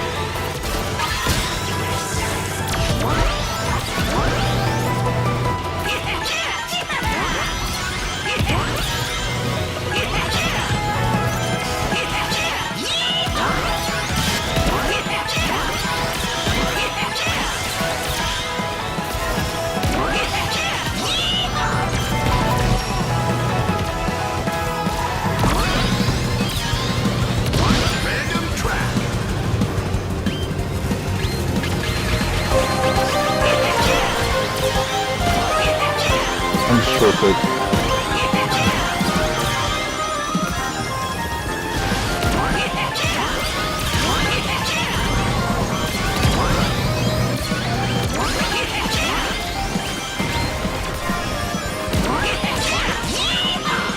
What the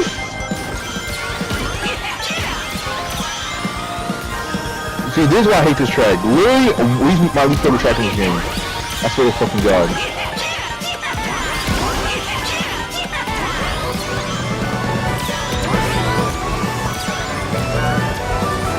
Yeah, least I have the speed. I might be able to come back. I have really high speed. I might be able to fucking come back. Keyword might.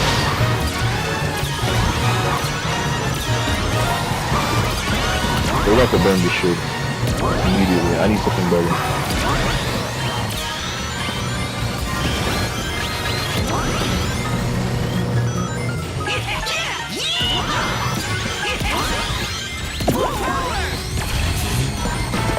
That's not good. I might be cooked. I think I'm cooked. No, nothing?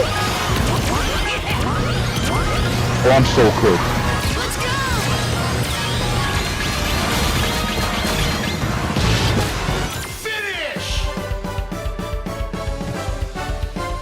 Could have been worse. Okay, I got a middle spot. That's honestly salvaged. I was gonna get a way lower spot. Alright! I got 1 point. Yeah, holy shit. That was honestly a save.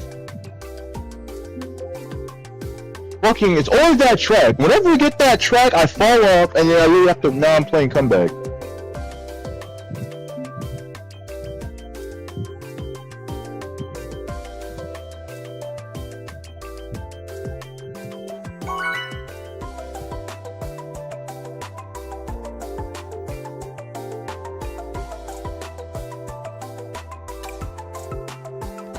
Yo!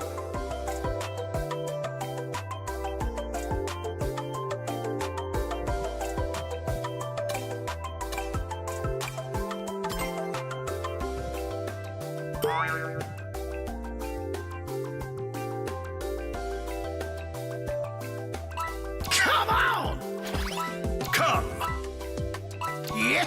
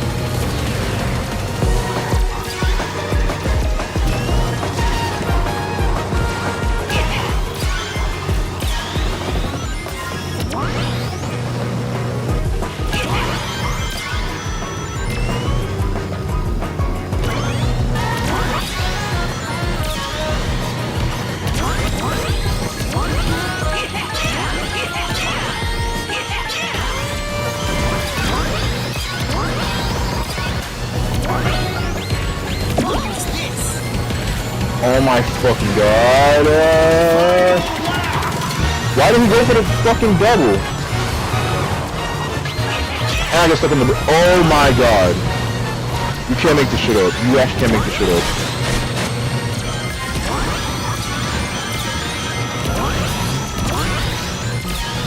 I have to burn all this shit.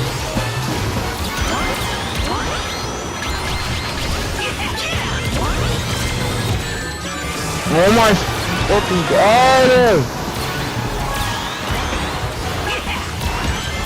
Oh, wait for me now. The item.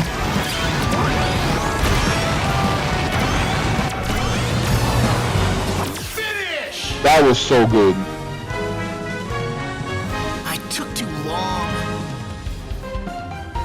What's I get? Fourth. Holy shit. That was a really good monster truck.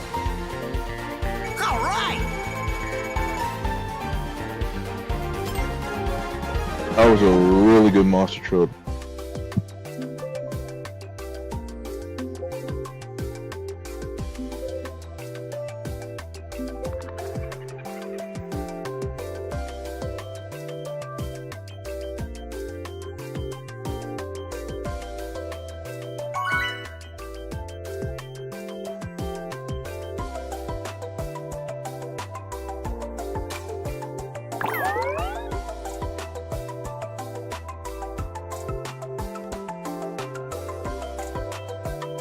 Hey!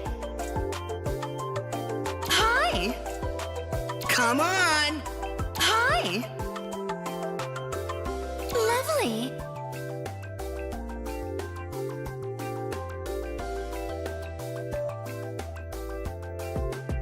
Yeah! Yo! Hey! Yeah!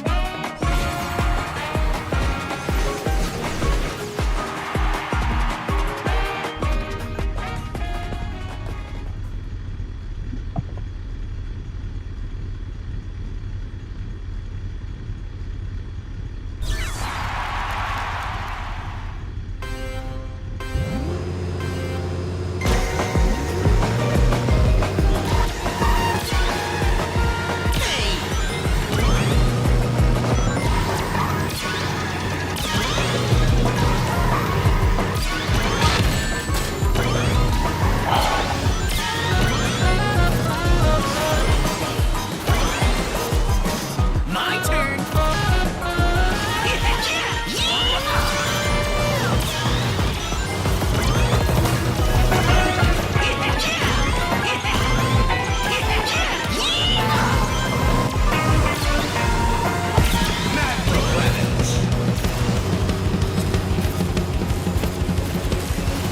Like, I never understand why people just be throwing this shit. Also, that fucking dragon almost hit me.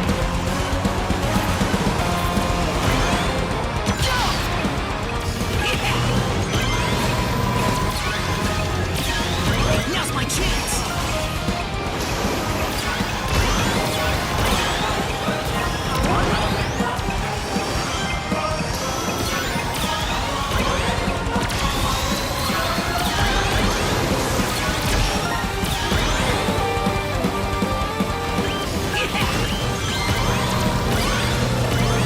Now's my chance!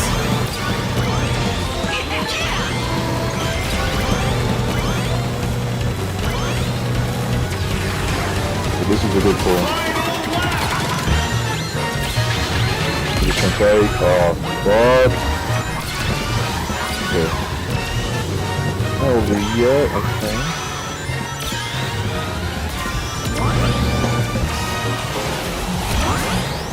Okay, blue shell. I can't see what's gonna hit. Why did it take me the left side? Oh my god.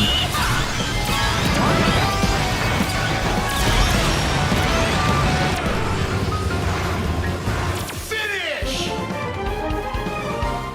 That was so bad. I had to pop it off. Took too long. I had to pop it off or else I was gonna get ran over. Cause that monster was right behind it. I could have held it. I could have held it and then used it at the straight away. Alright!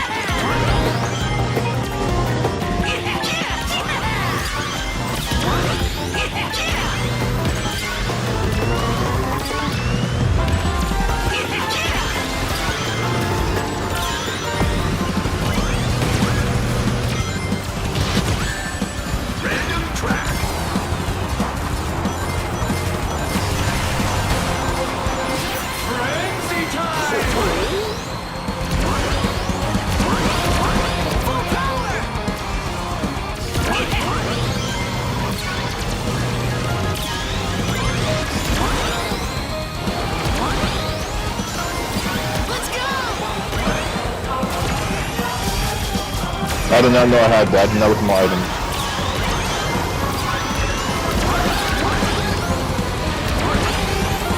I didn't look again.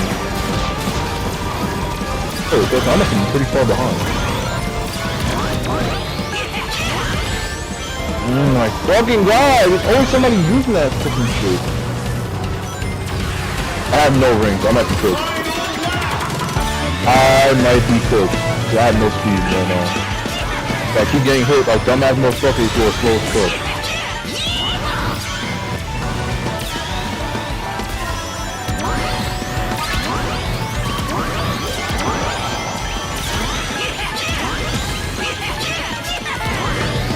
Don't know how I didn't get hit, but we're not gonna question it.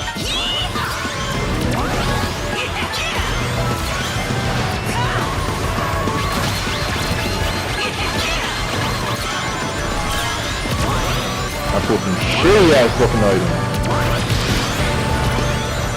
Why'd you go for him? I clearly went for the fucking shadow, and it went for the guy past him. Are you serious? Took too long.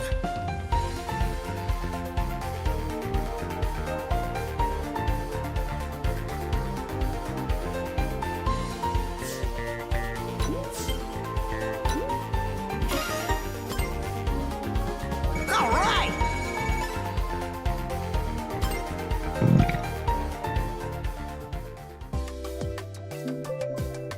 Oh, dear.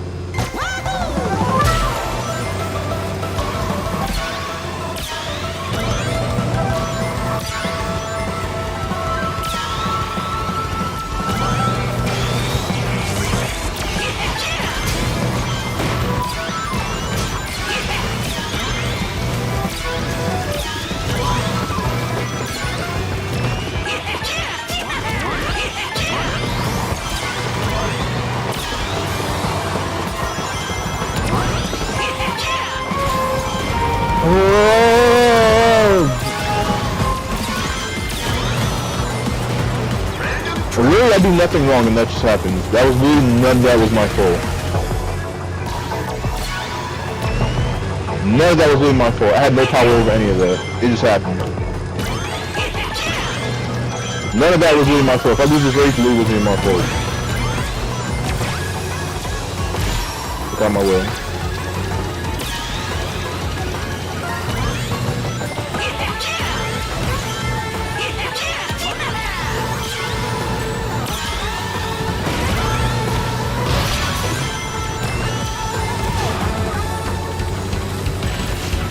Stop.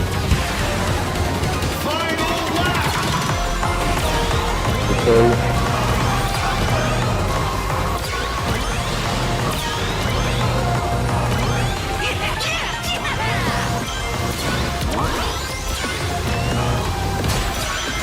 Look on my way.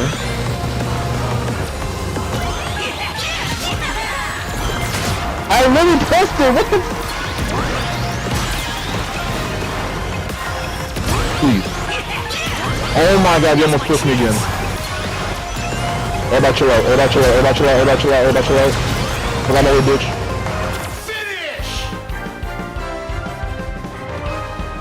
I took too long.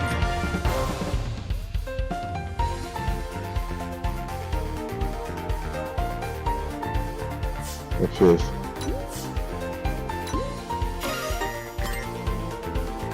All right.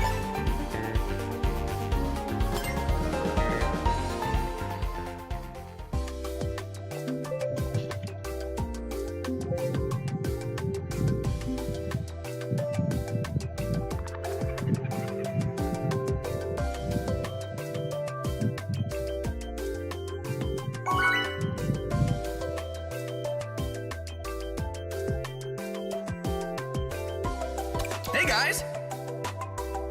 Hi!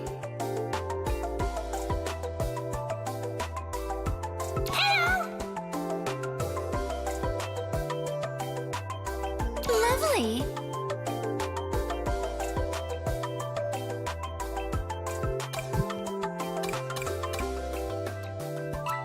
Hello. Domestic, don't go again. Hi!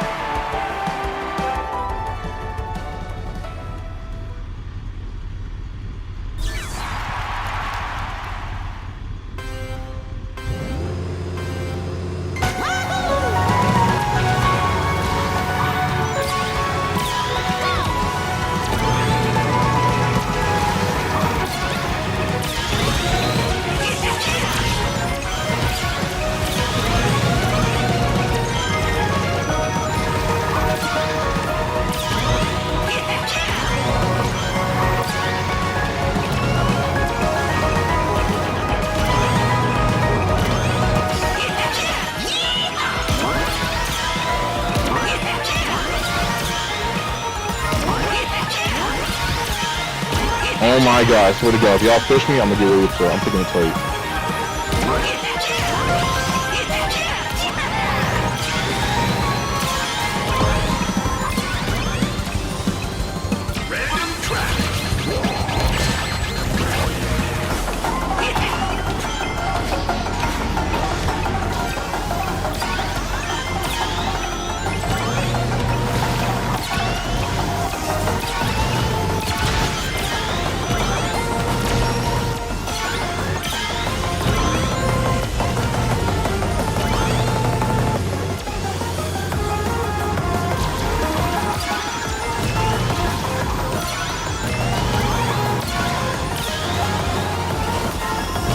You can cut across though. Okay.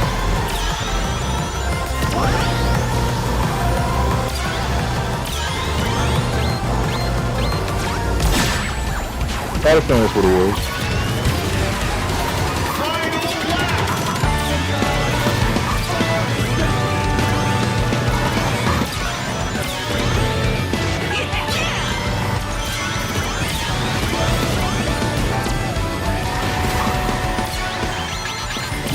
You gotta be fucking serious.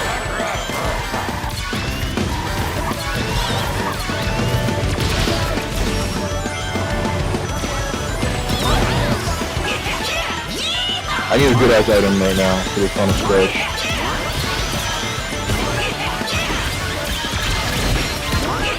And I got no item. I am gonna get last.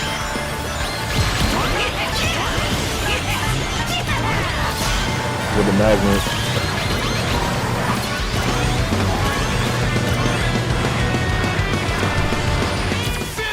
I got like fucking 8th or some shit. Could have been worse. 7. I got no item. So everybody was in front of me taking the fucking items.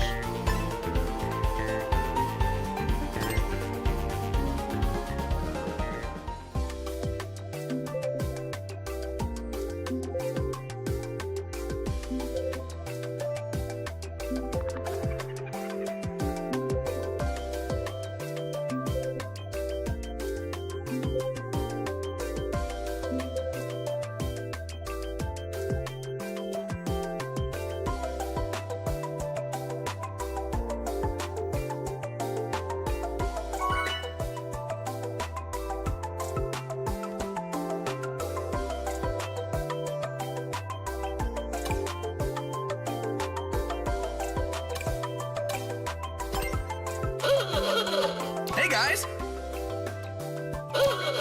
Hello.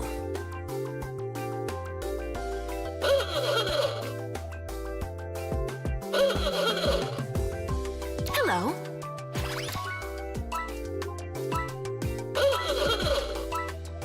Greetings.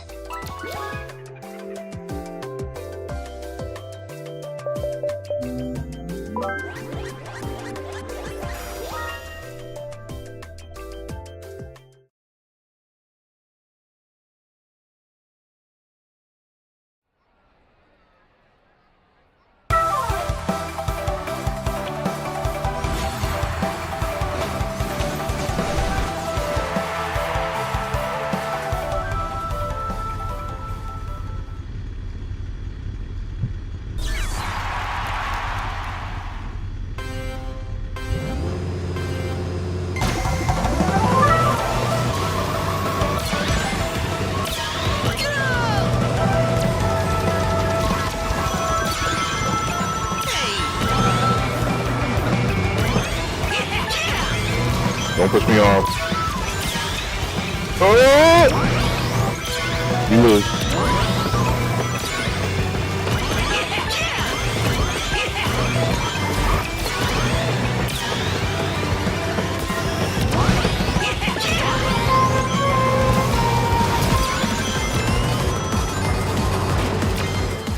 What's the future hold? Kraken Bay. Kraken Bay, that's what it holds, bitch.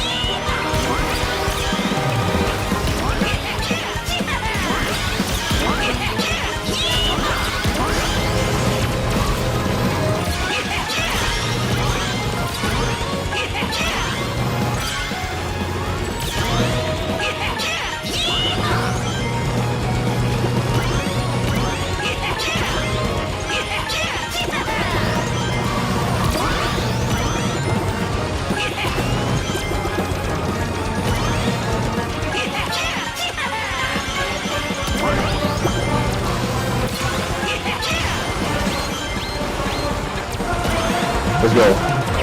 Yeah. That's actually really good.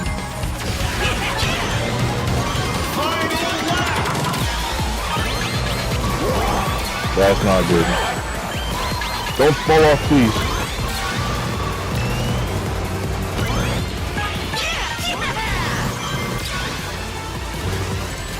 What are you doing, Silver? Oh my god!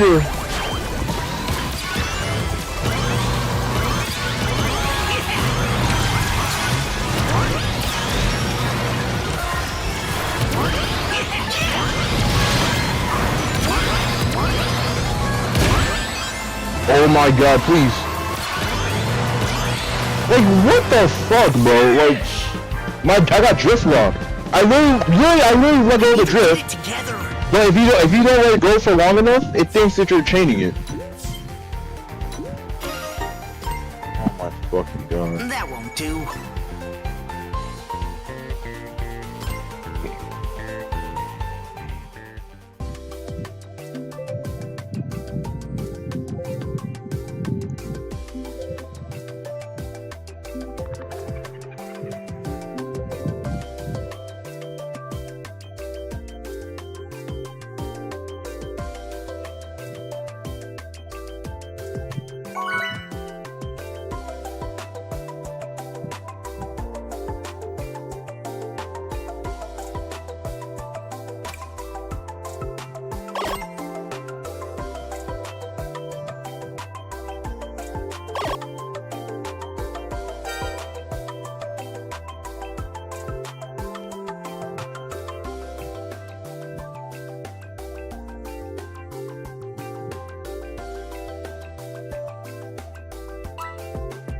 Hello.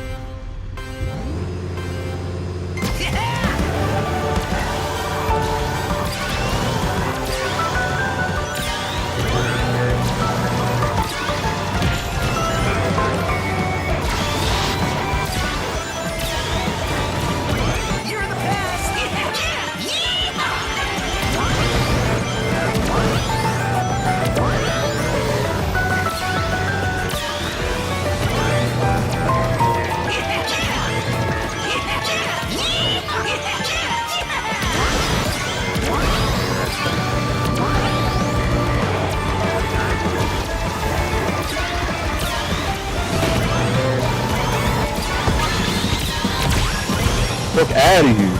Random track. Already? That hit me?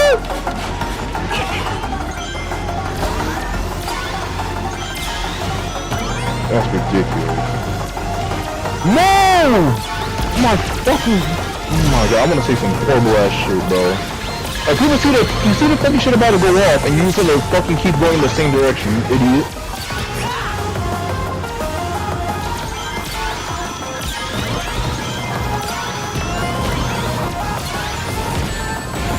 The car hit me. Okay.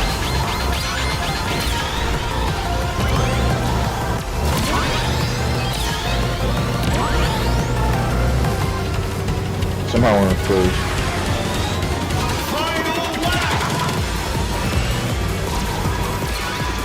Item.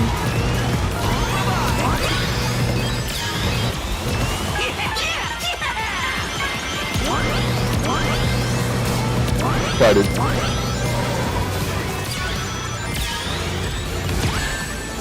Fuck! I made it. No!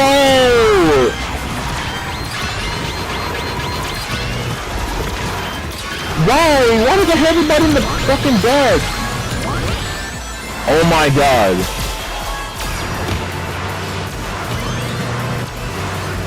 Finish! Why does it have people in the back? Could have been worse.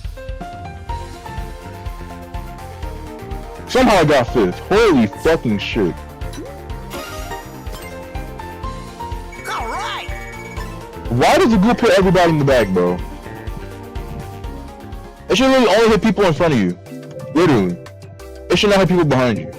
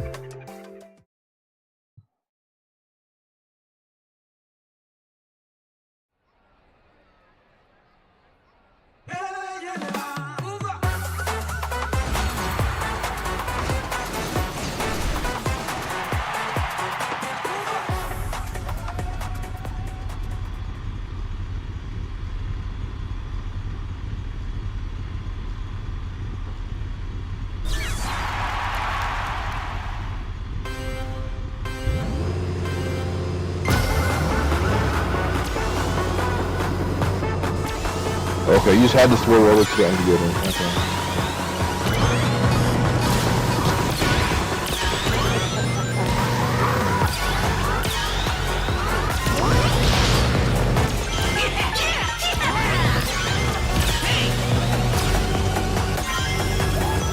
Somehow I didn't get that, but alright.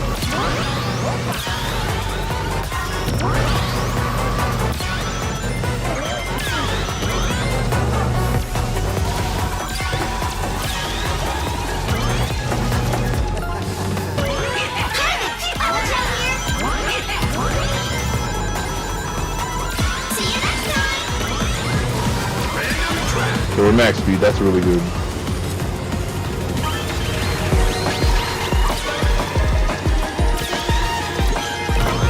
Now's my chance.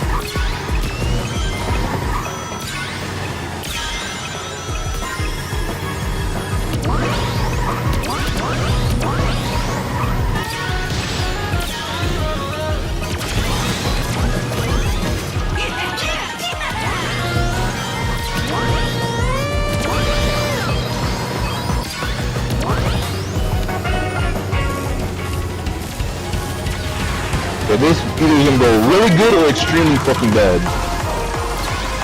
Me and this ass are like actually about to fucking die. But this course is a fucking hard dagger.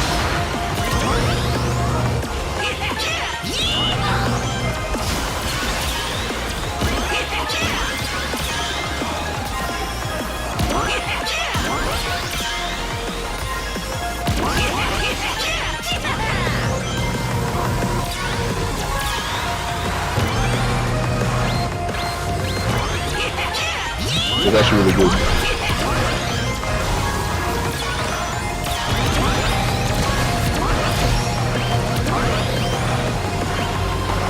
Holy shit. Okay, that could have went so much worse. That could have went so much fucking worse. That actually could have been so much worse.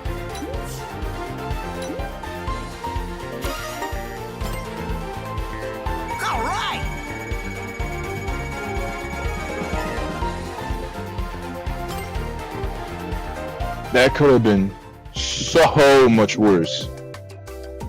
Thankfully, I think I was far ahead enough that we avoided most of the bullshit.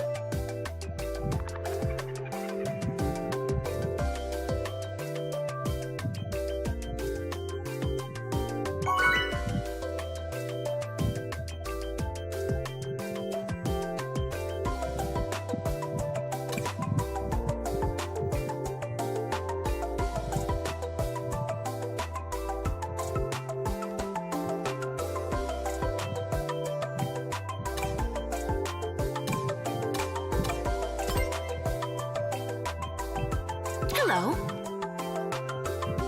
Hey, guys. Roger.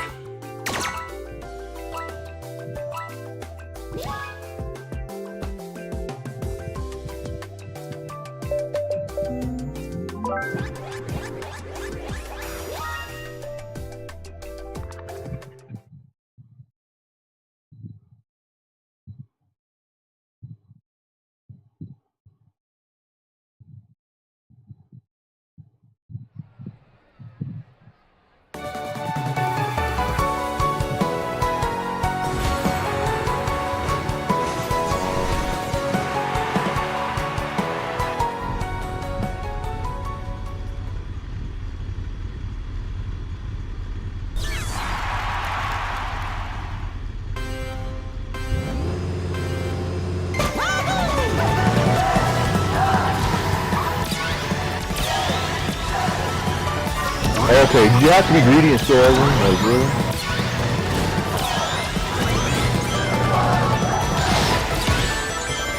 Okay, it's the beginning of the race, dog.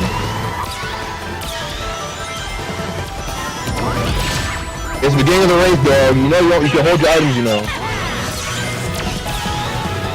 know what I'm saying? Like, you don't gotta use your items immediately. You can hold on to them for like 5 seconds.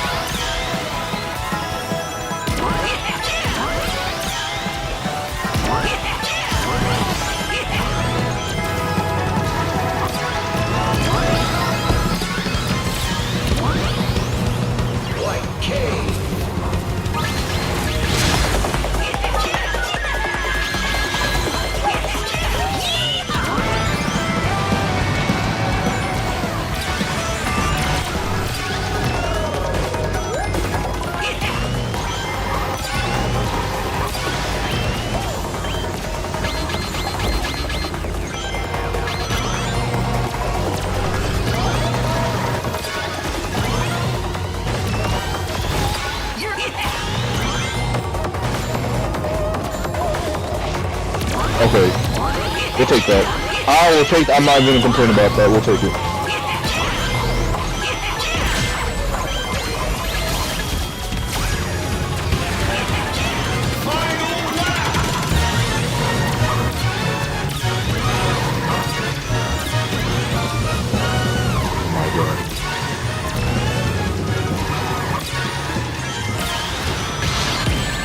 Why? Oh my god. Like, you know he spent all this shit. He had 2 gloves and he spent both of them. No! Oh my fucking god.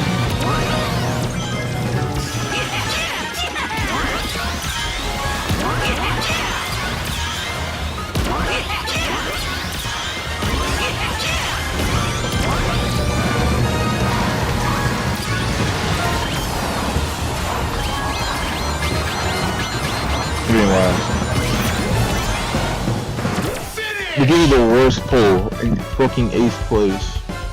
I need to get it together. They gave me the actual worst pull in 8th place. Are you fucking serious? That won't do.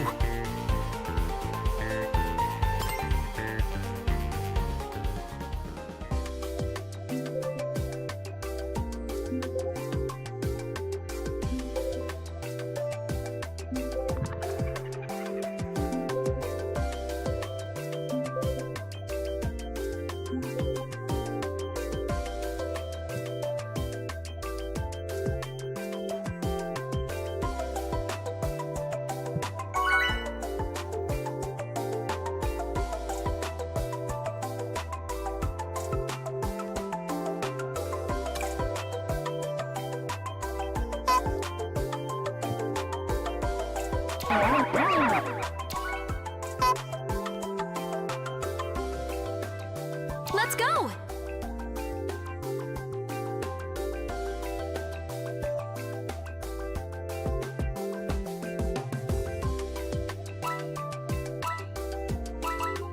Farewell.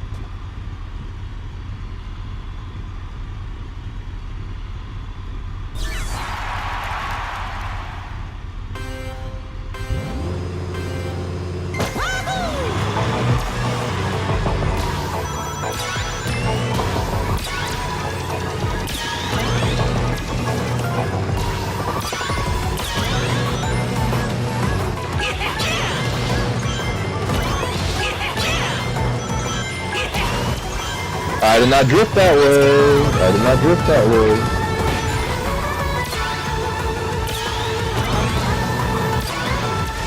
We're gobbling up all the coins.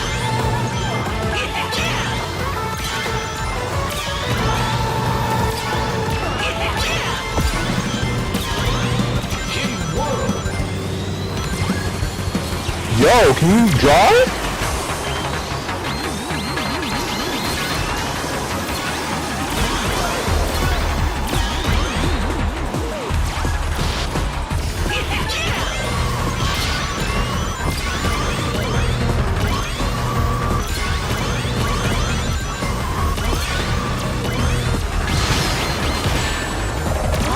Of course, because why not, right?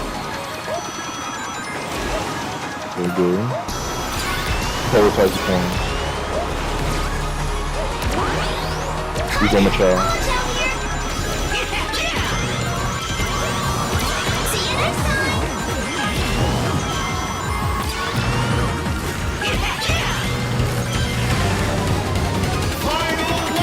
This is scary. This is a little bit scary. How about we don't? Top time. Big drift. Okay, we're gonna try this again. Didn't work. Oh, fuck. This is not good. This is go, go, go, go.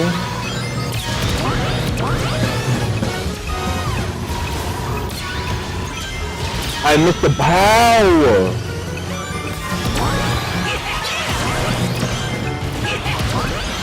Oh my god, everybody's just gobbling up every fucking box. I can't get shit.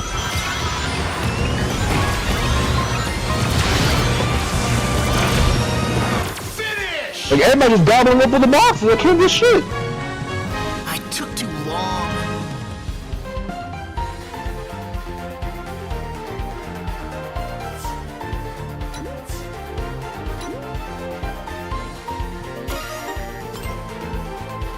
All right.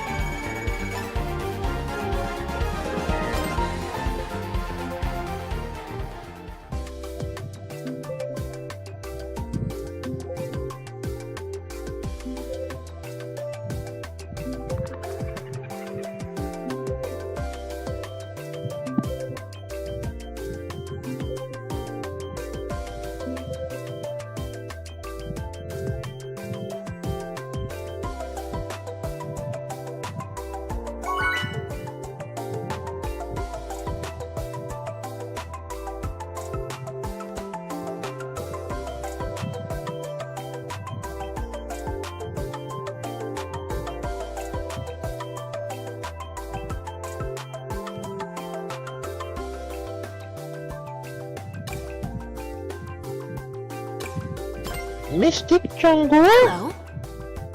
Hey guys!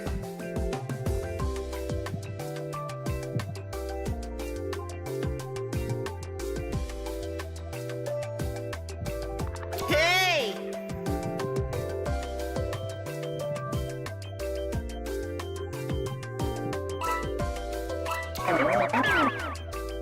Hey!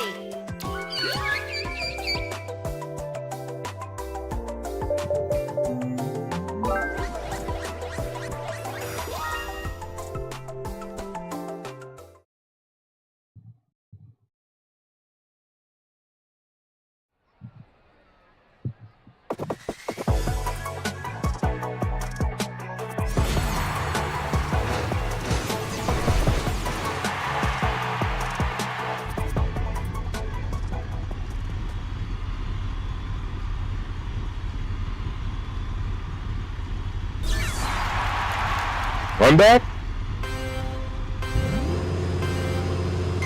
Can I please get a box? Or everybody be gobbling up all the coins, all the boxes, everything.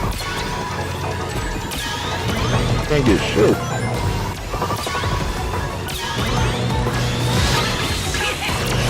And of course, alright, you know the bottom name, no matter.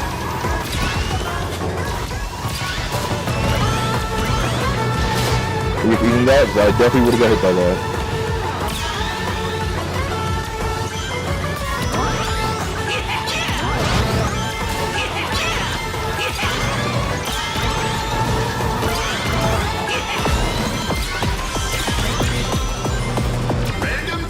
Oh my god, come on, bro. They never picked the frenzy one, you fucking pussy.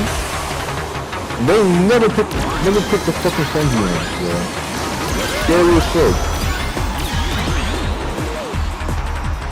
Especially if you're on a stream, dude, you should pick the frenzy one, because you guys get the fucking boost back. Of course, yep. Of course he's coming, you know he's coming.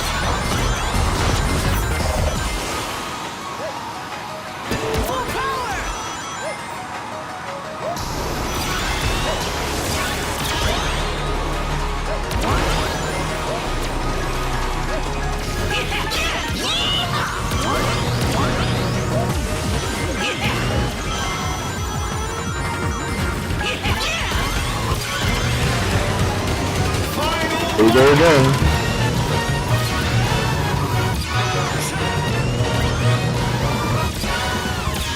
They gotta turn harder. Oh shit. They got the shortcut.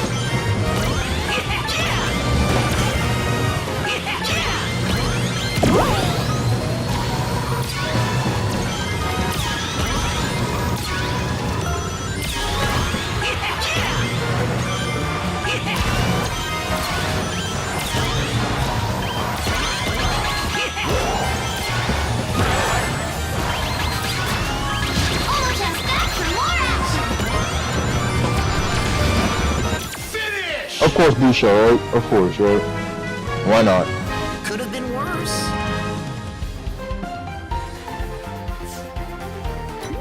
Lose in first and then instantly lose it, of course. That won't do. Not surprising. Not surprising at all.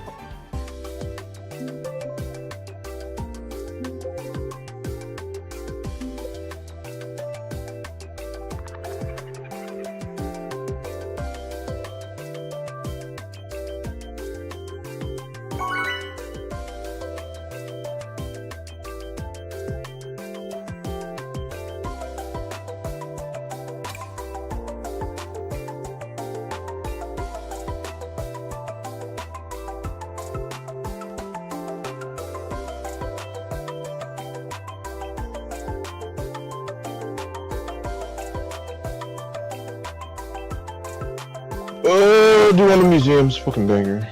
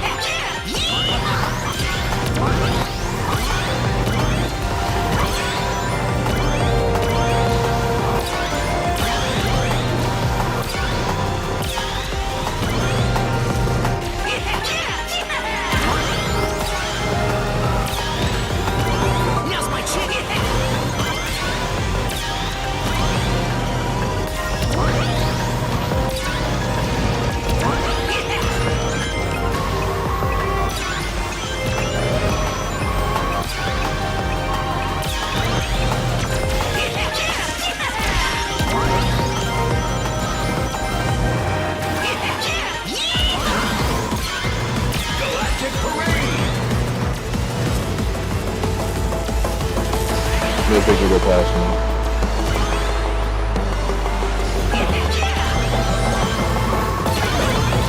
Oh, he's back there just holding his fucking blade of skin and shit out of me.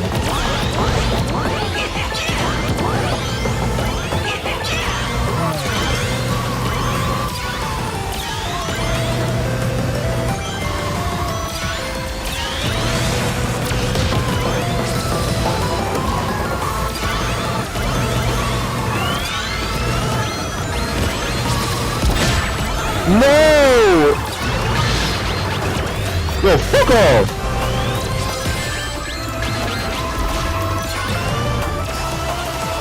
I'll use this now, I don't want this shit.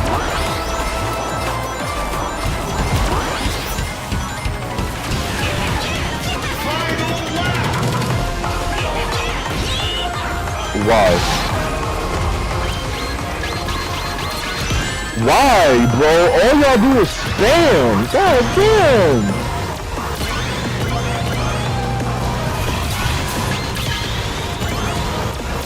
Oh, he just got hit his ass again.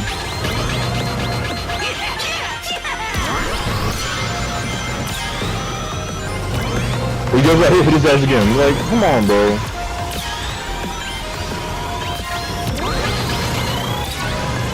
I'm fucking pissed.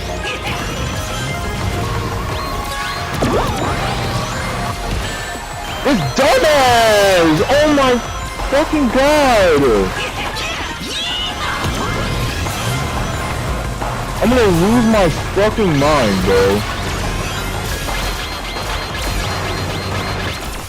I'm gonna lose my fucking mind. This dude just sits in the middle of the fucking road.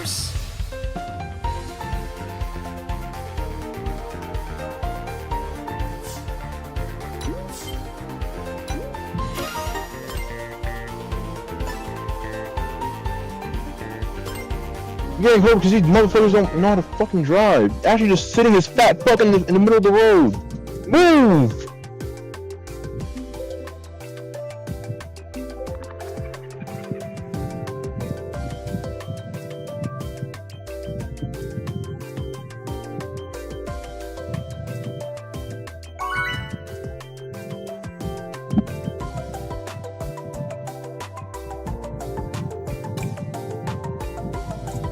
How's it going?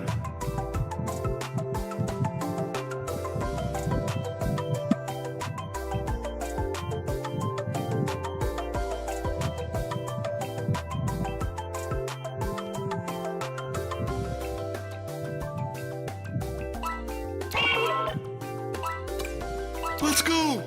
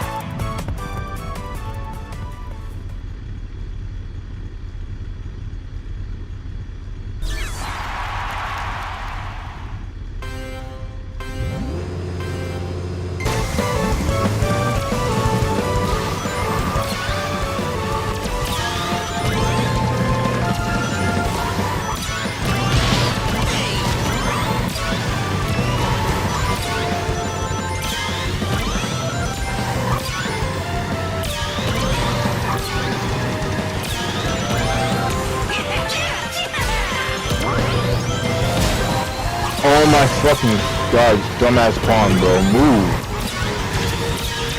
Oh, you're a fucking pawn. Move out my fucking way.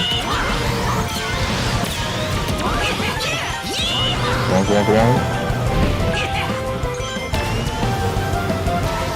Nah, fuck that shit. We'll try against the face.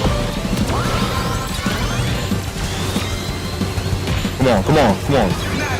Thank you. All y'all pussies too scared to actually see these fucking things. Acting mad scary or frenzy, bro. Like, come on, bro. Y'all never trying to choose fucking frenzy. Yeah, the half y'all be choosing fucking extreme gear. Y'all should be choosing this. I'm not a force. I'm not worried about that.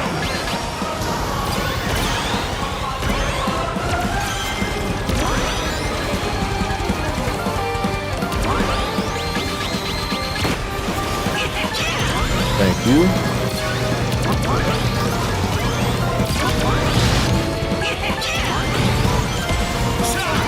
Move, you dumbass Pong. Oh my fucking god.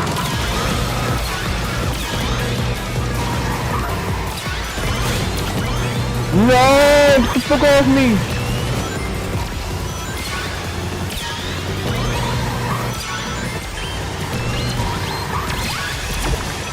Thank god, dodged it.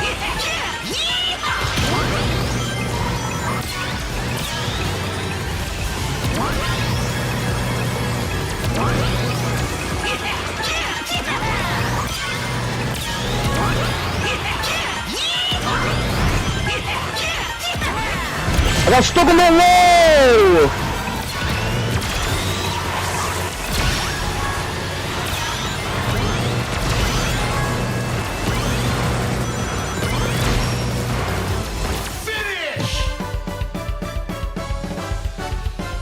It was no use.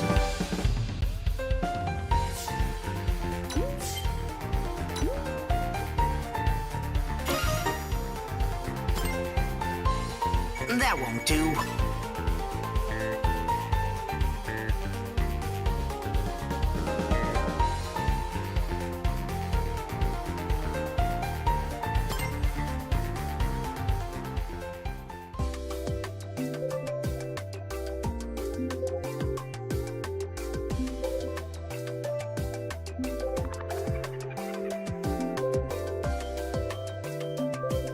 It's baffling the amount of bullshit that could happen in this fucking game, just in the environment.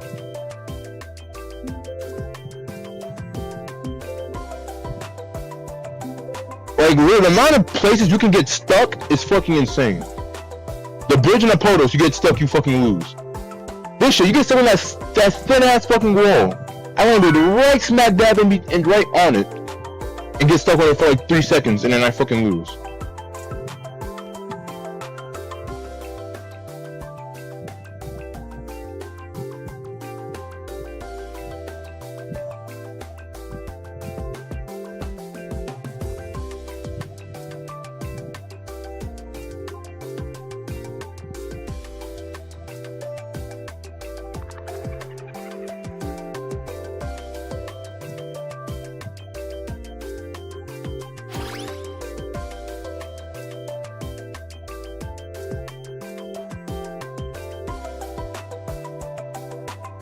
Wait, did a message pop up or some shit? Or the noise? Or the pew? What was that? What the fuck was that?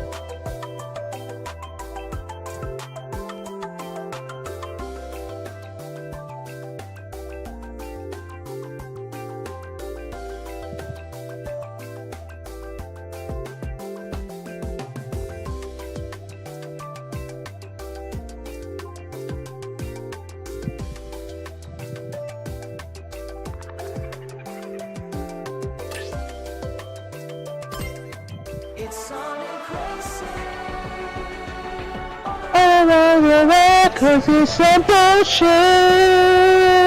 Getting stuck on the wall, cause why not give a fuck about the super cold, cause this is racing. Stuck on the wall racing. I love getting stuck on fucking walls. I love getting stuck on fucking walls. It's my favorite thing to do. Just run my fucking... Actually, I want to do that right now. I want to take my head and ram into a fucking wall. Why not? Why fucking not, right? Fucking dumbass fucking game. I just want to take another piss.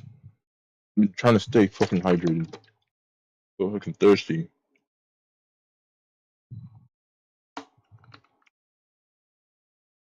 Alright, I'll be back.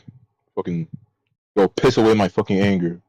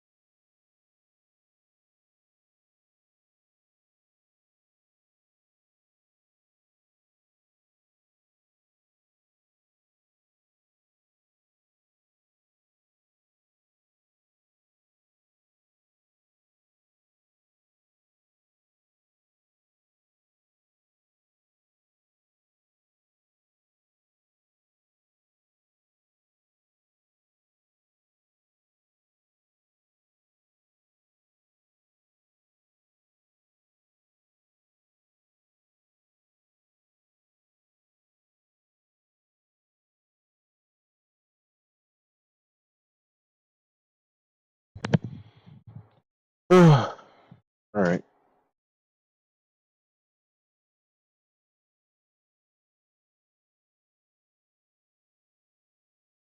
What the fuck is my? How long is my shit was? Why's my shit cut off?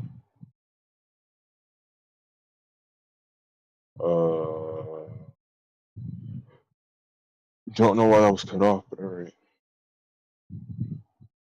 That's a little bit weird. That's a little bit weird. That's so hard. A little bit weird. A tad bit weird.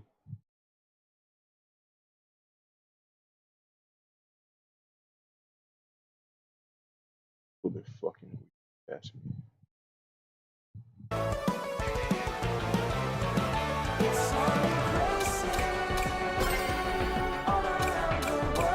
This shit's pretty good though.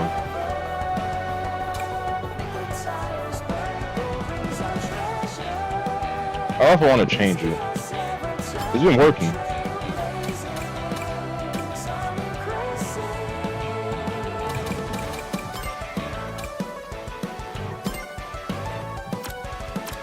Should I do time trials just so I get more music? Data breach. Oh, the ultimate racer, full garage. Data breach. Ultimate racer.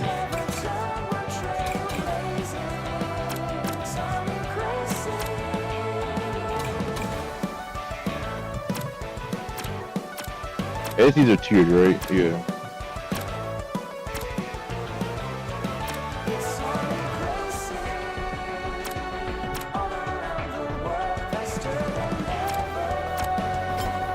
Ultimate racer.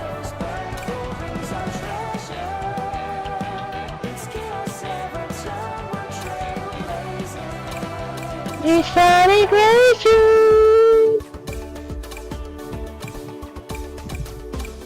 It's shining gracious. Stepping into that, cause why the fuck not?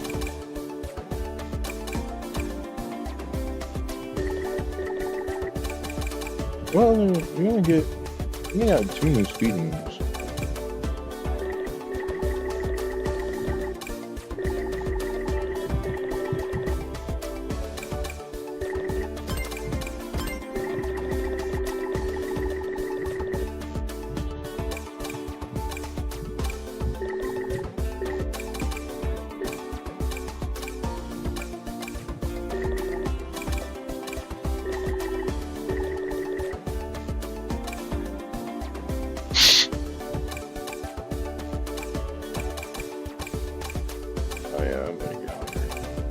When I eat, I want to watch some more punk history. That shit is low-key interesting.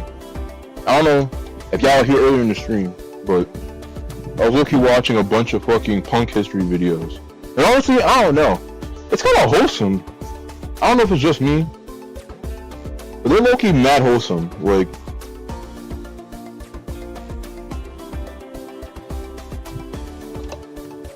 low-key, it makes you want to get into it. It just seems like really welcoming. I don't know. Maybe it's just me.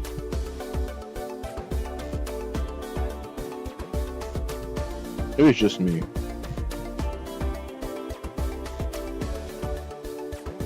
Times 10. I'm surprised I'm not hungry. Usually I'm hungry around now. I had a fucking chicken what was it? What's it called? Chicken over rice? I think it's chicken over rice. Yo, that shit is filling. I might start getting that instead of chopped cheese. So chopped cheese is good, don't get me wrong. That shit's not, like, I get chopped cheese, I'll wake up from my nap, I'm hungry. It's been like at least like a good like 6 or 7 hours. Maybe like 6 hours. Right? No. 6 hours from that would have been 4. No, 7 hours. I'm still not hungry at all. I might start getting that shit. That shit was okay good. It was spicy as fuck, but I didn't expect it to be that spicy. So, but it comes out the other end, and if it comes out the other end and I don't feel like dying and fucking praying to God, then I'm definitely gonna start getting that more.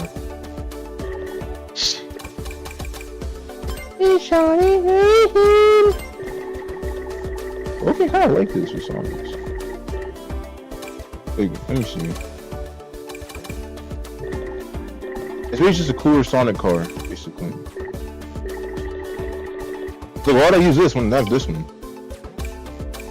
Travels was even over. I don't know, Sonic's car is kind of in. It's kind of mid. It showed the design.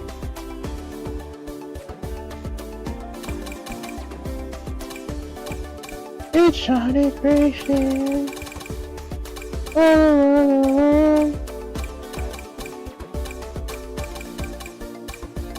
Oh, what the hell? What the fuck over there? Fucking bored. Ugh. Looks ugly.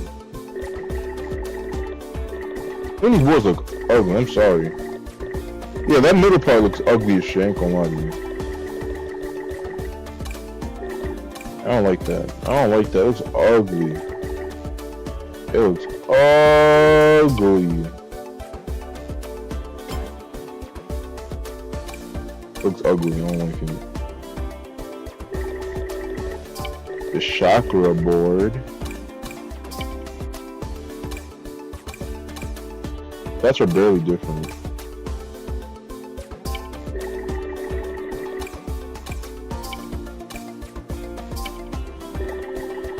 Radical Scorpion.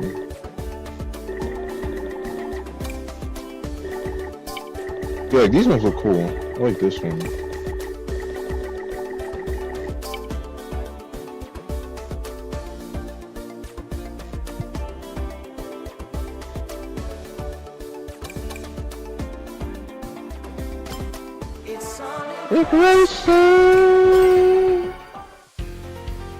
Let me see, is there any more music mods? Because the music mod shouldn't be bugging out like that. Cause I had music mods and it wasn't working. I low-key want the Eggman Land one.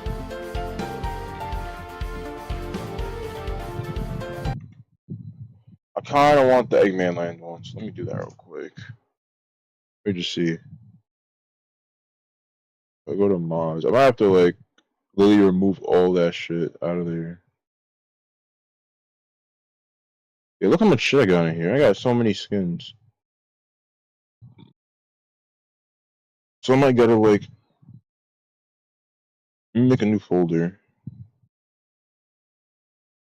I'm just gonna put skin mods. They're gonna take all this shit, put it in there, and they're gonna take it out. Right. Go all the way down, get all this shit. Oop. They're gonna take all this shit and they're gonna put it in this folder and they're gonna move it. Yep. And they're gonna take this, you're gonna move it somewhere else. You're gonna move it outside the game.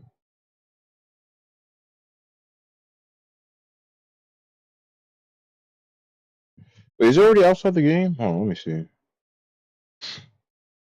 It's the game. Oh, if I go to Steam,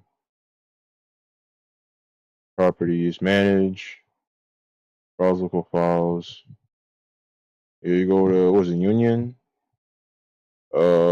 Content, packs. Yeah, I moved the folder out. Okay, so let me put the music shit in. I don't know how well that's just gonna work. I could test it. In the mods folder. Okay, they're gonna take, and if I open up another one,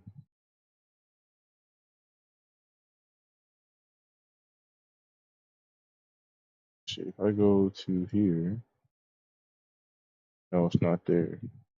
Go to here, go to attachments, go to here, go to file. I made a folder for the music shit, right? Okay, here's the music mods. I just want to see if they work. So I just want these two. So I want to see if it was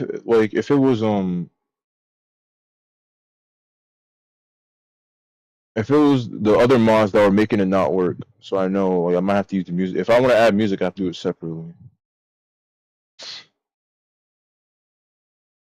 So I added the Eggman Land one.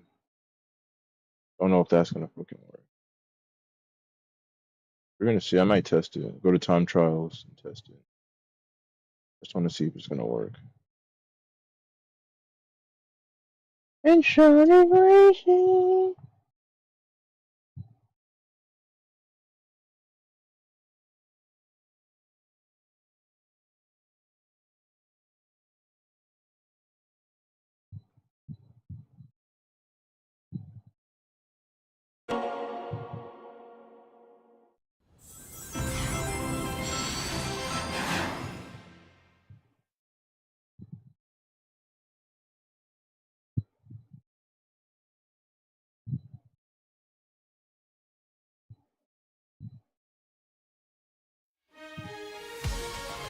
It's something crazy all around the world. Faster than ever. The tires black, the wheels are treasure. It's chaos every time we're trailblazing. Alright, let's see.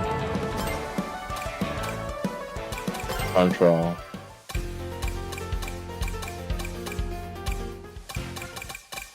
Let's go!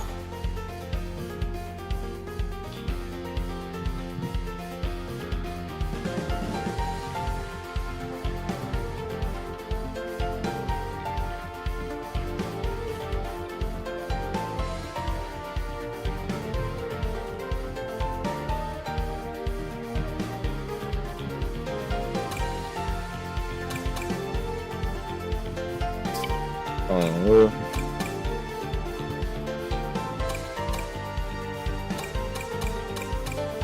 you go with this one.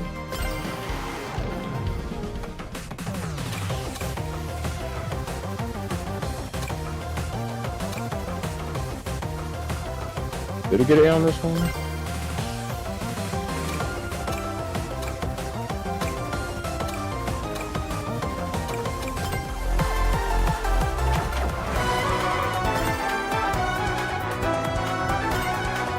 See if it works.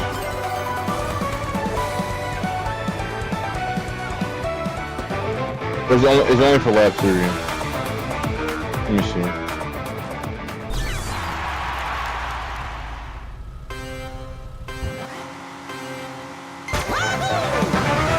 Ain't working. It looks not working. Let me try. Hold on. Is it maybe last lap? I don't freaking know.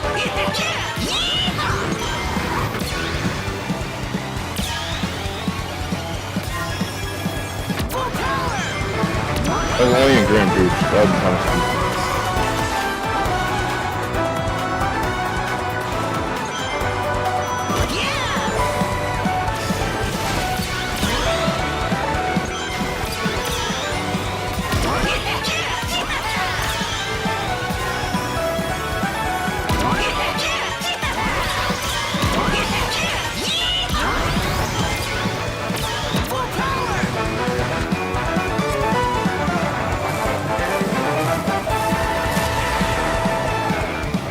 I don't think it works. It don't work. What the fuck? It don't work.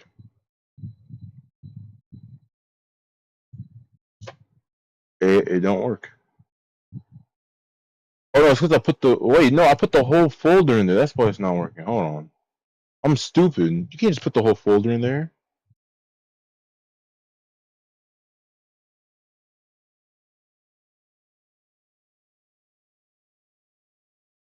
I gotta take this outside the shit. Move to the mods folder. You can't just do that. And then this one. Wait, was it inside the shit the entire time? Was it inside the folder the entire time? Because that would have been why it wasn't working if I literally just left it in the folder. I'm so stupid if I left it inside the folder.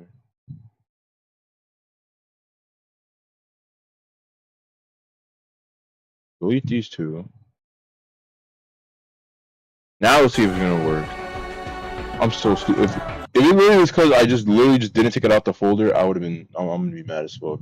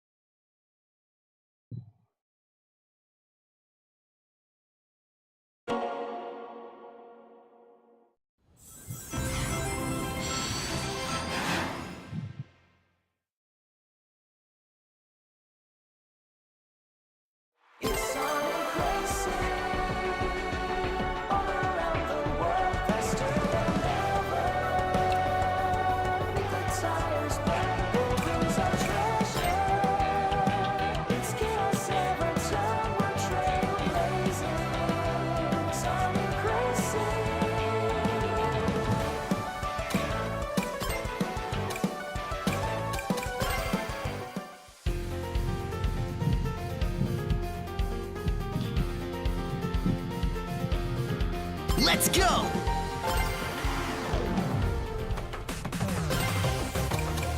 Try this again.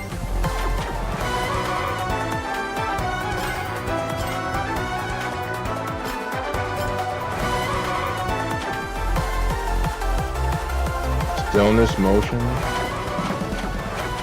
Oh, so we have to get 3. We have to get three A ranks.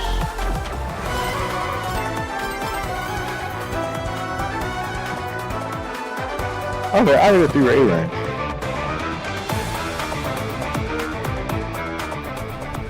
Okay, let's see, it's gonna work now, because I really took it out the folder.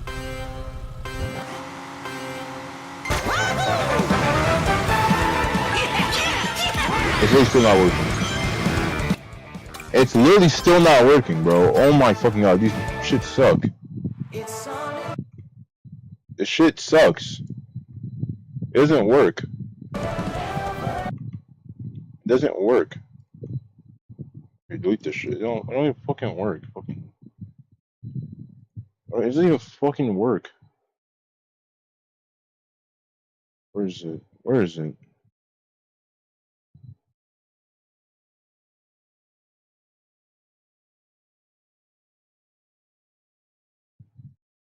Not even fucking working. Not even freaking working.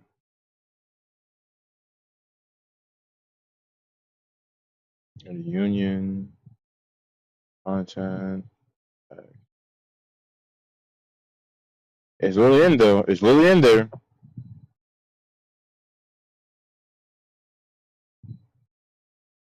Neither of them fucking work.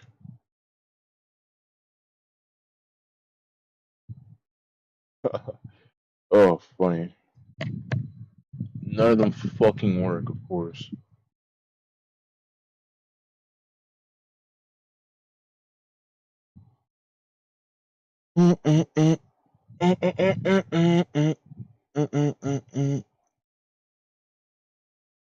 Almost Chuck E. Cheese.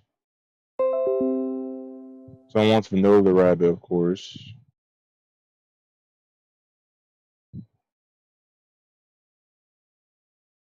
Gadget the Wolf. That's what he's supposed to be a wolf? Replaces Jet with Gadget the Wolf.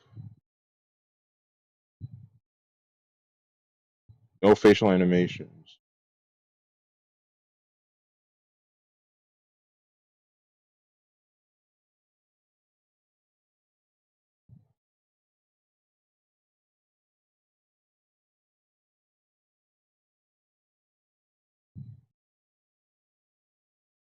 The music shit doesn't work.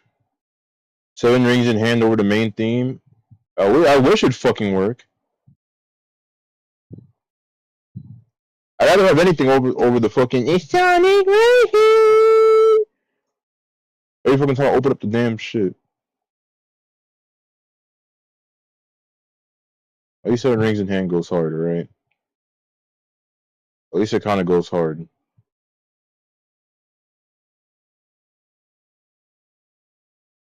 I gotta go to my files. What is this? Expo pack. Didn't I move that out?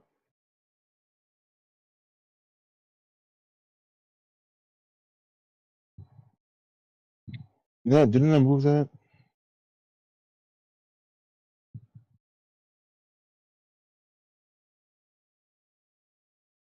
I don't know. 7 rings in hand.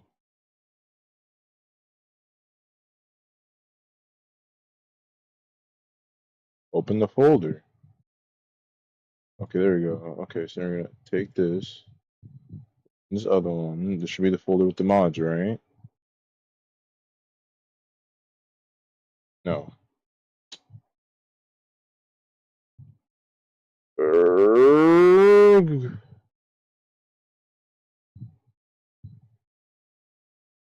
Okay, close this. I gotta keep opening up where this shit is.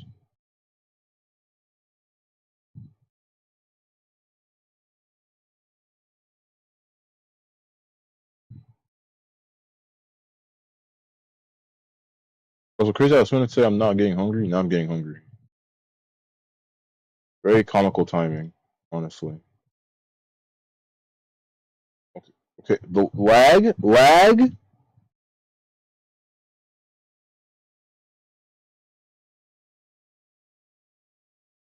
God damn, how big is the damn file? I'm freaking dragged it and made my shit start to lag.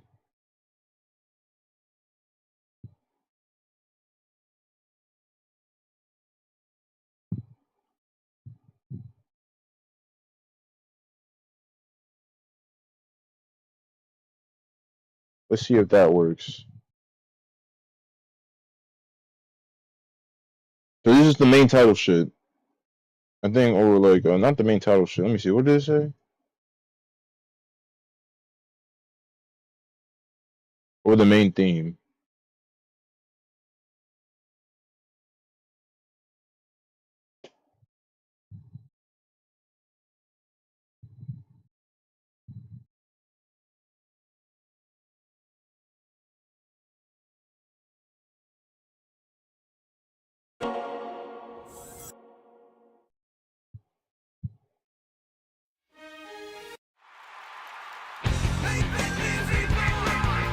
Okay, that actually works.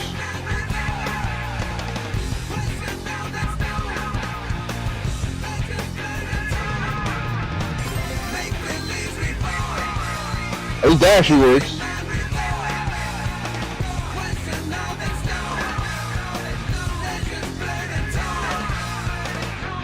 Actual banger, by the way. Now, this is a fucking banger.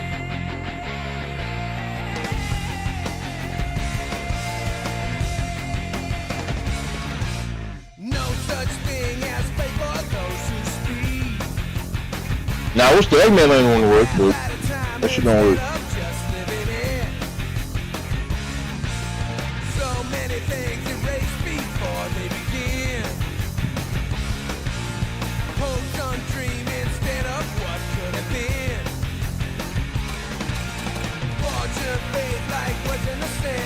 Fucking banger.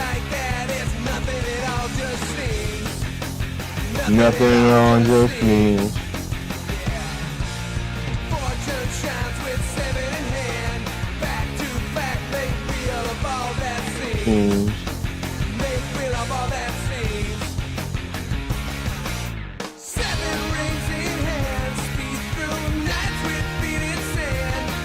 Actual banger. Now I gotta put the Dark Spawn Sonic skin on.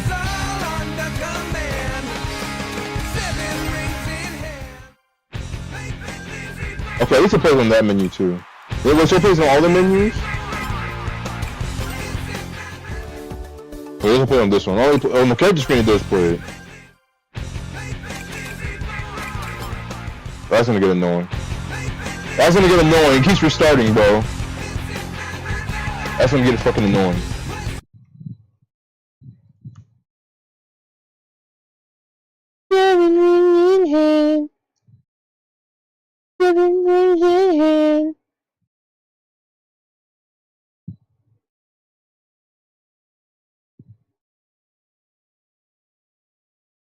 Dark Sanctuary over.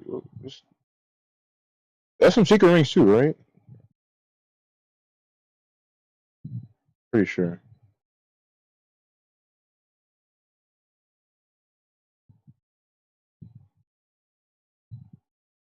Of course, like a Delta room. It's probably Delta room. Why do I want that overall?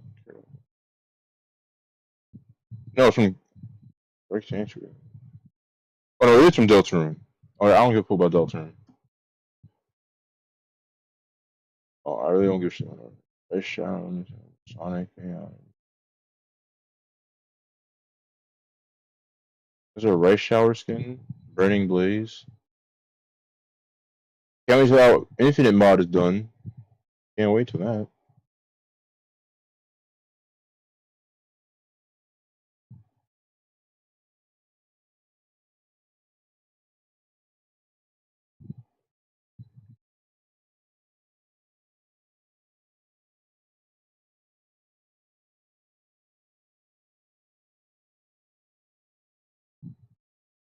I might do some of the time trials so I get some of the music. I'm tired of hearing the same shit over and over again. I mean, Reach for the Stars is fine. That shit's a banger. I don't give a fuck about that.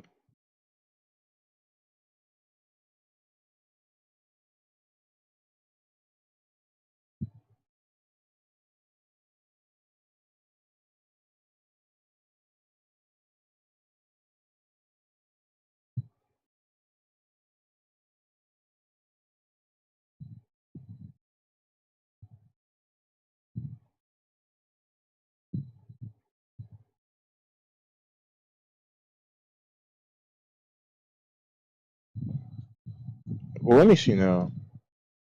I was gonna figure out what the fuck was the issue. Like, what mod was causing the fucking issues? Fucking weird.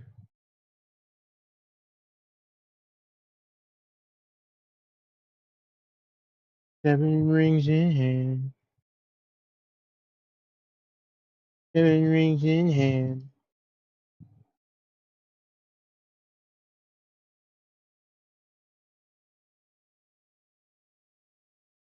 Darkspine Sonic.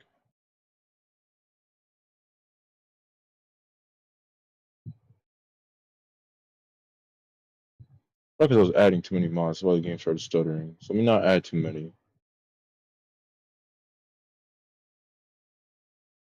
Let me not add too many.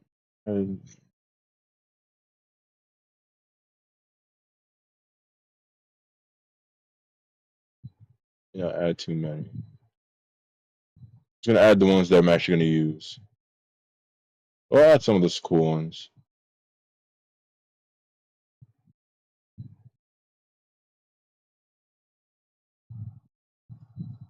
I'm not gonna do the King K. Rool one, even though that one's funny as fuck.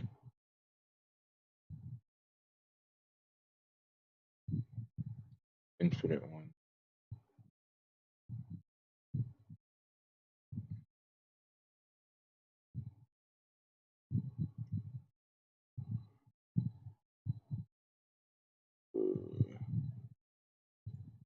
The Black Sage. Sage a little bit.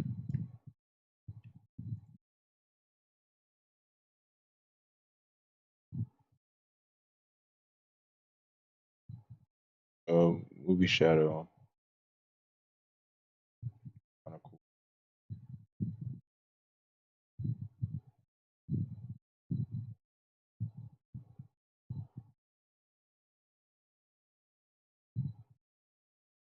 I'll put the Tito skin back on.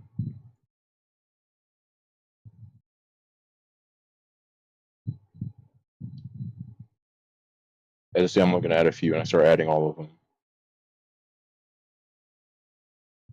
I'm not adding all of them. I'm just gonna add. Like the item ones I'll add, because you always use to see all the items.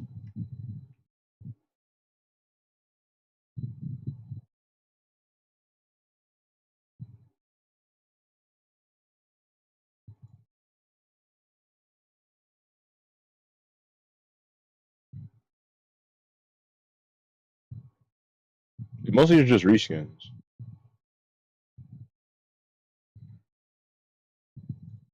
Keep the spam tin.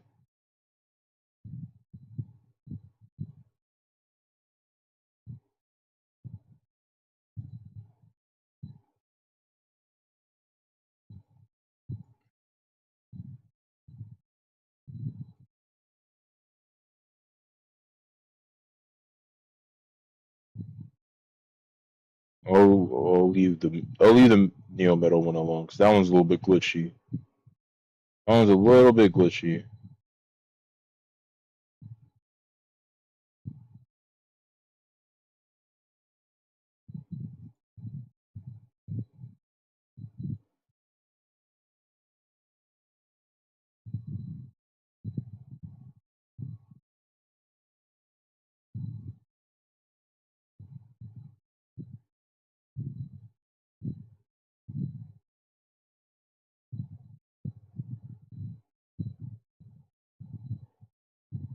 Mm-mm-mm-mm.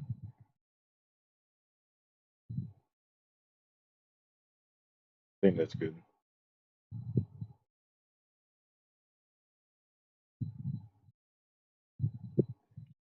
Ugh.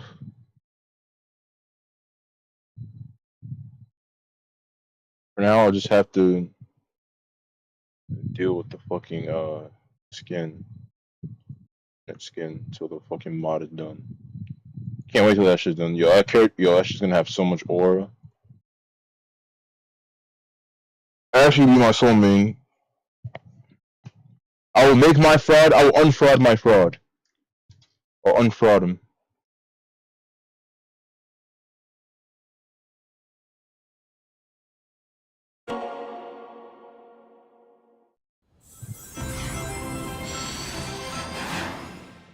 Oh, Nintendo Switch update. Let me guess. Nothing, right? Let me see the shit real quick.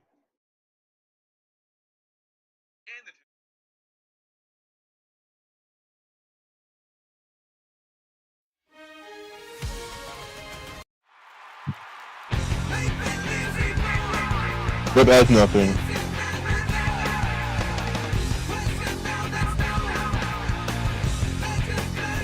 Oh, yo, they're doing nothing. Holy fucking shit.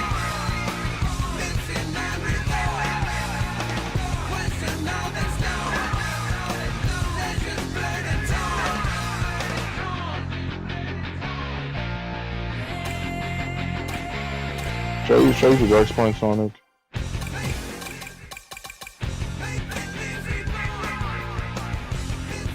Actually, can I use Super Sonic with Time Trask? Because he's gonna take damage, right?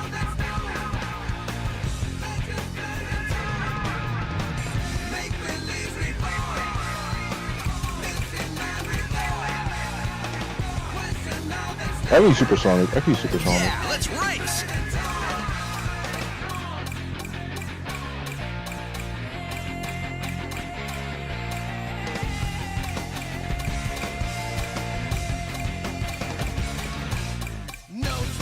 Use this shit.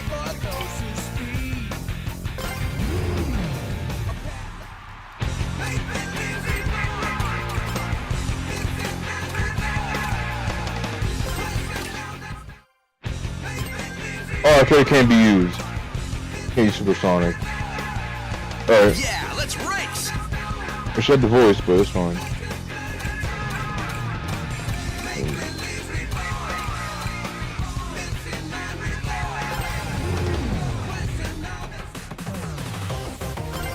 I wanna lock some music.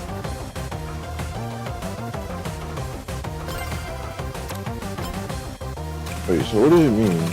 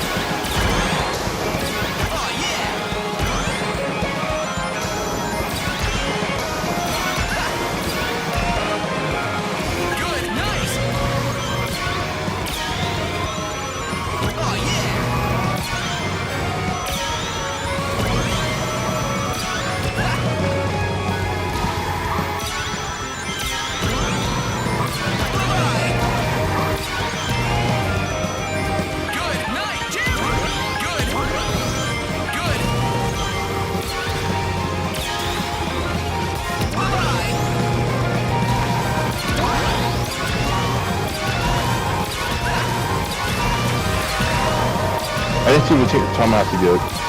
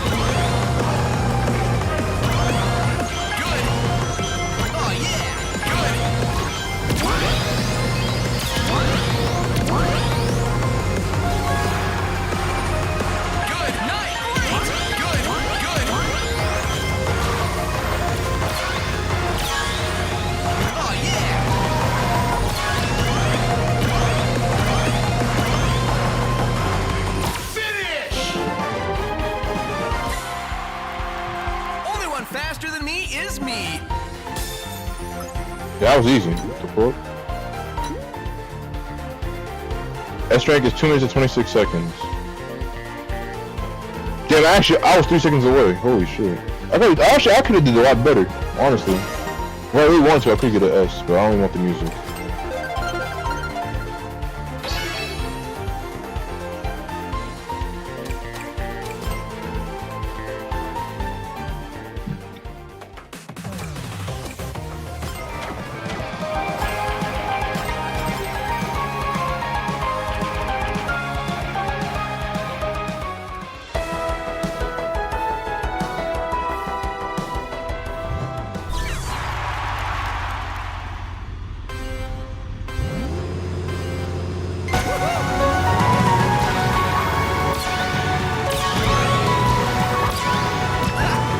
That was kind of stupid.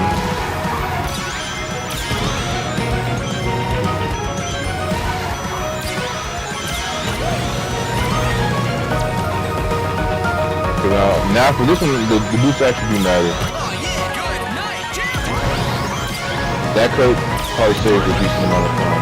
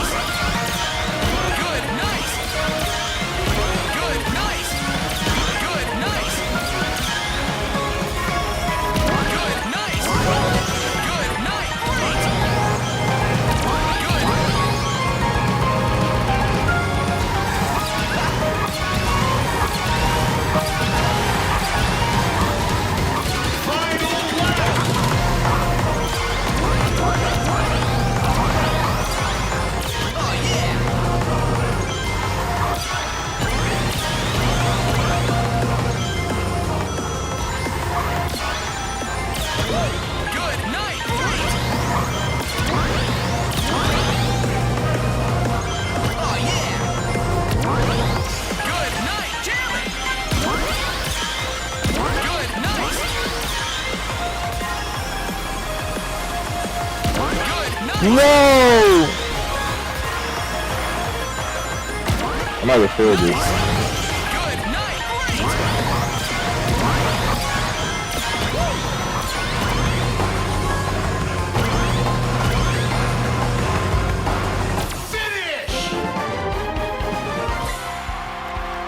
Only one faster than me is me. So go to A. Next rank. Damn, all I gotta do is show off 2 seconds? If I took that shortcut, I would've won. I realize these are really... This always been a long. I'm trying to realize, this shit is actually really fucking easy with the speed cars.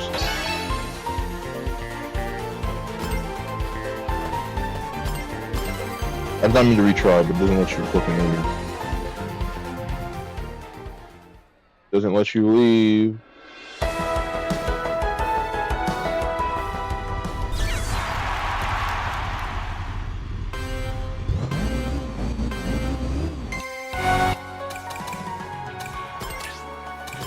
Want some fucking music. I wish I at least choose what I want to fucking A rank. Or what music I want to unlock.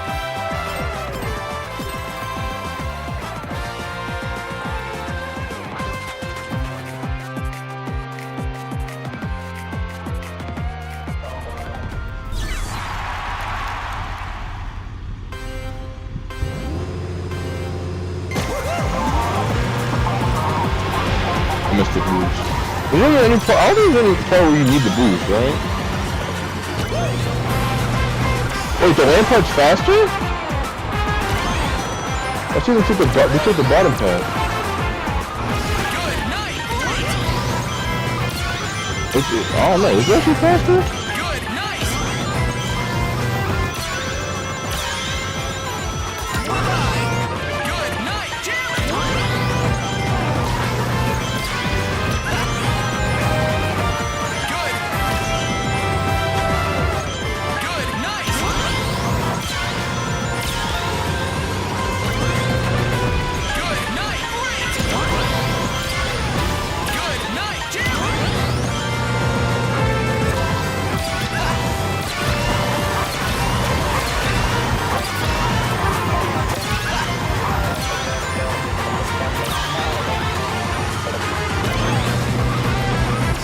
Oh, this is the flying switch. Okay, so the flying switch must be faster.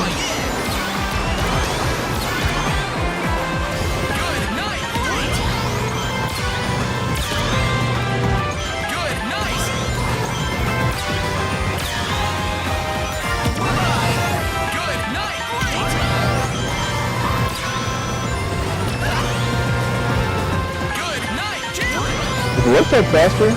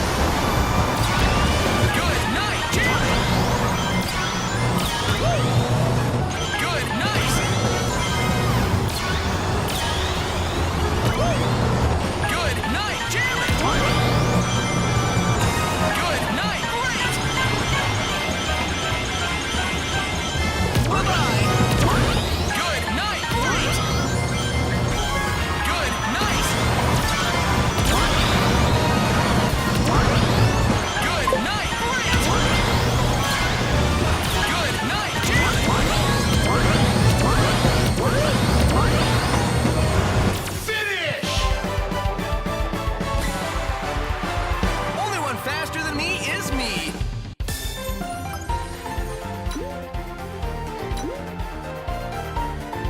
6 seconds. That one's probably hard as fuck.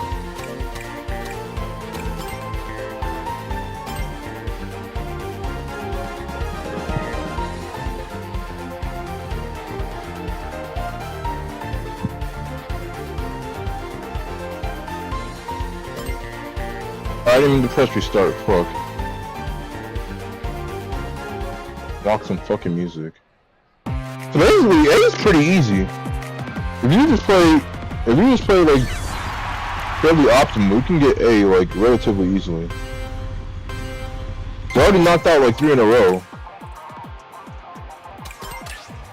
They were just casually just playing, casually just racing, and I've done pretty well.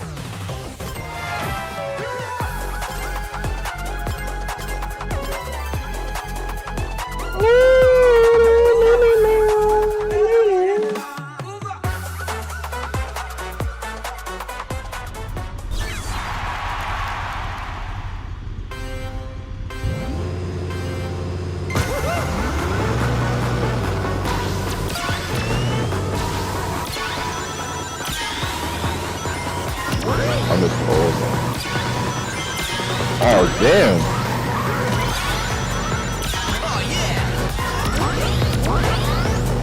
Why is it that top pass? What the fuck? Okay, I'm missing everything. Holy shit.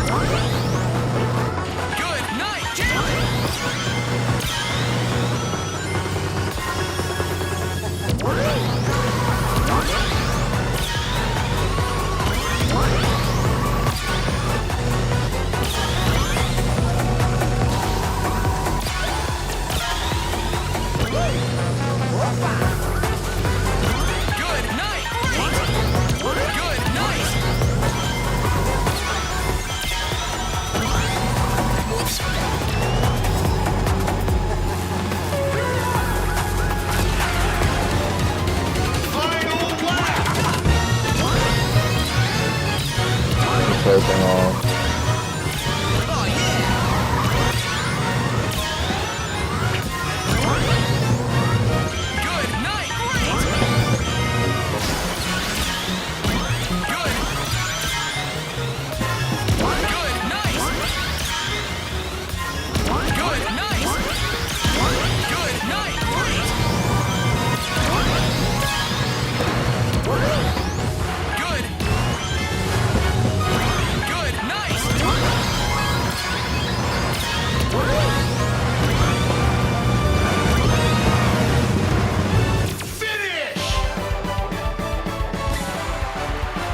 Only one faster than me is me. 5 seconds. Probably gotta save 5 seconds if I took more of those cuts.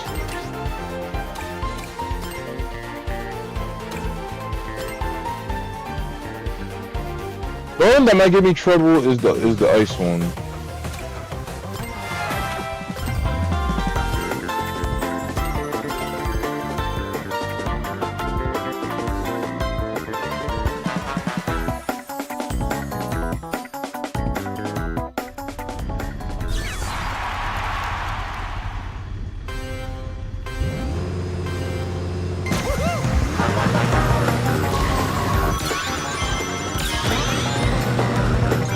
Oh, we missed that.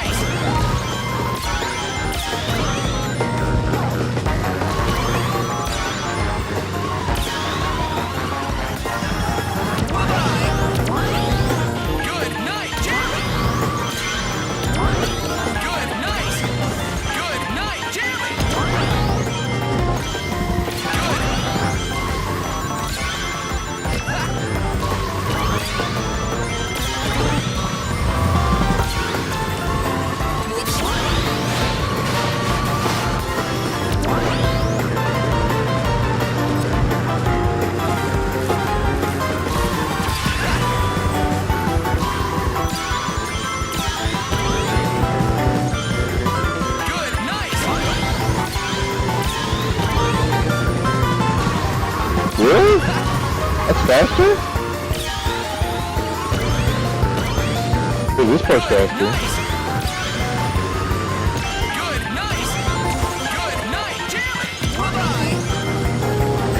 So it's faster to take this way? Okay. Oh, yeah.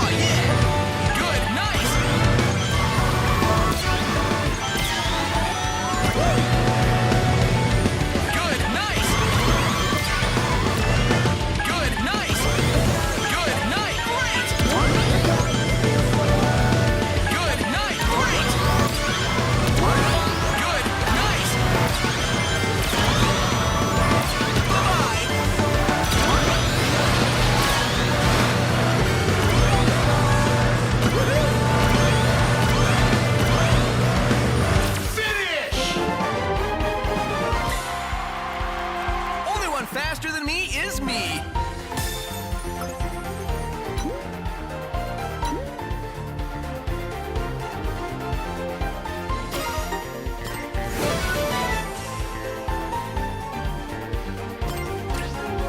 Sonic Mania music.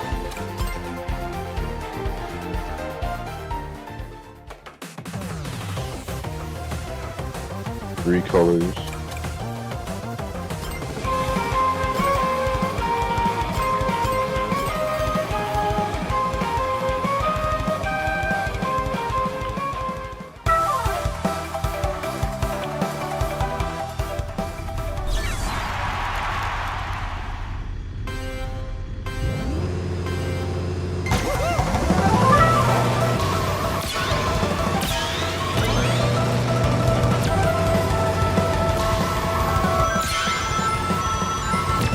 I missed all of them.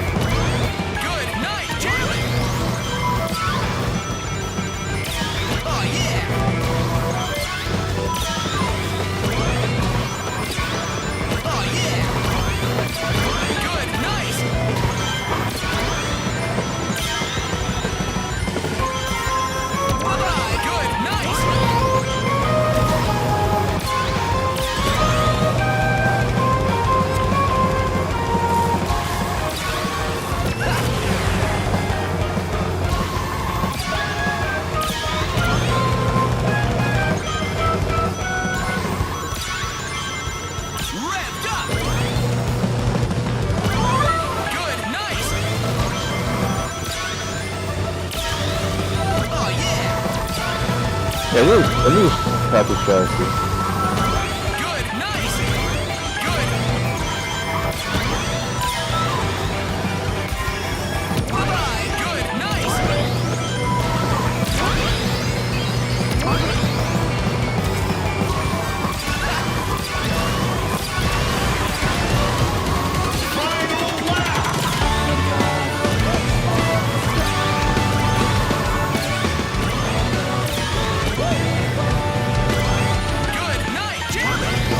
I'm not going for that.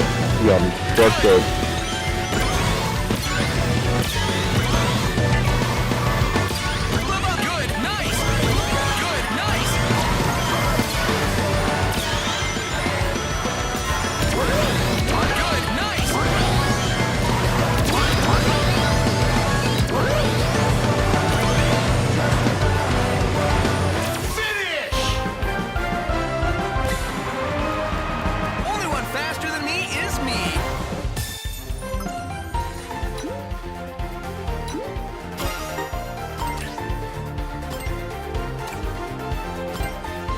This shit is free as fuck.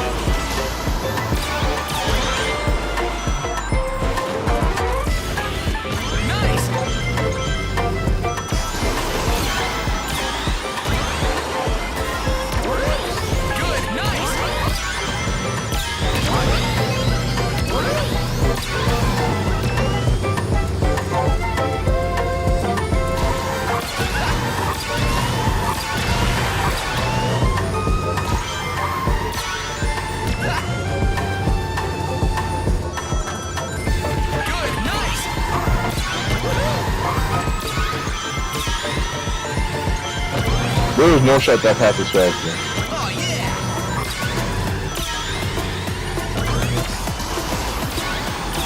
Oh yeah! Good, nice!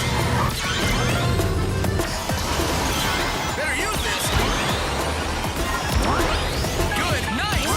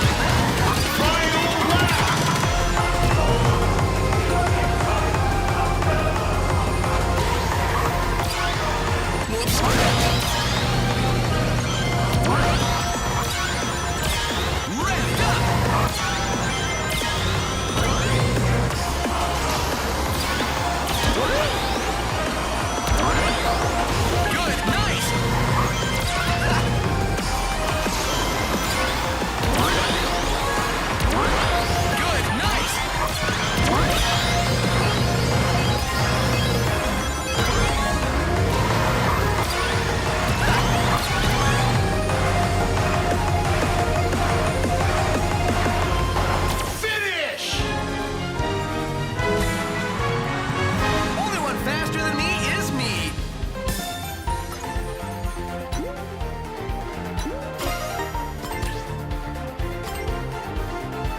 NCLMAO says. Fuck. Okay, so your right front running is obsolete. So yeah, you're right. Running is obsolete. Yeah, kinda.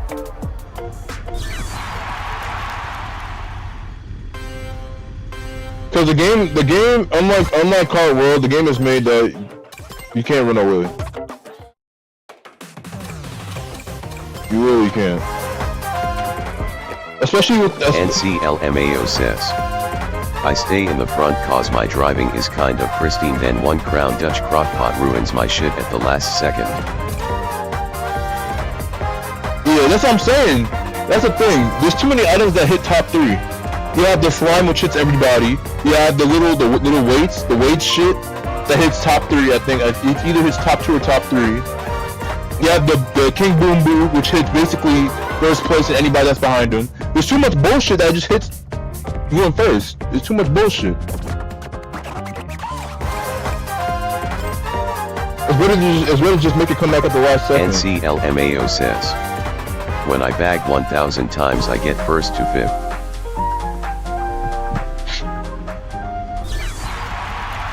That's what I'm saying. You get a semi-decent spot if you play your cards right.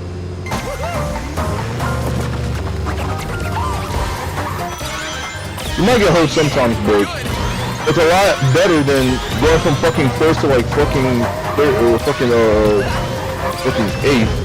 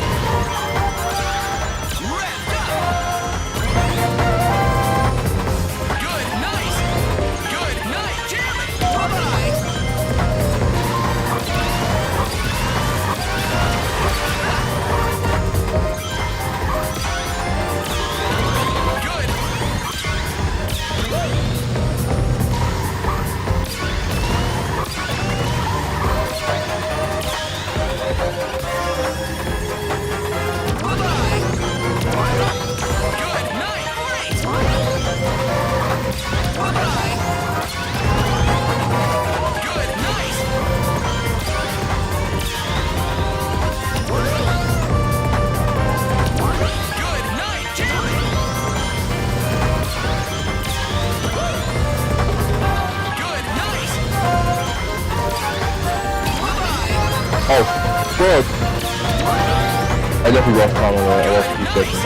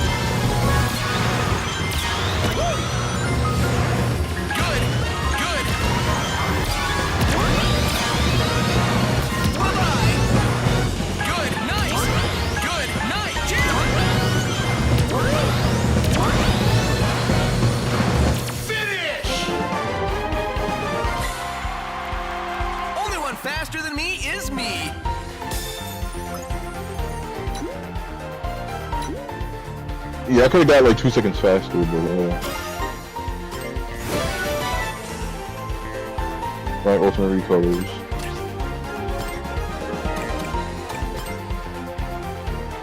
Ooh. Ooh. Sonic Riders.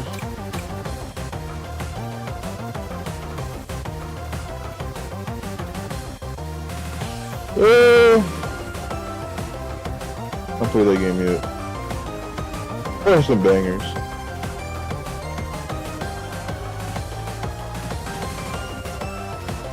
Let me see.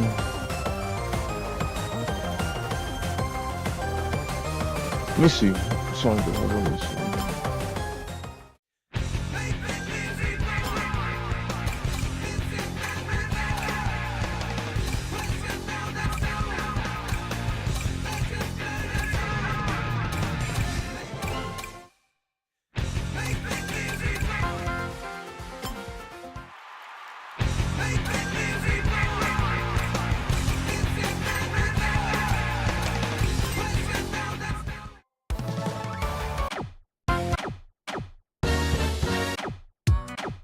First of all, take this shit off.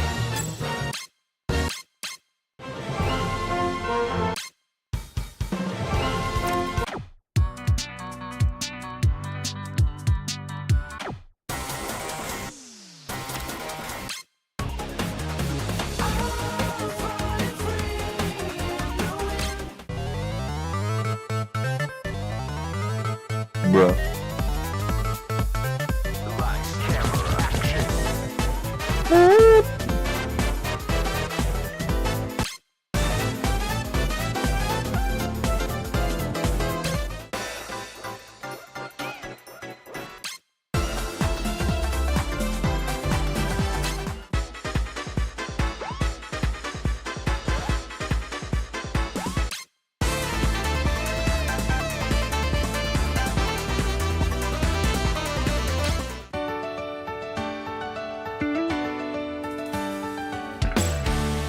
Oh, we're gonna add that one.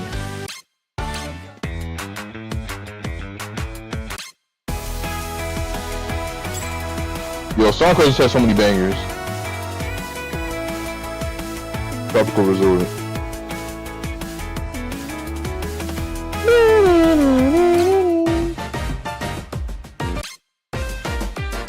Also, Sweet Mountain.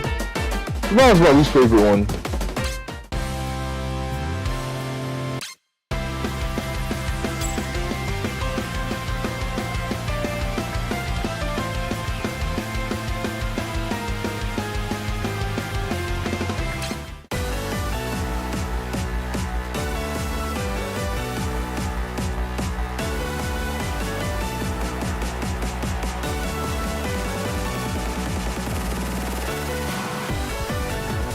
Kind of a banger.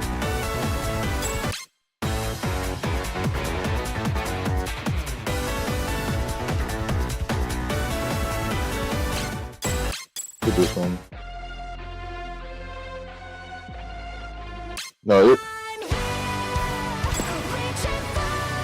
is a fucking banger too. You gotta have that one on. There's like claw on the music.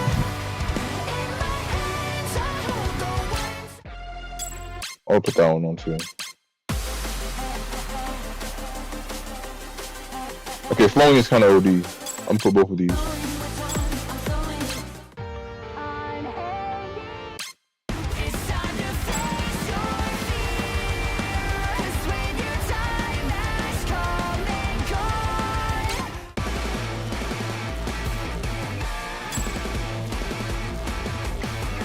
I love Space Colony Art. That's just sweat. That's my sweat music.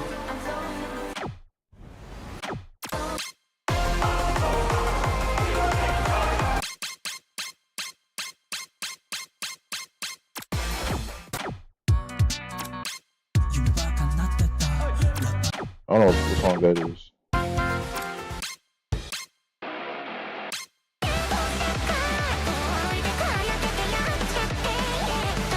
Man, I don't remember what the fuck they were saying. Why the fuck would I put this shit? I don't get that for Miku. I mean, she's a cool character, but like, I don't get the hype.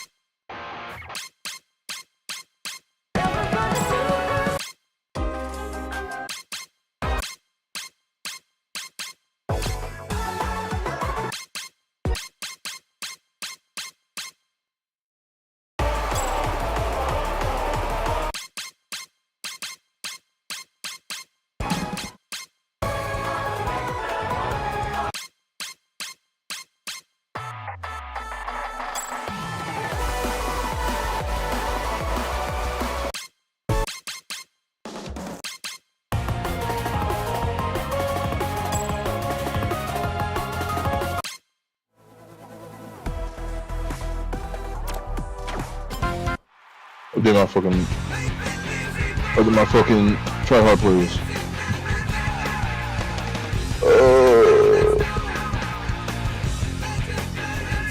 Yeah.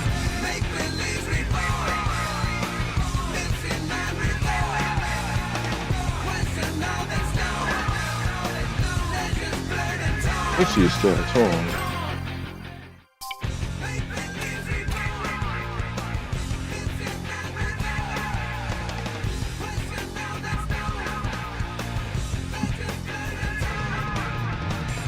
Very good speed.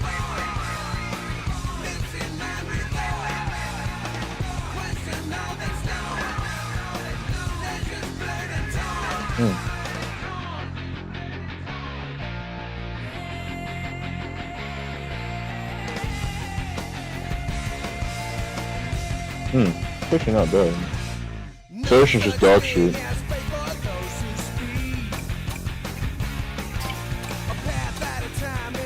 Gotta have this mod on.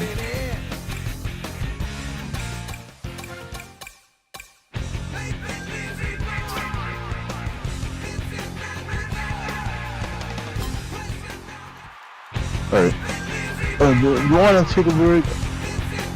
You guys wanna get off the game? I don't know. Because I am hungry.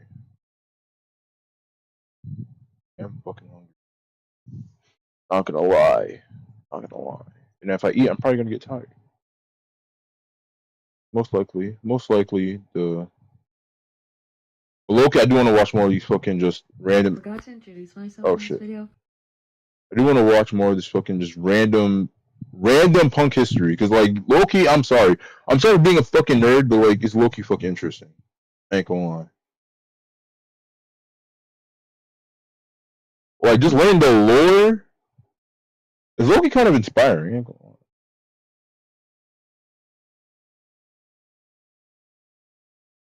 How every cartel boss died. Why I don't want that? Why do I want to watch that?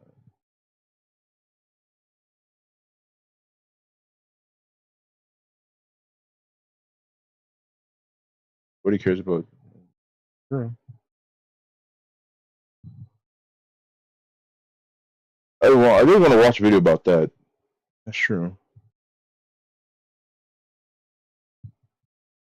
It's only people. When was this? A year ago? You are a poser? Disturbing 4chan threads. What the fuck is on my timeline right now? What the fuck is on my timeline?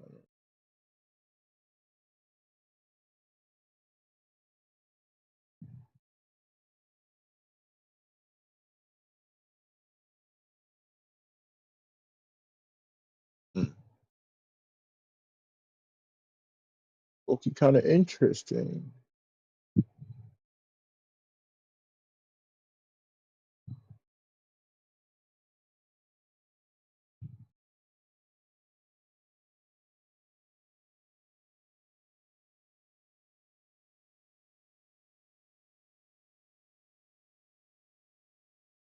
This is an hour long. See, I would watch it before I go to sleep, Loki. I would watch all this before I go to sleep. Let me add this to my watch later just because I don't know if I watch it on stream.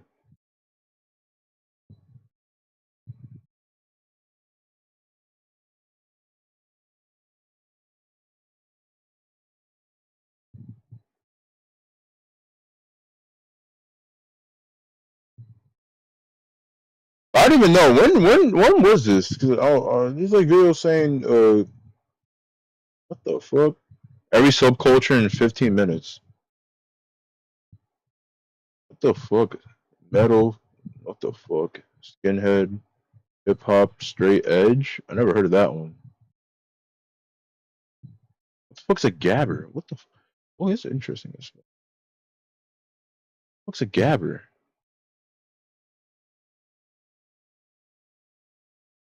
I had this small watch later too. I like learning. I like learning. Learning is very fun. Learning is fundamental.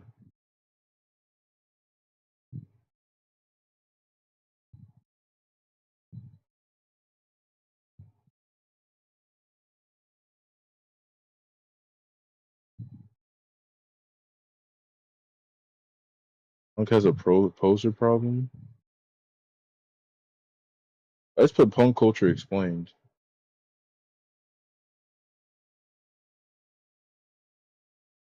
Make 4 minutes long.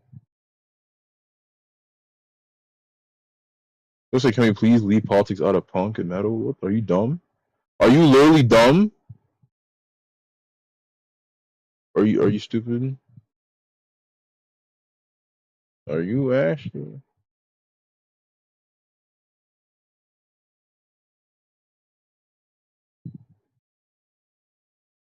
Okay, how did I put punk and get email?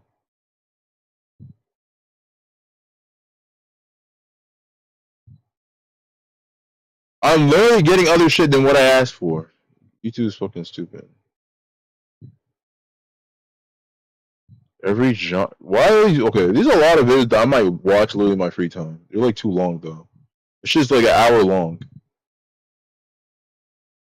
This one's 2 hours long. Philosophy. Yo, goddamn, bro. What is this? This is like one of them shits that you do in school. Like you have your teacher roll out that fat ass TV on that little whatever the fuck it's called with wheels on it. That little shit with wheels on it, and you would wheel it into the fucking class, and you sit there and have to take notes on what the fuck you're watching. Yeah, that's what it feels like.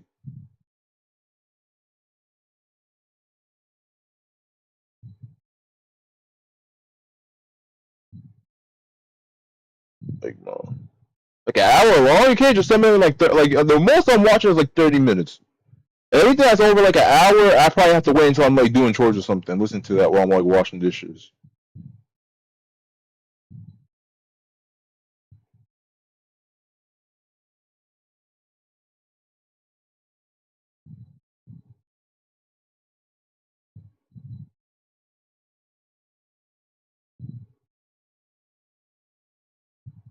Like literally, I asked for one thing, it's giving me literally 20 different things. It asked me to give me about God. I didn't ask about God. If I wanted God, I would have asked, but I didn't ask. That's the point. I didn't ask. It's interesting. Don't get me wrong. Probably still want to learn, but no, not at the moment. It's not what I want to. Steampunk is also pretty cool. I ain't gonna lie to you. Steampunk is also kind of fire, but that's not what I asked for. That's not what I asked for.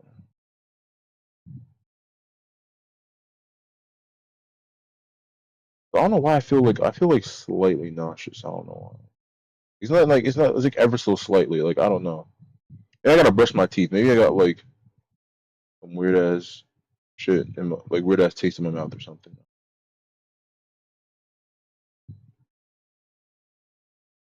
Like is my mouth dry or something? Like I don't know.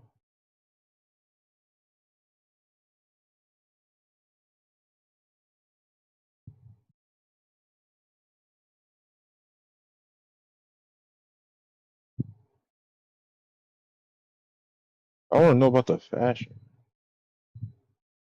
Trying to look for interesting video.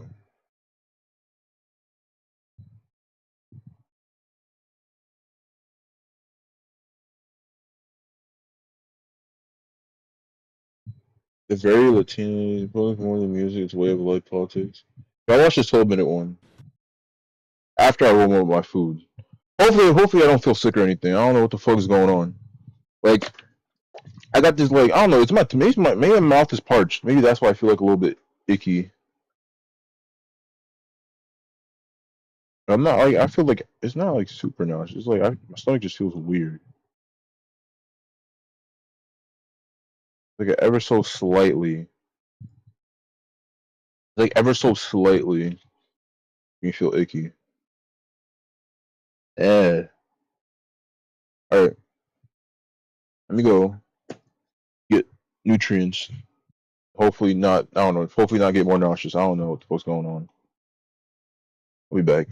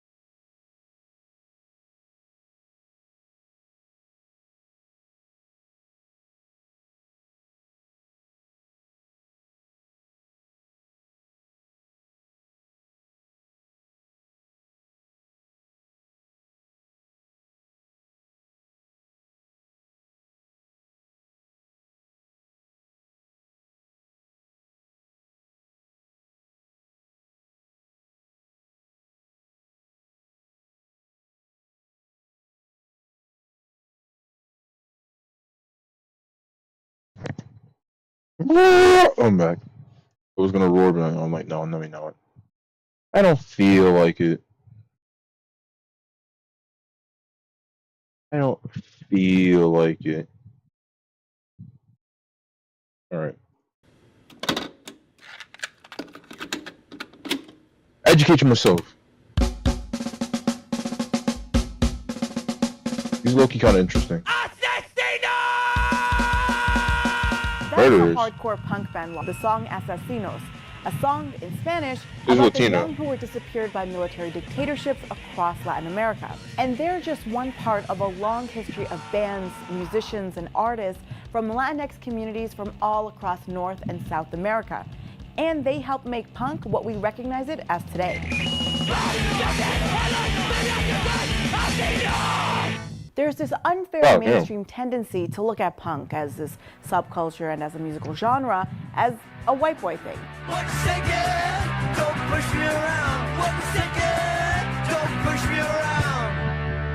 But the history of punk is the history of punks, and punks were more than angsty white boys. This is a brief history of Latinx punks, their sound, their communities, and their insatiable thirst for pushing boundaries. Oh, and there's a punk nun too. What? There's a nun? How are you fucking? There were a lot of Latinx proto-punk pioneers.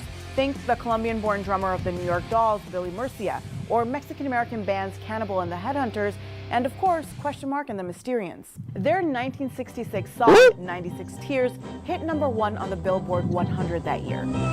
Way down here, and you'll start crying. 96 tears.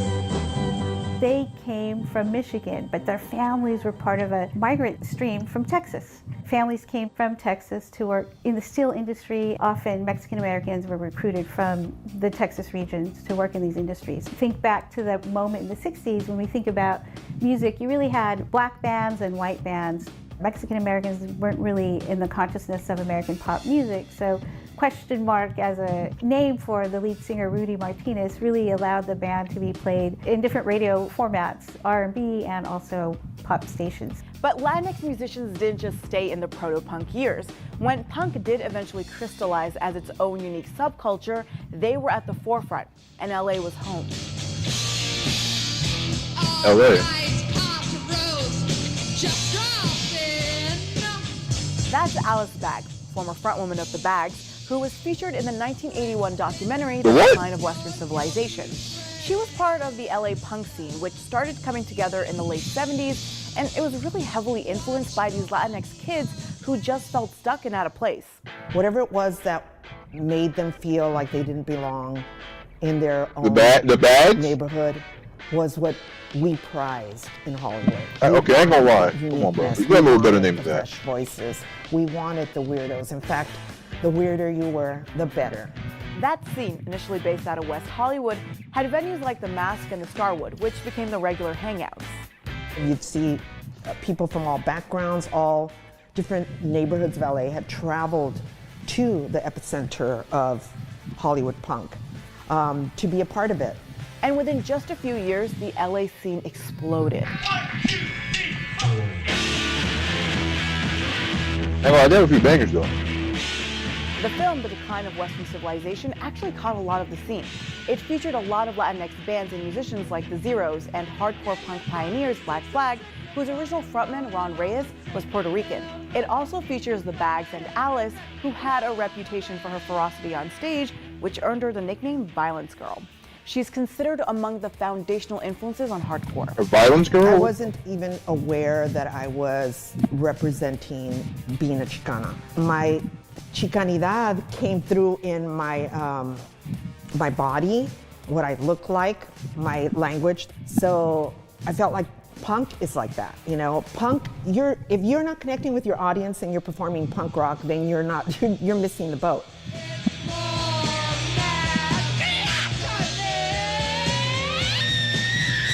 God damn. Now, while the Hollywood scene was thriving, I went another crazy for a scene began second. to emerge. This time in East LA. One of the reasons that young people in California, especially in Latinx communities, become such a big part of punk is because there's not a lot of resources in terms of art education that are part of the west side of the city or in other parts of Los Angeles. So these are creative young people who want to express themselves, so they do it in the ways that they can. Those young people would find an unexpected refuge in a church. This is Willie Aron, a Chicano muralist and lead singer for the band Los Oligos. And that's bassist Jesus Hello. In 1980, Aron met a nun who would change the face of punk forever. Well, I started off with Sister Karen in 1974 and started getting involved with her, doing exhibitions. So at one point, I approached her and just said, you know, a lot of the bands, the local bands around here, there's not really that many venues for the bands to play. And that's where the punk nun comes in. Sister Karen was Sister Karen Bocalero of the Order of Sisters of St. Francis. She was already known in the community, having helped found a nonprofit community art space in Boyle Heights in East LA in 1971. The space was known as Self-Help Graphics, and it really provided a place for Chicano artists in particular to create and share their art. And it's still around today. Sister Karen offered those punks the basement of an old LA Archdiocese facility on Cesar Chavez Avenue. A basement which came to be known as Club Vex. The Vex That's was actually a kind of place sick. for artists, creative people to come together and basically show what it is that they were currently working on. So many creative people got to meet other creative people that they otherwise wouldn't have met. Los Oligos scorched East LA with songs that blended punk with the sounds of traditional Mexican folk music and spoke to the struggles faced by Latinx immigrants living in LA. This one's about Willie Aron's stepfather, an undocumented immigrant who worked as a dishwasher before being deported.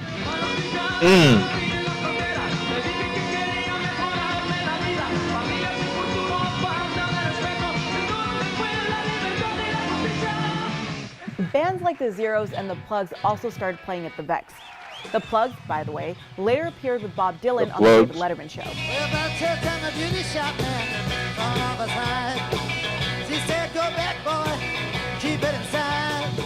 A lot of other bands got their first breaks in East LA at the Vex. Take the Brat, for example, a Chicano punk trio led by Boyle Heights native and local icon Teresa Covarrubias. The Vex kickstarted a whole new renaissance that just spread. Like we were talking about poets. His name is actually Jesus. Other musicians. The Vex's shows become the stuff of punk legend, and soon they attracted audiences from well outside East LA. Now, while this is happening in LA, there's a big punk scene emerging in South America, in Peru, in Argentina, and in Colombia.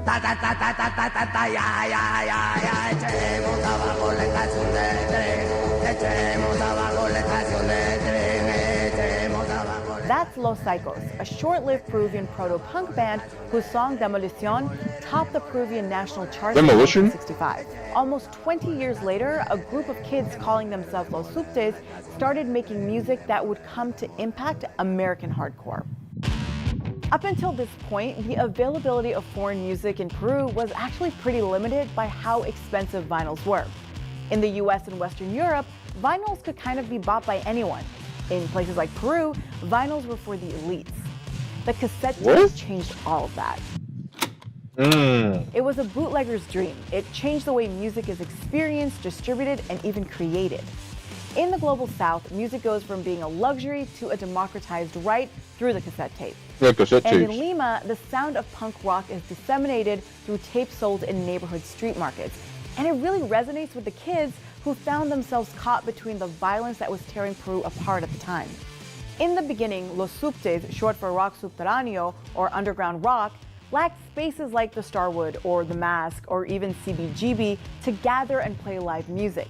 And these kids, these Los Subtes, started making their own music and putting them on homebrewed mixtapes known as maquetas.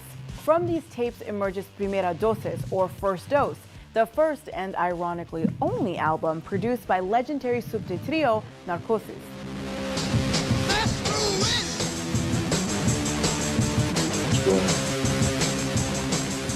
That's Destruir, which is probably the album's best known track, and if it sounds fuzzy, that's because it was recorded in a garage on a 4-track recorder connected to a microphone and a Walkman.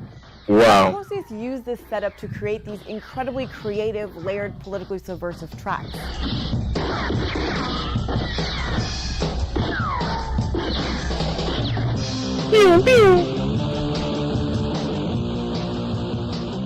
Like Los Psychos, Narcosis' run would prove to be extremely short-lived.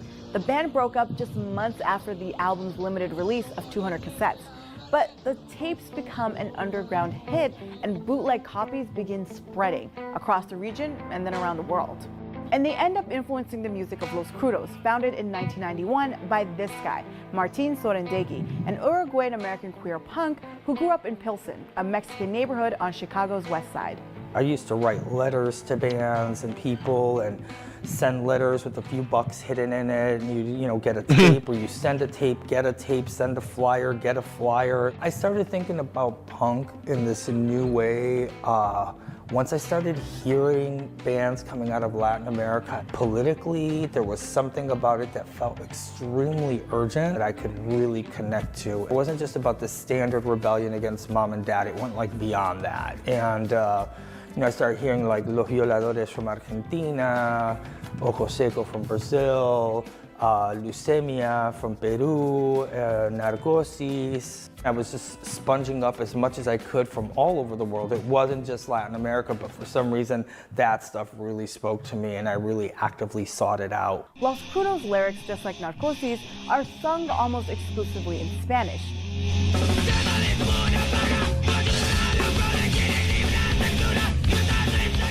Lyrically, much of Los Crudos' music addressed issues of political significance for Latinx communities.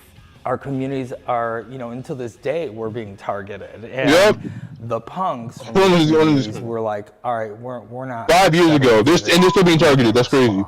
You know, and shit has not changed whatsoever. One of many responses to what was happening in the US. Time is a fucking flat circle. Specifically.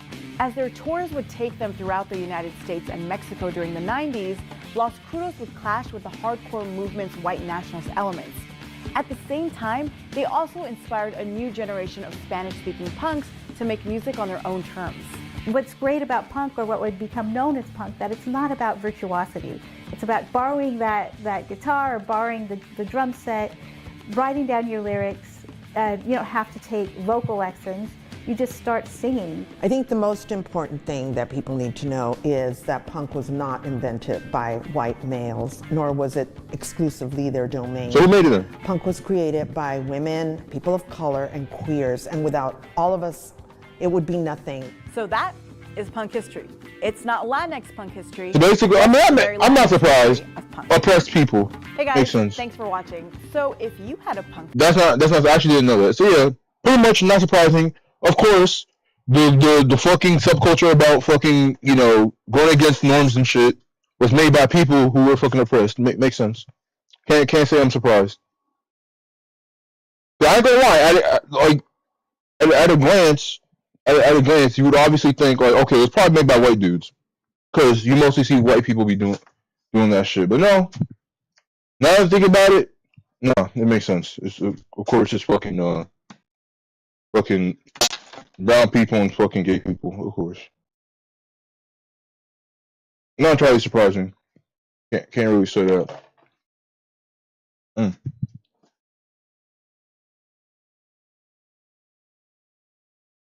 Yeah, I don't know, bro. It's low-key inspiring, bro. I ain't gonna lie. Low-key, I just wanna, I don't know. It just makes me want to get into the scene. I don't know. Or just like, even if it's just like talk to people who are into it. It's low-key kind of interesting. I don't know. Oh, man. They seem really cool as fuck. 'Cause I mean, you know, that's the whole thing, you know, it kind of resonates with me.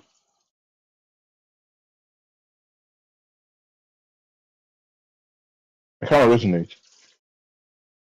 Oh, man. Let me wash my hands. Y'all gonna hear me wash my hands. Nice and clean. I got grease all over my fucking hands.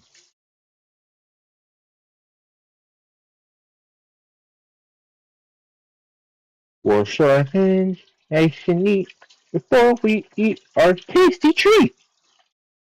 Everyone's gonna get that reference. Yeah, hey, y'all ain't gonna get it.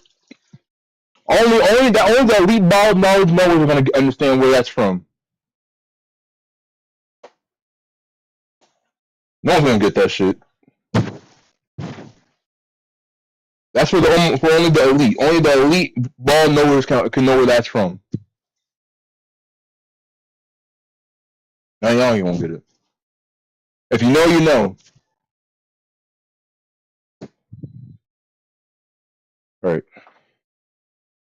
That's elite ball knowledge.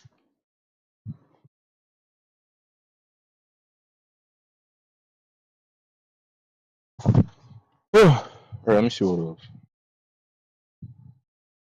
The Very Black. 43 minutes. I mean, I'll save it to watch later. I don't know if I'm gonna watch it. I really want to watch all this shit though. I want to learn Chinatown punk. What the fuck? TikTokification.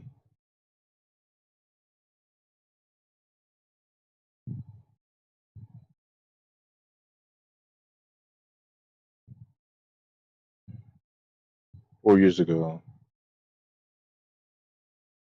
That's kind of a dumbass thing to say. Can you leave punk out of politics? Are you fucking? It's literally inherently political. What the fuck? What the actual fuck is wrong with you? It's only 11 minutes. Black history. So they went over Latino history of it. Now we go with black.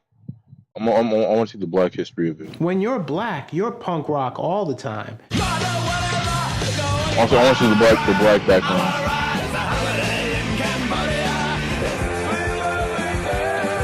And that is the sound of punk. Short, fast riffs, lyrics pushing back against the mainstream mundane, the original don't give a attitude, and a no rules allowed genre for self-identifying misfits that emerged at a time where music was becoming maybe a little too clean. But punks, or at least as I saw it growing up, rarely looked like anything other than these guys. Hey guys, I'm Sana, this is AJ Plus, and today we're going to explore the very black history and present of punk music.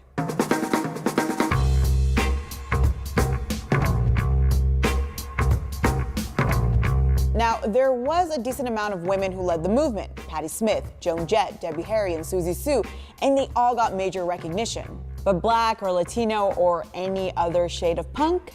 No. Yeah, most of the white women, yeah. That doesn't sound weird if you've been taught the history of punk as something that emerged from the working class angst of young white English men. Think the Sex Pistols and the Clash. But it is weird when you dig a bit deeper into the history of punk and find that black and brown punks actually pioneered the movement. Now, the most popular black American punk band is probably Bad Brains. But first, I want to talk about Death, the guys who helped pioneer punk without even trying or knowing. Death was the three Hackney brothers from Detroit. Their music is what's been called proto-punk. Punk before we knew punk was punk.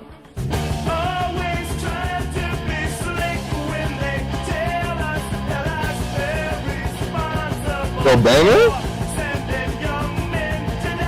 Now, Death broke all the rules. There was why is that low-key a banger? Hold on. What was considered white people's music at a time where black Americans were known for playing things like Motown and R&B. You know, we felt natural doing it while we were in our own Dennis Hackney, Bobby Hackney. But playing it out Bobby means that you had to answer so many questions. Yeah, we totally spoke to Death. Now, the Hackney brothers did start off by playing like R&B. In fact, their band was originally called Rock Fire Funk Express. But by 1973, they started playing rock and roll. But we were just playing hard driving rock and roll, man. We were just really trying to be like the group to the day that we love. That's how far I'm gonna start dressing. Alice Cooper and all those great rock and roll bands of the 70s. We really, just kind Well, the sunglasses, springboarding off of the sound hat. they was laying down. But That's what I want to start dressing. doing it harder, faster, and louder. Despite their raw sound and unique and intimidating name, which by the way was totally ahead of its time, they didn't last long as a band. They just didn't get the distribution that they needed, with some record labels worried about how to market their name and their sound. And so Death kind of disbanded, but the brothers continued making music.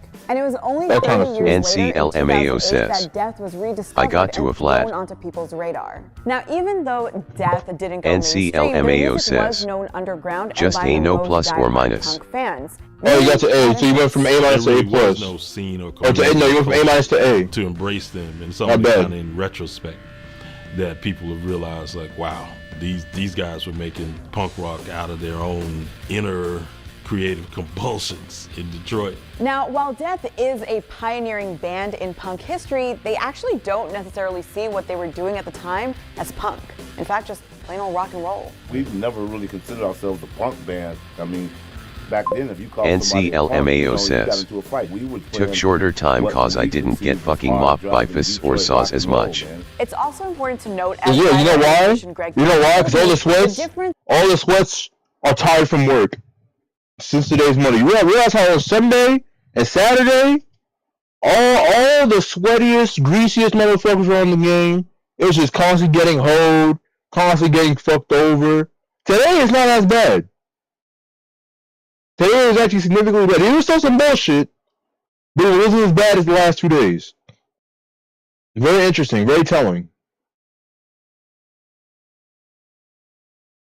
In how white and black musicians in the same genre were marketed and how that had an impact on who got the credit and who got the fame.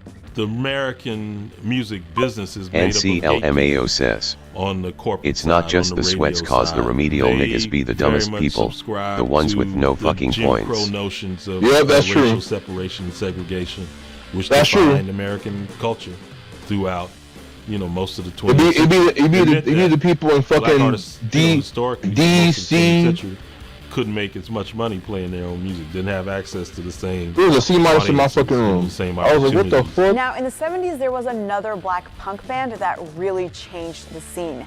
Bad Brains, considered one of the most influential punk bands ever. Bad Brain? When they do wrong, go the other way. The group formed in 1976 in Washington, D.C., getting its name from a Ramones song. The punk band dominated in the 80s with their mix of reggae and a very aggressive punk sound known as hardcore. I was gonna say, it sounds like reggae. In fact, they, along with Minor Threat and Black Flag, are considered the pioneers of hardcore, which is a genre of punk which is, well, pretty damn fast. And DC was hardcore's mecca and also one of the most long-term influential punk scenes. And there were also other black punk bands like Pure Hell, Fishbone, and the UK's X-Ray Specs, whose lead vocalist was a woman. It's worth noting that these bands weren't segregated to some black punk category. They influenced other bands and vice versa. Take reggae, for example. Numerous white punk bands used reggae in their music in the UK throughout the 70s, inspired by black punk bands' use of it. In my conversation with Tate, he mentioned how this idea that rock or punk as a all-white boys club didn't really exist in the UK. Black and brown punks were heavily influencing the scene. Under the Thatcher government, there was a lot of disenfranchisement of white working class youth, who were non-racist or anti-racist. They kind of found their voice and their militancy through the political actions and the music of their black and South Asian born classmates, and neighbors. And just like their British counterparts, American punks were also really influenced by politics. Whether U.S. wars in Cambodia and Vietnam in the 70s, or, well, Ronald Reagan's whole presidency throughout the 80s. But punk, especially black punk, isn't a thing of the past. It's still a live, budding cultural movement today. I realized that, not only is rock and roll something that is native to people like myself and to Honeychild, but it's almost like my birthright. That's Honeychild Coleman and Sasha Jenkins of the punk band trio, the 1865, and yes, their name is referencing exactly what you think it's referencing.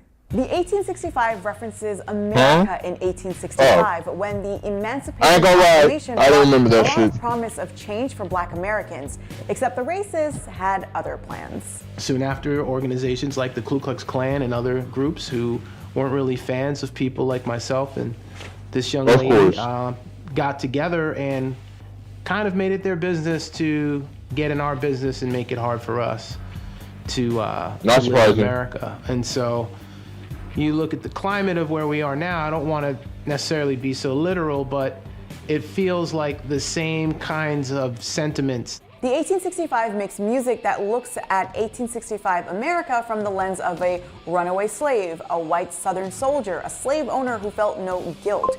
The trio is part of a still growing and very visible So Low Black Tire God's presence Covenant in the tried punk to scene, put these something niggas that in a was highlighted chokehold. Basically, yeah. That's what I'm guessing. From what they're vaguely saying, it probably sounds the KKK didn't like him. So they were either trying to track him down or just trying to intimidate them or some shit. I don't know. That's what it seems like. It seems like they didn't like him, so they were trying to intimidate them. Probably saying shit like they're gonna fucking, I don't know, hang him if they find him or some shit. I don't know. But not surprising. By the way, fun fact. Well, it's not very fun fact. The KKK is still not labeled as a terrorist organization to this day. Not really much of a fun fact, more of a scary fact, but the more you know. 2003 documentary Afropunk. The documentary really explored trials and good times faced by Black youth who were an intimate part of a cultural scene that has always been seen as white by outsiders. The film ended up inspiring a bigger cultural movement, including a festival started in 2005 by the same name. The Afropunk Festival, which was started in Brooklyn and now is international, basically is about celebrating Black artists, Black creatives, and Black fans in the alternative scene. Honeychild Coleman, Sasha Jenkins, and Shauna Shante, who runs a Black Brown Punk Festival in Oakland, all say that there's nothing more punk than being Black in America. I'm not saying Black people create punk rock. I'm saying we are punk rock without even trying. Not for real. That's okay. Low key, that's kind of true, bro. Low key, it's kind of true. He kind of spinning, bro. You really a punk rock by default, because literally everybody treats you differently because you're Black. Everybody, you know, there's opportunities that are like that either you don't get or are harder for you because you're Black. So literally by default, you are really kind of punk rock because you really are, I guess, kind of ostracized, kind of. Yeah, he kind of spinning. It's kind of true. I can't lie. It's kind of true. You that creates punk culture, say going on tour, booking your own tour through a underground network, that's what Black musicians had to do because we weren't allowed to play in clubs. When we have been pushed to the margins, but we create in those margins, and that's it doesn't get more punk than that. I knew that it was my legacy, and I never believed anyone who told me I was trying to be white because I love rock and I love guitars. Trying to be white. Even though they all agree that there's nothing more punk than being Black, they also raise the point of how different the experience is of being either white or Black in the punk scene. When you're Black, you're punk rock all the time. You're a target all the time. Yeah. And I can't change the color of my skin.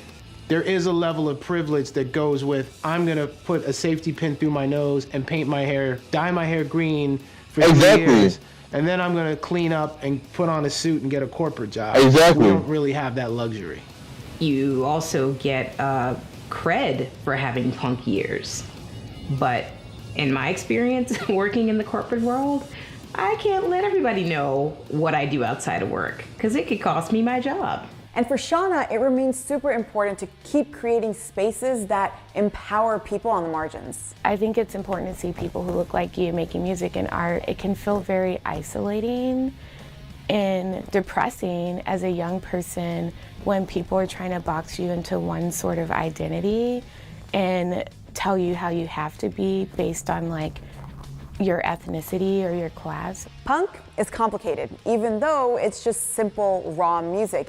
As a movement, it has this incredibly rich history that, like the people in it, is hard to box. And if the black history of punk music tells us anything, it's how instrumental black musicians have been in the creation of an American pop culture. Life-changing interview.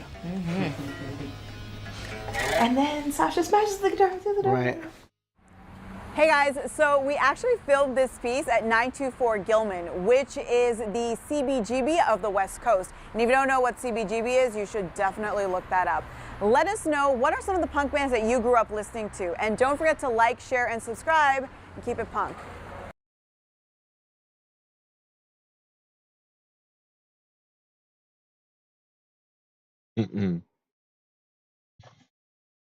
So yeah, nothing really surprising. Of course.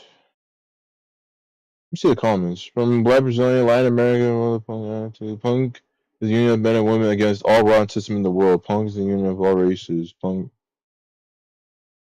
is golden. That's what I'm saying, bro. Like, if I'm put when I was 10, I'm 40. Damn, 47 now. Well, now he's like 47 plus 7. 40 for now, 54, 50. Yeah, he's 54 now. So my musical interests have grown and expanded, but the punk ethos is still in me. I do think punk is just a term that means different things to different people. To me, it's about pure expression, regardless of technical skill. It's an outlet for aggression, passion, love, and everything that describes the human condition. I do think to many people, unfortunately, to fashion and I feel like I identify more like I guess what he said, like the ethos, like the mental aspect of it.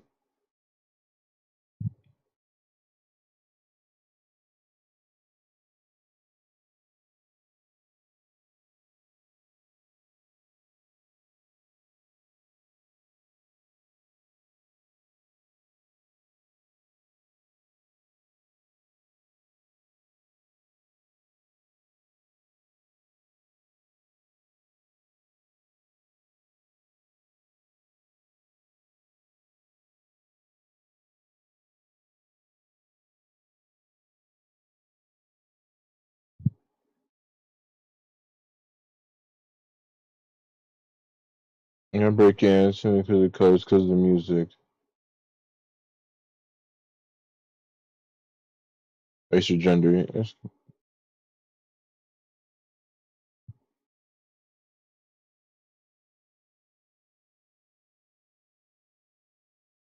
There's not people think we just gonna be pictured in the other, so you're not trying.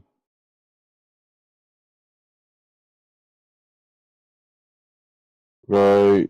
You get that people, but if you're black in 89, you have people looking at you like you're weird, think you're in the wrong place when you show up. Home bar March Pure. When all the people you meet assumes you're into hip hop. Damn.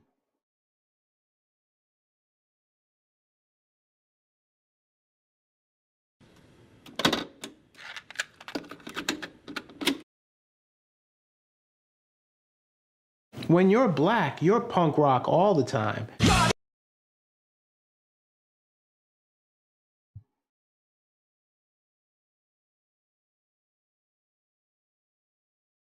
They murdered Fred Hampton because British.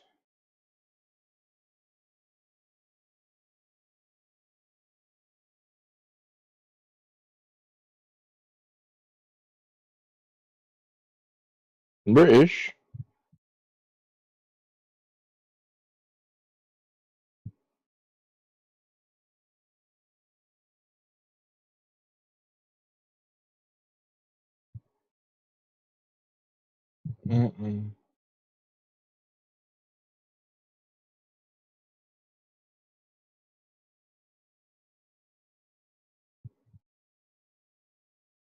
I am not watching Jim Crow Museum.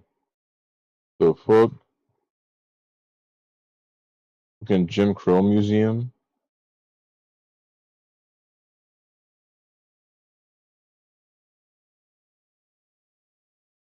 NPC music. What the fuck is NPC, man? Solar? What the heck?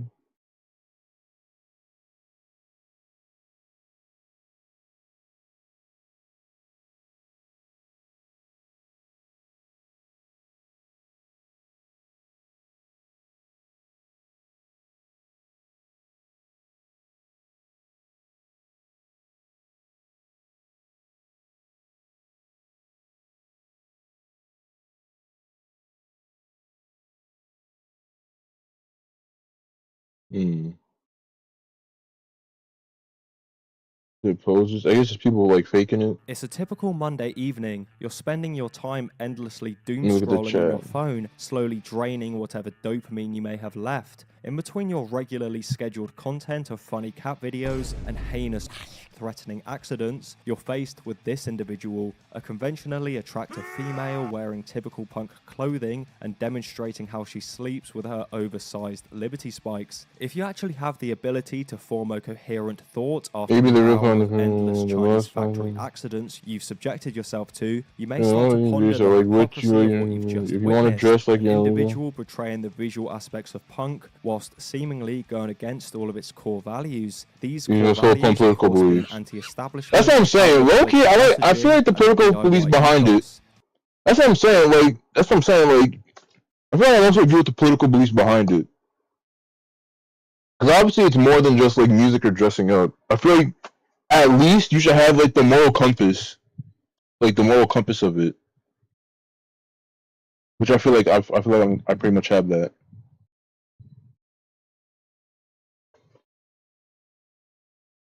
This so-called punk influencer is instead presenting self-obsession. Hey, yo, what the fuck? Is that fake? Can't be real. Can't be real. Bro, what the actual fuck? Why is your ass so big?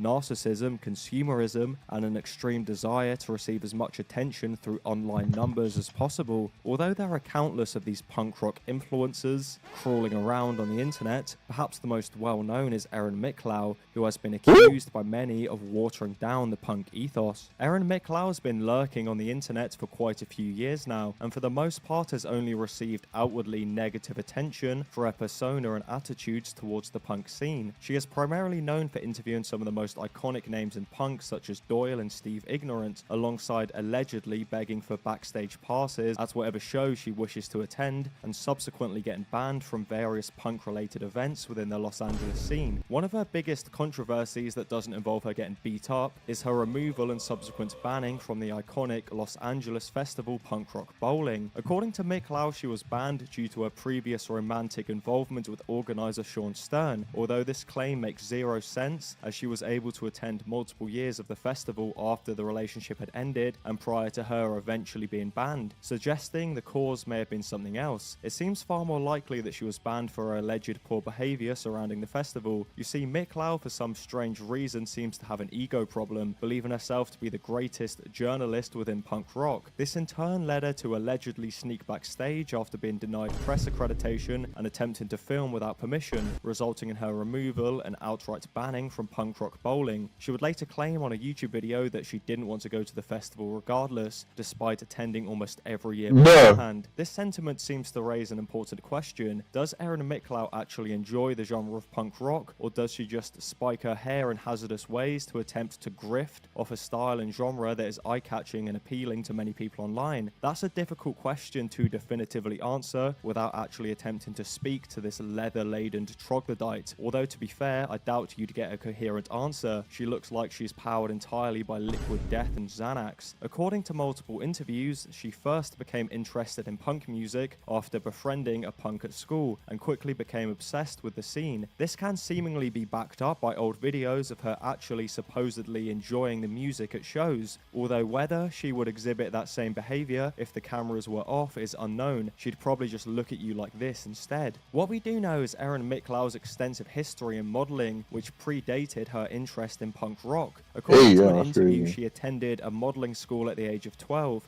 before pursuing a full-time career in acting and modeling at the age of 18. She immediately made it to the big screen as an actor, starring in cinematic masterpieces such as Poor Man's Bikini Beach as Bikini Girl and The Ugly Truth as Trashy Redhead. I wonder what attributes made her suitable for these roles. Obviously, acting wasn't working for her, so she instead decided to put as much gel in her hair as humanly possible and somehow wear even less clothing than she did in a Poor Man's Bikini Beach. You can probably already smell the grift coming off this punk rock cryptid. So what is it? Well, if you have a punk band that has a reputation that's far too positive in the community, you can allegedly pay Erin Miklau to wear your band shirt and immediately plummet that reputation. She also allegedly offers a similar service for clothing shops, charging a fee to be seen shopping at that store. It seems What? Erin believes herself to be a sort of Kanye West figure, where she can boost the reputation and allure of whatever she may be wearing. Only Erin Miklau hasn't said nearly enough anti-Semitic remarks and done enough nitrous oxide for that to be effective. At the very least, Erin Miklau's reputation and online following has allowed her to interview some extremely iconic names within punk rock. Surely she has contributed somewhat to the flow of punk rock information through her thoughtful and well-researched interview questions. Started as one of the pioneers of oi punk.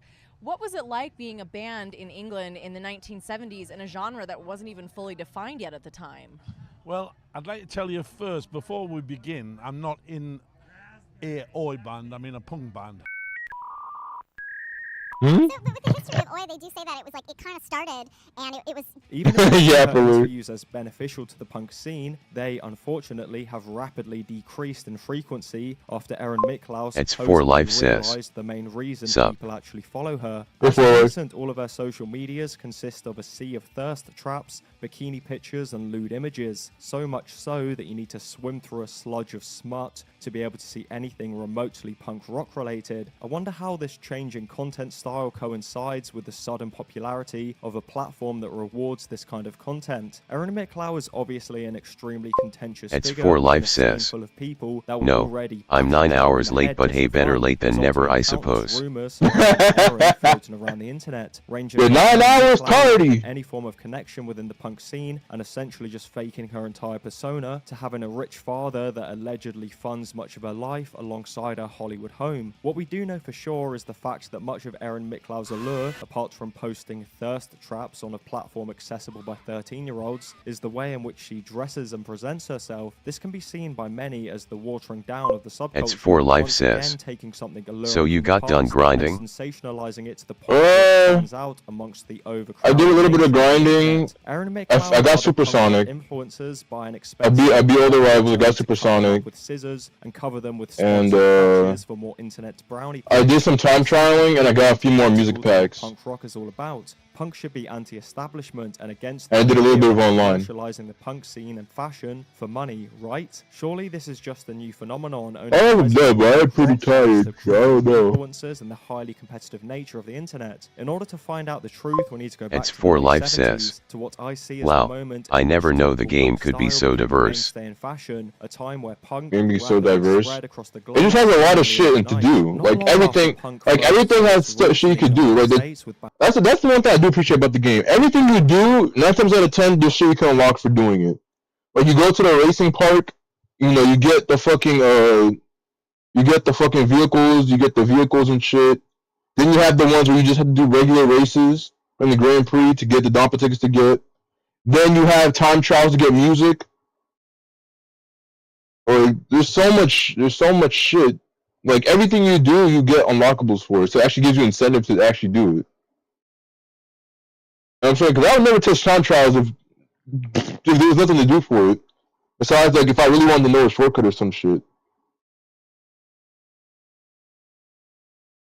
But yeah, I don't know. It's like there's so much shit in the game to do.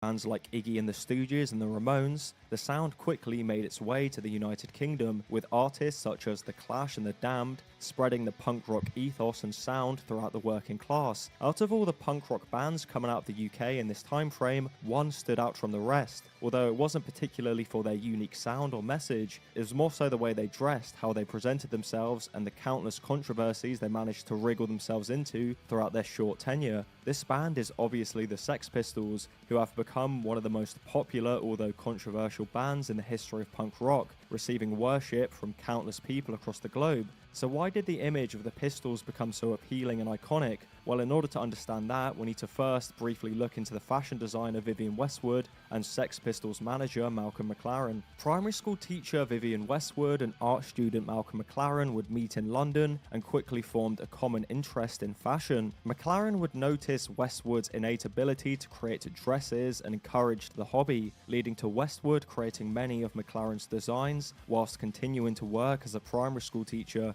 In 1971, McLaren opened a shop in London named Let It Rock. which focused on selling primarily rock and roll memorabilia from the 50s, alongside clothing designed and crafted by Vivienne Westwood. The shop would go through various name and style changes, selling everything from teddy boy to rocker fashion, although its most iconic incarnation would come as a result of a brief stint McLaren had in America. Before spending time in America, McLaren had been following around the glam rock band New York Dolls for a number of months, starting off in Paris and eventually traveling to New York because I'd assume the smell was too unbearable. McLaren would eventually convince the band to hire him as a sort of unofficial manager and costume designer. I say unofficial because McLaren likely made from the venture, as New York Dolls at the time were too continuously wrecked to actually book any real gigs. When they were boring. able to Ain't gonna lie, perform, this is just drama. dress them up in stupid red leather suits to perform in front of a huge. I don't know when conservatives were saying they're punk. When was this a thing? It was 7 months I ago. always find it really interesting reading the disc.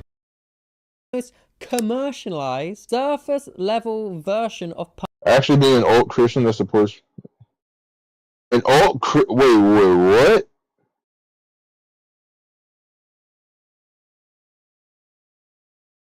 An alt Christian that supports Trump. There are so many conflicting things in that just small sentence. You're an alt Christian.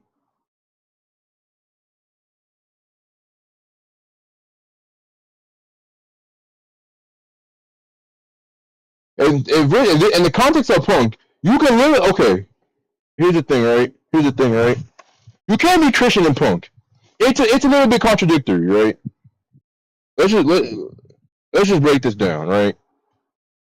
Literally, the thing about punk is you literally let people be themselves, and you strive to let people be themselves and represent themselves how they want to represent themselves.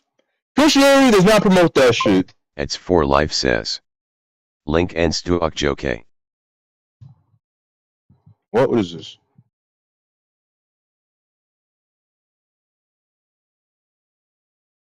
Laptop's lagging. What is this?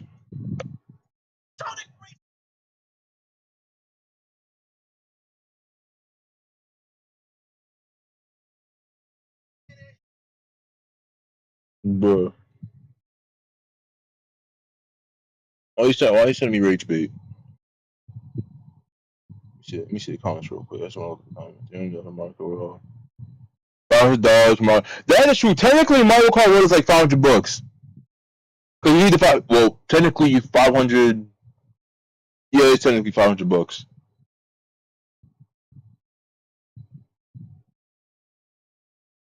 I'll watch this real quick. I'll start my history lesson. I'm trying to educate myself. I'm trying to learn. I'll watch this shit real quick. What is this?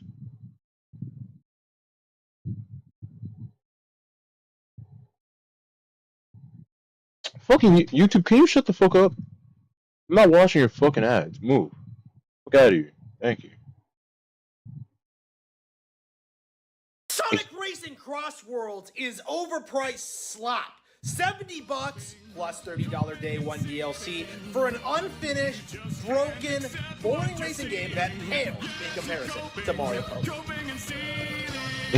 It's looking.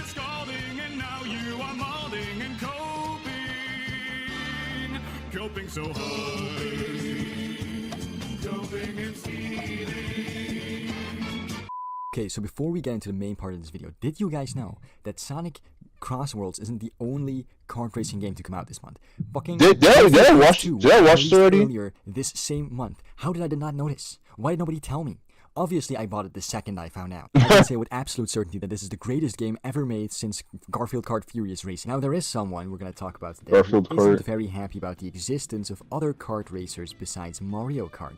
Harmon Smith, okay, probably the biggest Nintendo fanboy on YouTube. And he has some thoughts on Sonic Racing Cross World. And we're going to listen to them, okay? We listen and we don't judge. It's remarkable how we've spent the past 3 months being told obsessively that Sonic Cross Worlds was going to be big. Okay, so maybe we judge a little bit. Why does this guy always start every single video by setting up the camera? Bro, you know you can edit it out, right? Does he know editing software exists? Does he know his PC and laptop probably came with editing software. I know it's shitty editing map, software, but it's good enough to at least edit out the part where you set up the fucking camera. That it was going to be better than Mario Kart, that this was going to be a huge deal, that this game had Avatar The Last Airbender, Hatsune Miku, Pac-Man, and Mega Man in it. This was supposed to be an industry-defining thing. I mean, it does have all those things, it does have all those characters, and it is a really good game. The best kart racer released this year, and nobody cares. Sonic Crossworlds has come. No, nobody cares is crazy. The very few who have played this game have to deal with weird visuals, just mediocre gameplay, poor track design, and the simple fact of the matter that. Okay, this is just this is rage bait. I refuse to believe. Nah, this is rage bait. This is rage bait. Are you fucking serious? Yo, bro is actually farming for views. I refuse to believe that's his actual opinion. He's clearly just farming for views. Bro just needs views, so he's farming that shit. He's like, oh yeah, if I say this game is ass, everybody will start clicking on my video. This is the most obvious fucking rage bait I have ever fucking seen. Oh yeah, the visuals are porn, the light shots are porn. Nobody cares. It's crazy. Damn, bro. Nobody cares. I don't know what the fuck his definition of nobody is. If your definition of nobody is it's for like damn near everybody and their grandma. Sounds like Sevun. Know what I'm saying, bro? Like, bro, if I don't know what his definition of nobody cares is. If nobody cares means everybody and their mama cares, then I don't know, bro. I must be fucking famous, and if that's the fucking case, because I'm pretty sure everybody fucking cares.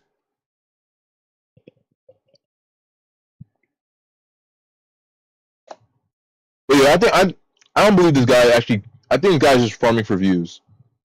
I think this is just rage bait. His critiques are not even good critiques. It feels like he's just throwing it out there to try to like hook somebody. He's like, oh, the visuals are bad.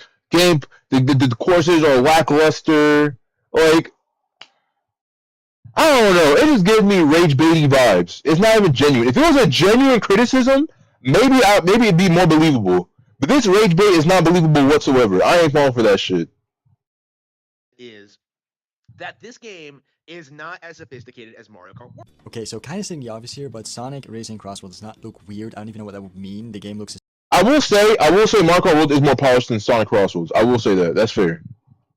Mario Kart World, that's the one thing I was going for Mario Kart World. That game looks hella. That game is hella expressive. It's hella polished and shit. That's the one thing Nintendo does blow Sonic Crossroads out of the park with, is with its polish. The games are really fucking polished. Rather than that, it's fucking, no, I don't know. And another department is questionable.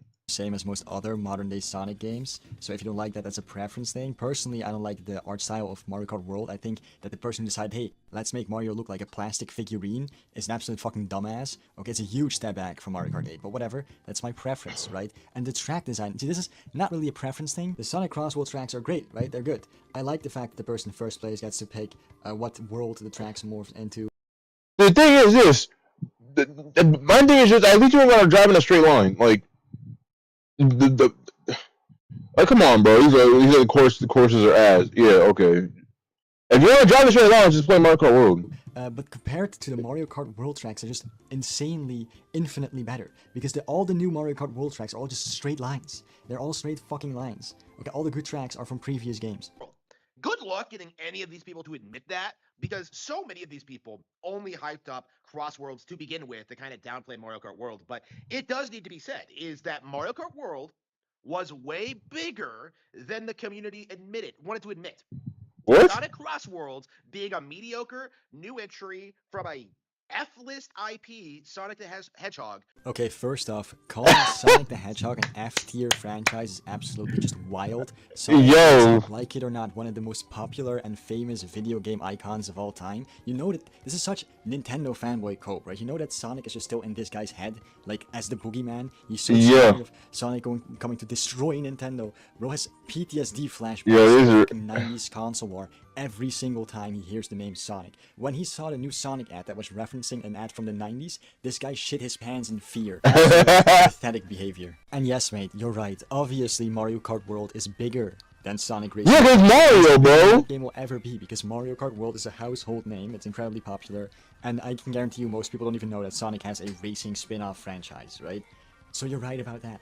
But you're wrong about the fact that people are downplaying how unpopular Mario Kart World is, because it is quite unpopular. There are more people right now playing Mario Kart 8 Deluxe than that there are people playing Mario Kart World. And a lot of people who do own Mario Kart World aren't playing it because they don't like the game. Could not possibly compete. You know, Mario Kart World and the backlash towards it has been an absolute abomination. It needs to be understood more that Mario Kart World is more than a success story. It is going to go on to be one of the most successful games on Nintendo Switch 2. And this isn't me. One of the most successful games is crazy. What is he smoking? One of the most successful games? Symbolic or exaggerating. Like, this game clearly, right off the gate, was very, very, very successful. But what we saw was just everyone bending over backwards to kind of deny it. It kind of seems like you're the one bending over backwards to deny that this game is actually really mediocre. Also, I think it's funny, right? I've noticed it in this video that's about how bad Sonic Crossworlds is. The only thing he says about that game is that the visuals are bad, the tracks are bad, and Sonic is an F-tier franchise, right? And doesn't explain at all why he thinks those things are true. He just says the game's bad. And he spends the rest of the video trying to hype up how good Mario Kart World is, because that's his real issue, right? He doesn't care about Sonic Crossworlds. He hasn't played the game at all. He hasn't even played the demo. He just cares about the fact that people are saying the Mario game is bad, and he can't handle that, okay? For some reason, he feels personally attacked when people say that Mario Kart World is mediocre, which it is. You know, you had people complaining about the content. You had people complaining about the open world, the track design, the intermissions. You had people saying that the game had no content, that the online is dead. Hey, newsflash. Like, I played the game last night. Okay, I played Mario Kart World last night, you know, almost 4 months after launch. 4 months after launch. It's for life, sis. Well, there is one track that is bad on Crossworlds, and that is Aqua Forest. Aqua Forest, literally, the only way they could make me like that track is literally to just fix the fucking red rings shit. The fact that I could take that shortcut and literally it's a 50-50 coin flip, if whether I'm gonna fucking get two out of the 3 rings and just go shooting. Either two things happen. Either I jump to the ring and I get shot out to the fucking side because someone pushed me, or I go through 2 out of the 3 red rings and I just overshoot the 3rd one and I just fucking die and I get last. And if they fix that shit, I'm fine with it. That's the only one.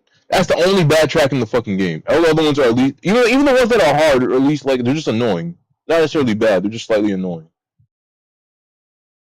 What is he trying to prove with this? Yeah, guys, he played the game last night and he had fun, so obviously the game is good and everybody else is wrong about the criticisms they have with the game.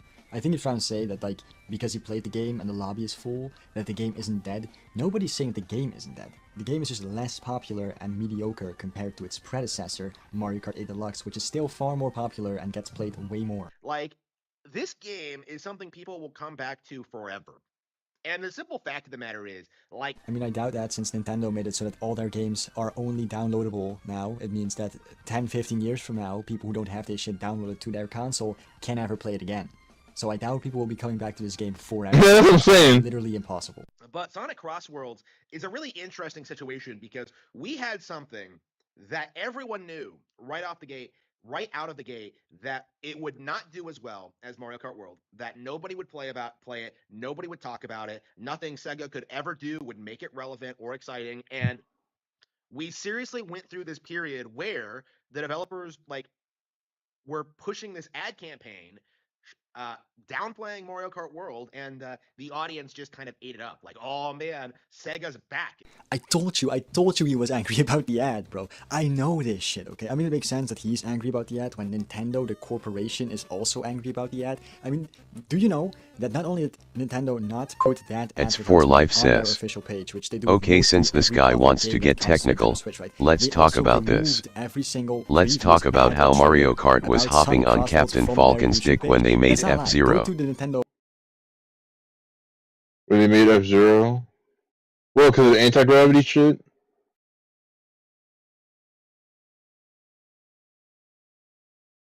I mean, F-Zero did do it first. They did do the anti-gravity shit first. Kind of true.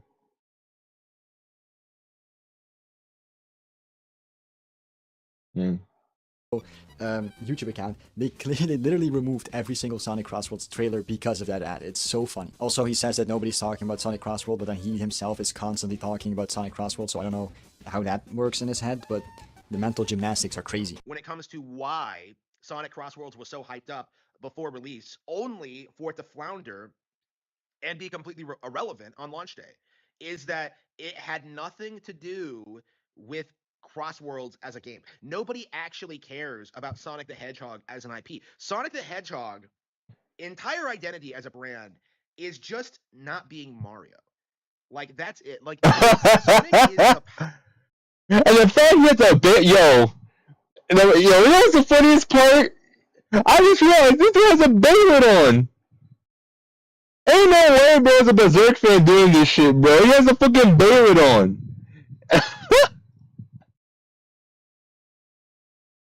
Yo, I need the fucking what's the name? The God Hand? Yeah, I need the God Hand to come get this man. Take this man's soul right now.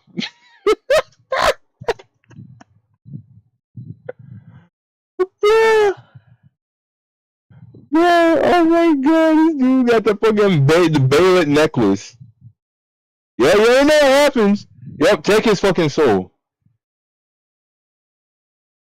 Nigga, ain't no way you this dumb and you a fan of Berserk, bro. Ain't no fucking way. You probably seen dumbass motherfucker to say Griffith did nothing wrong, bro. Ain't no way. Mods, take his soul. I need a God Hand to revoke his soul from his body immediately. World of the 90s, where it's just a knockoff product that was hyped to naive, idiotic, stupid children and sold to them as just the cooler alternative to a much better property. Sonic is nothing like Mario in the same way that Pal World is nothing like Pokemon, by the way. They're completely different ideas, completely different games. Also saying that Sonic has no personality outside not being Mario is insane. I mean, especially considering that what the fuck is Mario's personality, right? As a character. He's I guess, the hero. That's his whole personality. He's a hero and he's an Italian stereotype. Okay, not dead ass. Actually, that's what I'm saying. Literally, Sonic has more... Okay, that's actually kind of true. Sonic does have more personality than Mario. That's unironically true. I feel like that's a cold ass take. That is a cold ass take. Cause that's the thing. Mario just fills out a role. Characters in Mario usually fill out roles rather than have personalities. They kind of do, but they kind of don't. Whereas Sonic characters actually have a lot more personality instead of just filling out roles. So, Sonic is an actual character with like a plot and like motives, fucking personality. Mario doesn't have personality besides, I guess, being happy. Being here. Turtles. Not, by the way, shitting on Mario. I like Mario games, right? But to say that Sonic is just a cheap Mario knockoff with no personality other than not being Mario is just, it's insane. It's such a insane amount of cope. Graphic card looks so weird. Sonic has never, ever been able to compete with Mario. It just isn't going to happen. What the fuck was that pause? That random glitch sound? Like, he was What the talking fuck? very calm. I thought it was my PC for a second. And starts screaming about how Sonic will never be as popular as Mario. I guess he just forgot about that one time in the 90s when Sonic single-handedly just completely destroyed Nintendo's monopoly on the console market. I guess he just forgot about that. Right?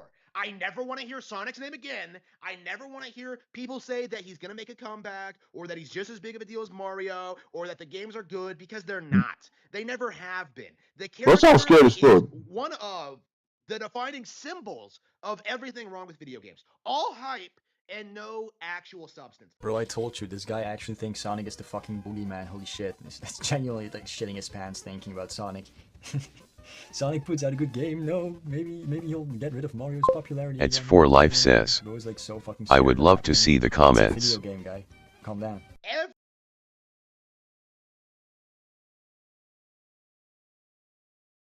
Crossroads Body Stage Pool, Sonic is better than Mario Kart World, bro. Things since 2010s were Sonic bad games. I won't deny that, but now 2020 Sonic has actually been killing both movies and games, and then we have your Sonic fans. 20 how Hunter says Sonic Racing Crossroads overpriced. Even though Mario Kart is $10 more. Also, yeah, I need. Let's see, add this.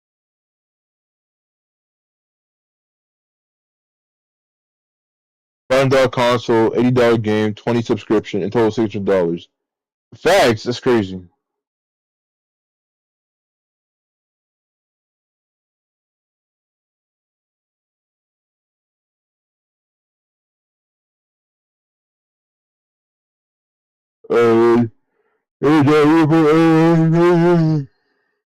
Yeah, pretty much. Literally, Harmon going through a war flashback when he got bullied in high school for a console game. How much you want to bet Harmon Smith has to play Sonic Race Crossroads? For trolling the time for. That's what I'm saying. And that's what I'm saying. He's farming for views.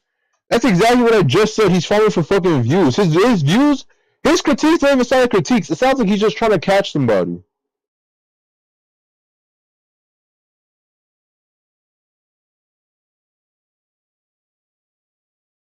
That's what I'm saying. I could tell when someone's actually like trying to like pull a critique. This dude is not pulling any fucking critiques. And this man is just literally just pulling shit out of his ass to like offend people.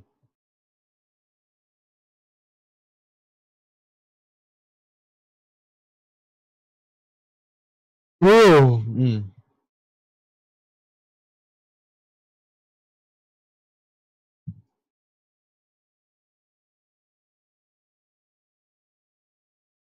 There's more content on the way.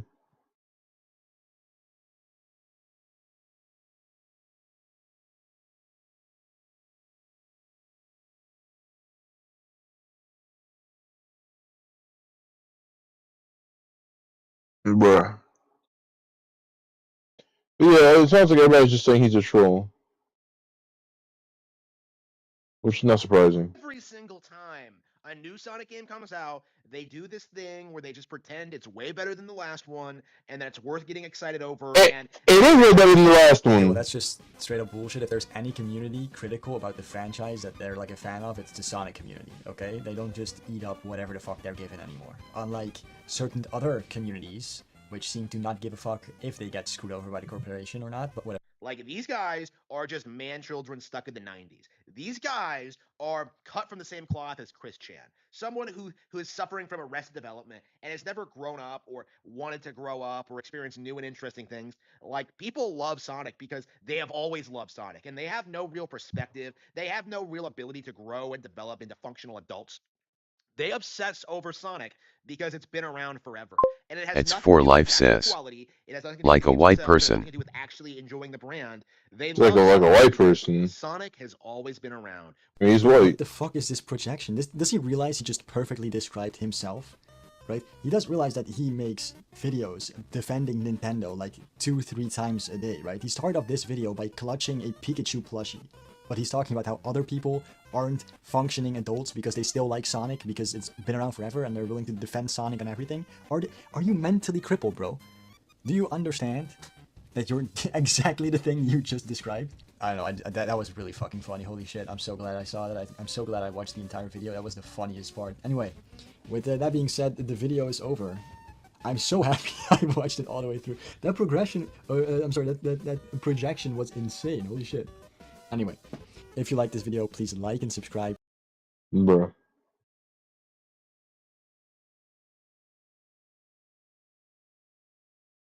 Yeah, that's probably literally just a troll. It literally was just a fucking troll. I don't believe anything he said was actually like from his actual opinions. It really just sounded like he was just throwing shit at a wall and seeing what the fuck would actually piss people off the most. Some people like that. Some people like that. Some people just do it for the attention. Just don't give him fucking attention.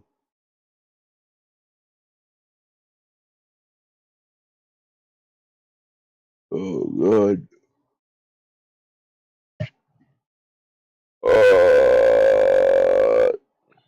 I'm drowsy. I'm fucking drowsy.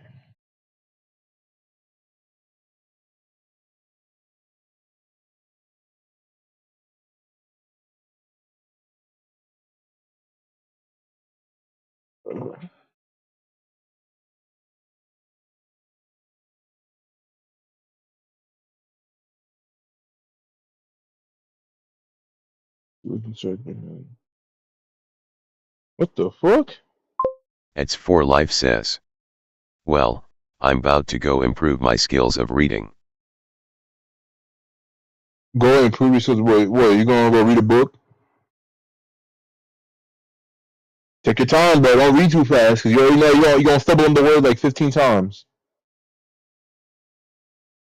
Or you're gonna start talking like Porky Pig. It's for life says. I'm probably gonna read some fanfiction. Fan fiction? What the hell? You reading fan fiction?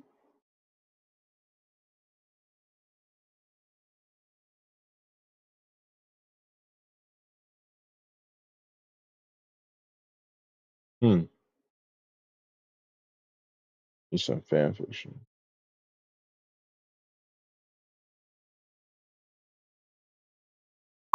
It's for life says. Yeah, it's interesting to me. It's the creativity that I like seeing. Never struck me as the type of guy to like fan fiction, but whatever floats your boat, I guess. Whatever floats your boat, if that's what helps you sleep at night, I guess.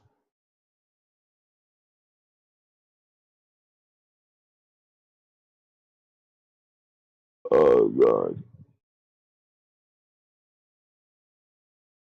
What is this, 30 minutes? It's 30 minutes long. I want to stay up for 30 minutes. Do I have the focus? Probably not. Probably not, to be honest. It's for life says. Actually, it does help me sleep because these stories are mad long, like over 100 chapters. Bitch, I'm gonna fall asleep in the first page. The hell? I hear right. Well, you need the reading practice, so you'll be fine. That's a good habit for you.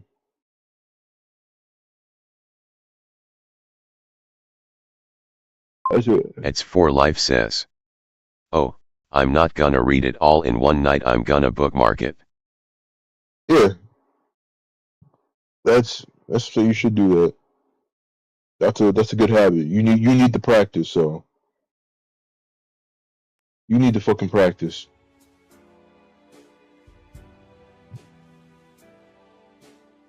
You definitely need to practice, because sometimes you be talking like Porky Pig.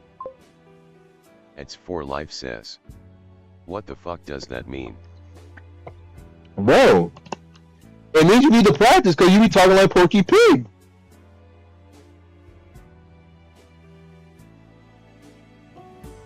You be sounding like Porky Pig.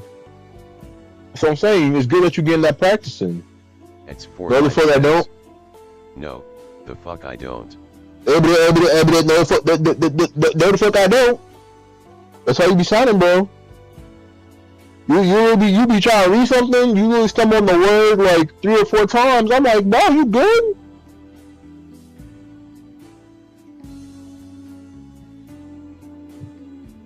But it's for life says. If I watch you sound like that, one stream when I sound like that.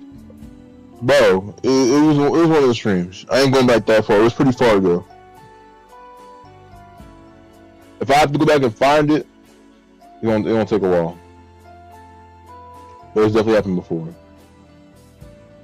I know I could definitely. It's for. You know I ain't say it. I can ask Smoker. I ain't said it. I can ask Smoker and I can ask MC, and they both say the same thing. But you be talking like Porky Pig sometimes.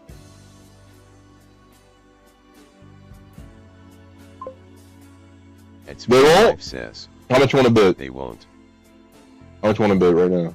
Yo, let me hit up MC real quick. Let me hit up MC real quick. Where's MC at? Let me hit up MC. It's for life says. You have the fucking balls? I have the fucking balls. Let me hit up NC real quick. Let me add NC.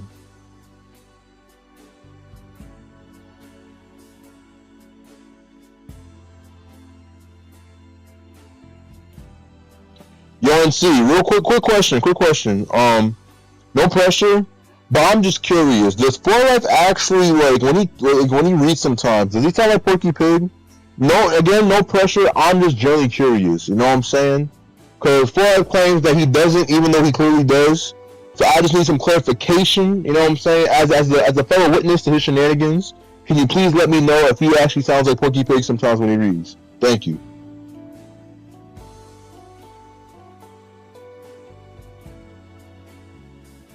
Yeah, let me hit a Mocha too. Hold on, I got you. Watch this shit. It's for life says. Oh, shenanigans is it? Bro.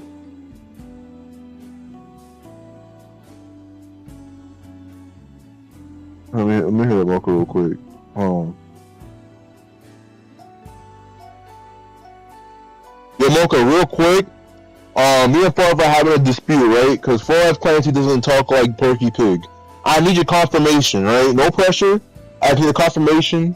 Is it true that sometimes before I be reading, he be stuttering, and he sound like Porky Pig? Like again, no pressure. I just need an answer because apparently he thinks that you're not gonna say that he sounds like Porky Pig, even though we all know he sounds like Porky Pig sometimes when he reads. So I just need an answer. Thank you. And yeah, I hope you have a good rest of your night. Please get back to me as soon as possible. Thank you. Now we wait. Well, they already know they're gonna fucking say yes. Cause you really sound like Porky Pig when you read sometimes. Yeah, actually be having like flight to flight communication.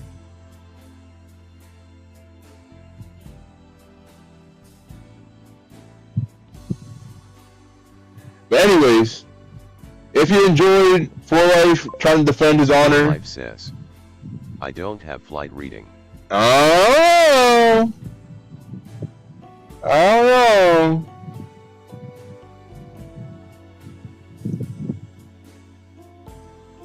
But if you enjoy For Life trying to defend his honor of not reading like Flight, make sure to leave a like on the YouTube stream, subscribe, follow me on Twitch, and make sure to read. Reading is fundamental. Make sure you read. Don't end up like For Life, all right? Don't want to do that For Life. You have to defend yourself because you read that bad, because you read like Flight. You know what I'm saying? You don't have to defend yourself like that. But anyways, hope you all have a good rest of your early Tuesday morning. Get some good sleep. Read a book, and I will talk to y'all whenever I talk to y'all, which will probably be later. But good night, sleep tight, don't bubbles bite. Peace out. How do I wave? Or you can't see me. Whatever. Goodbye.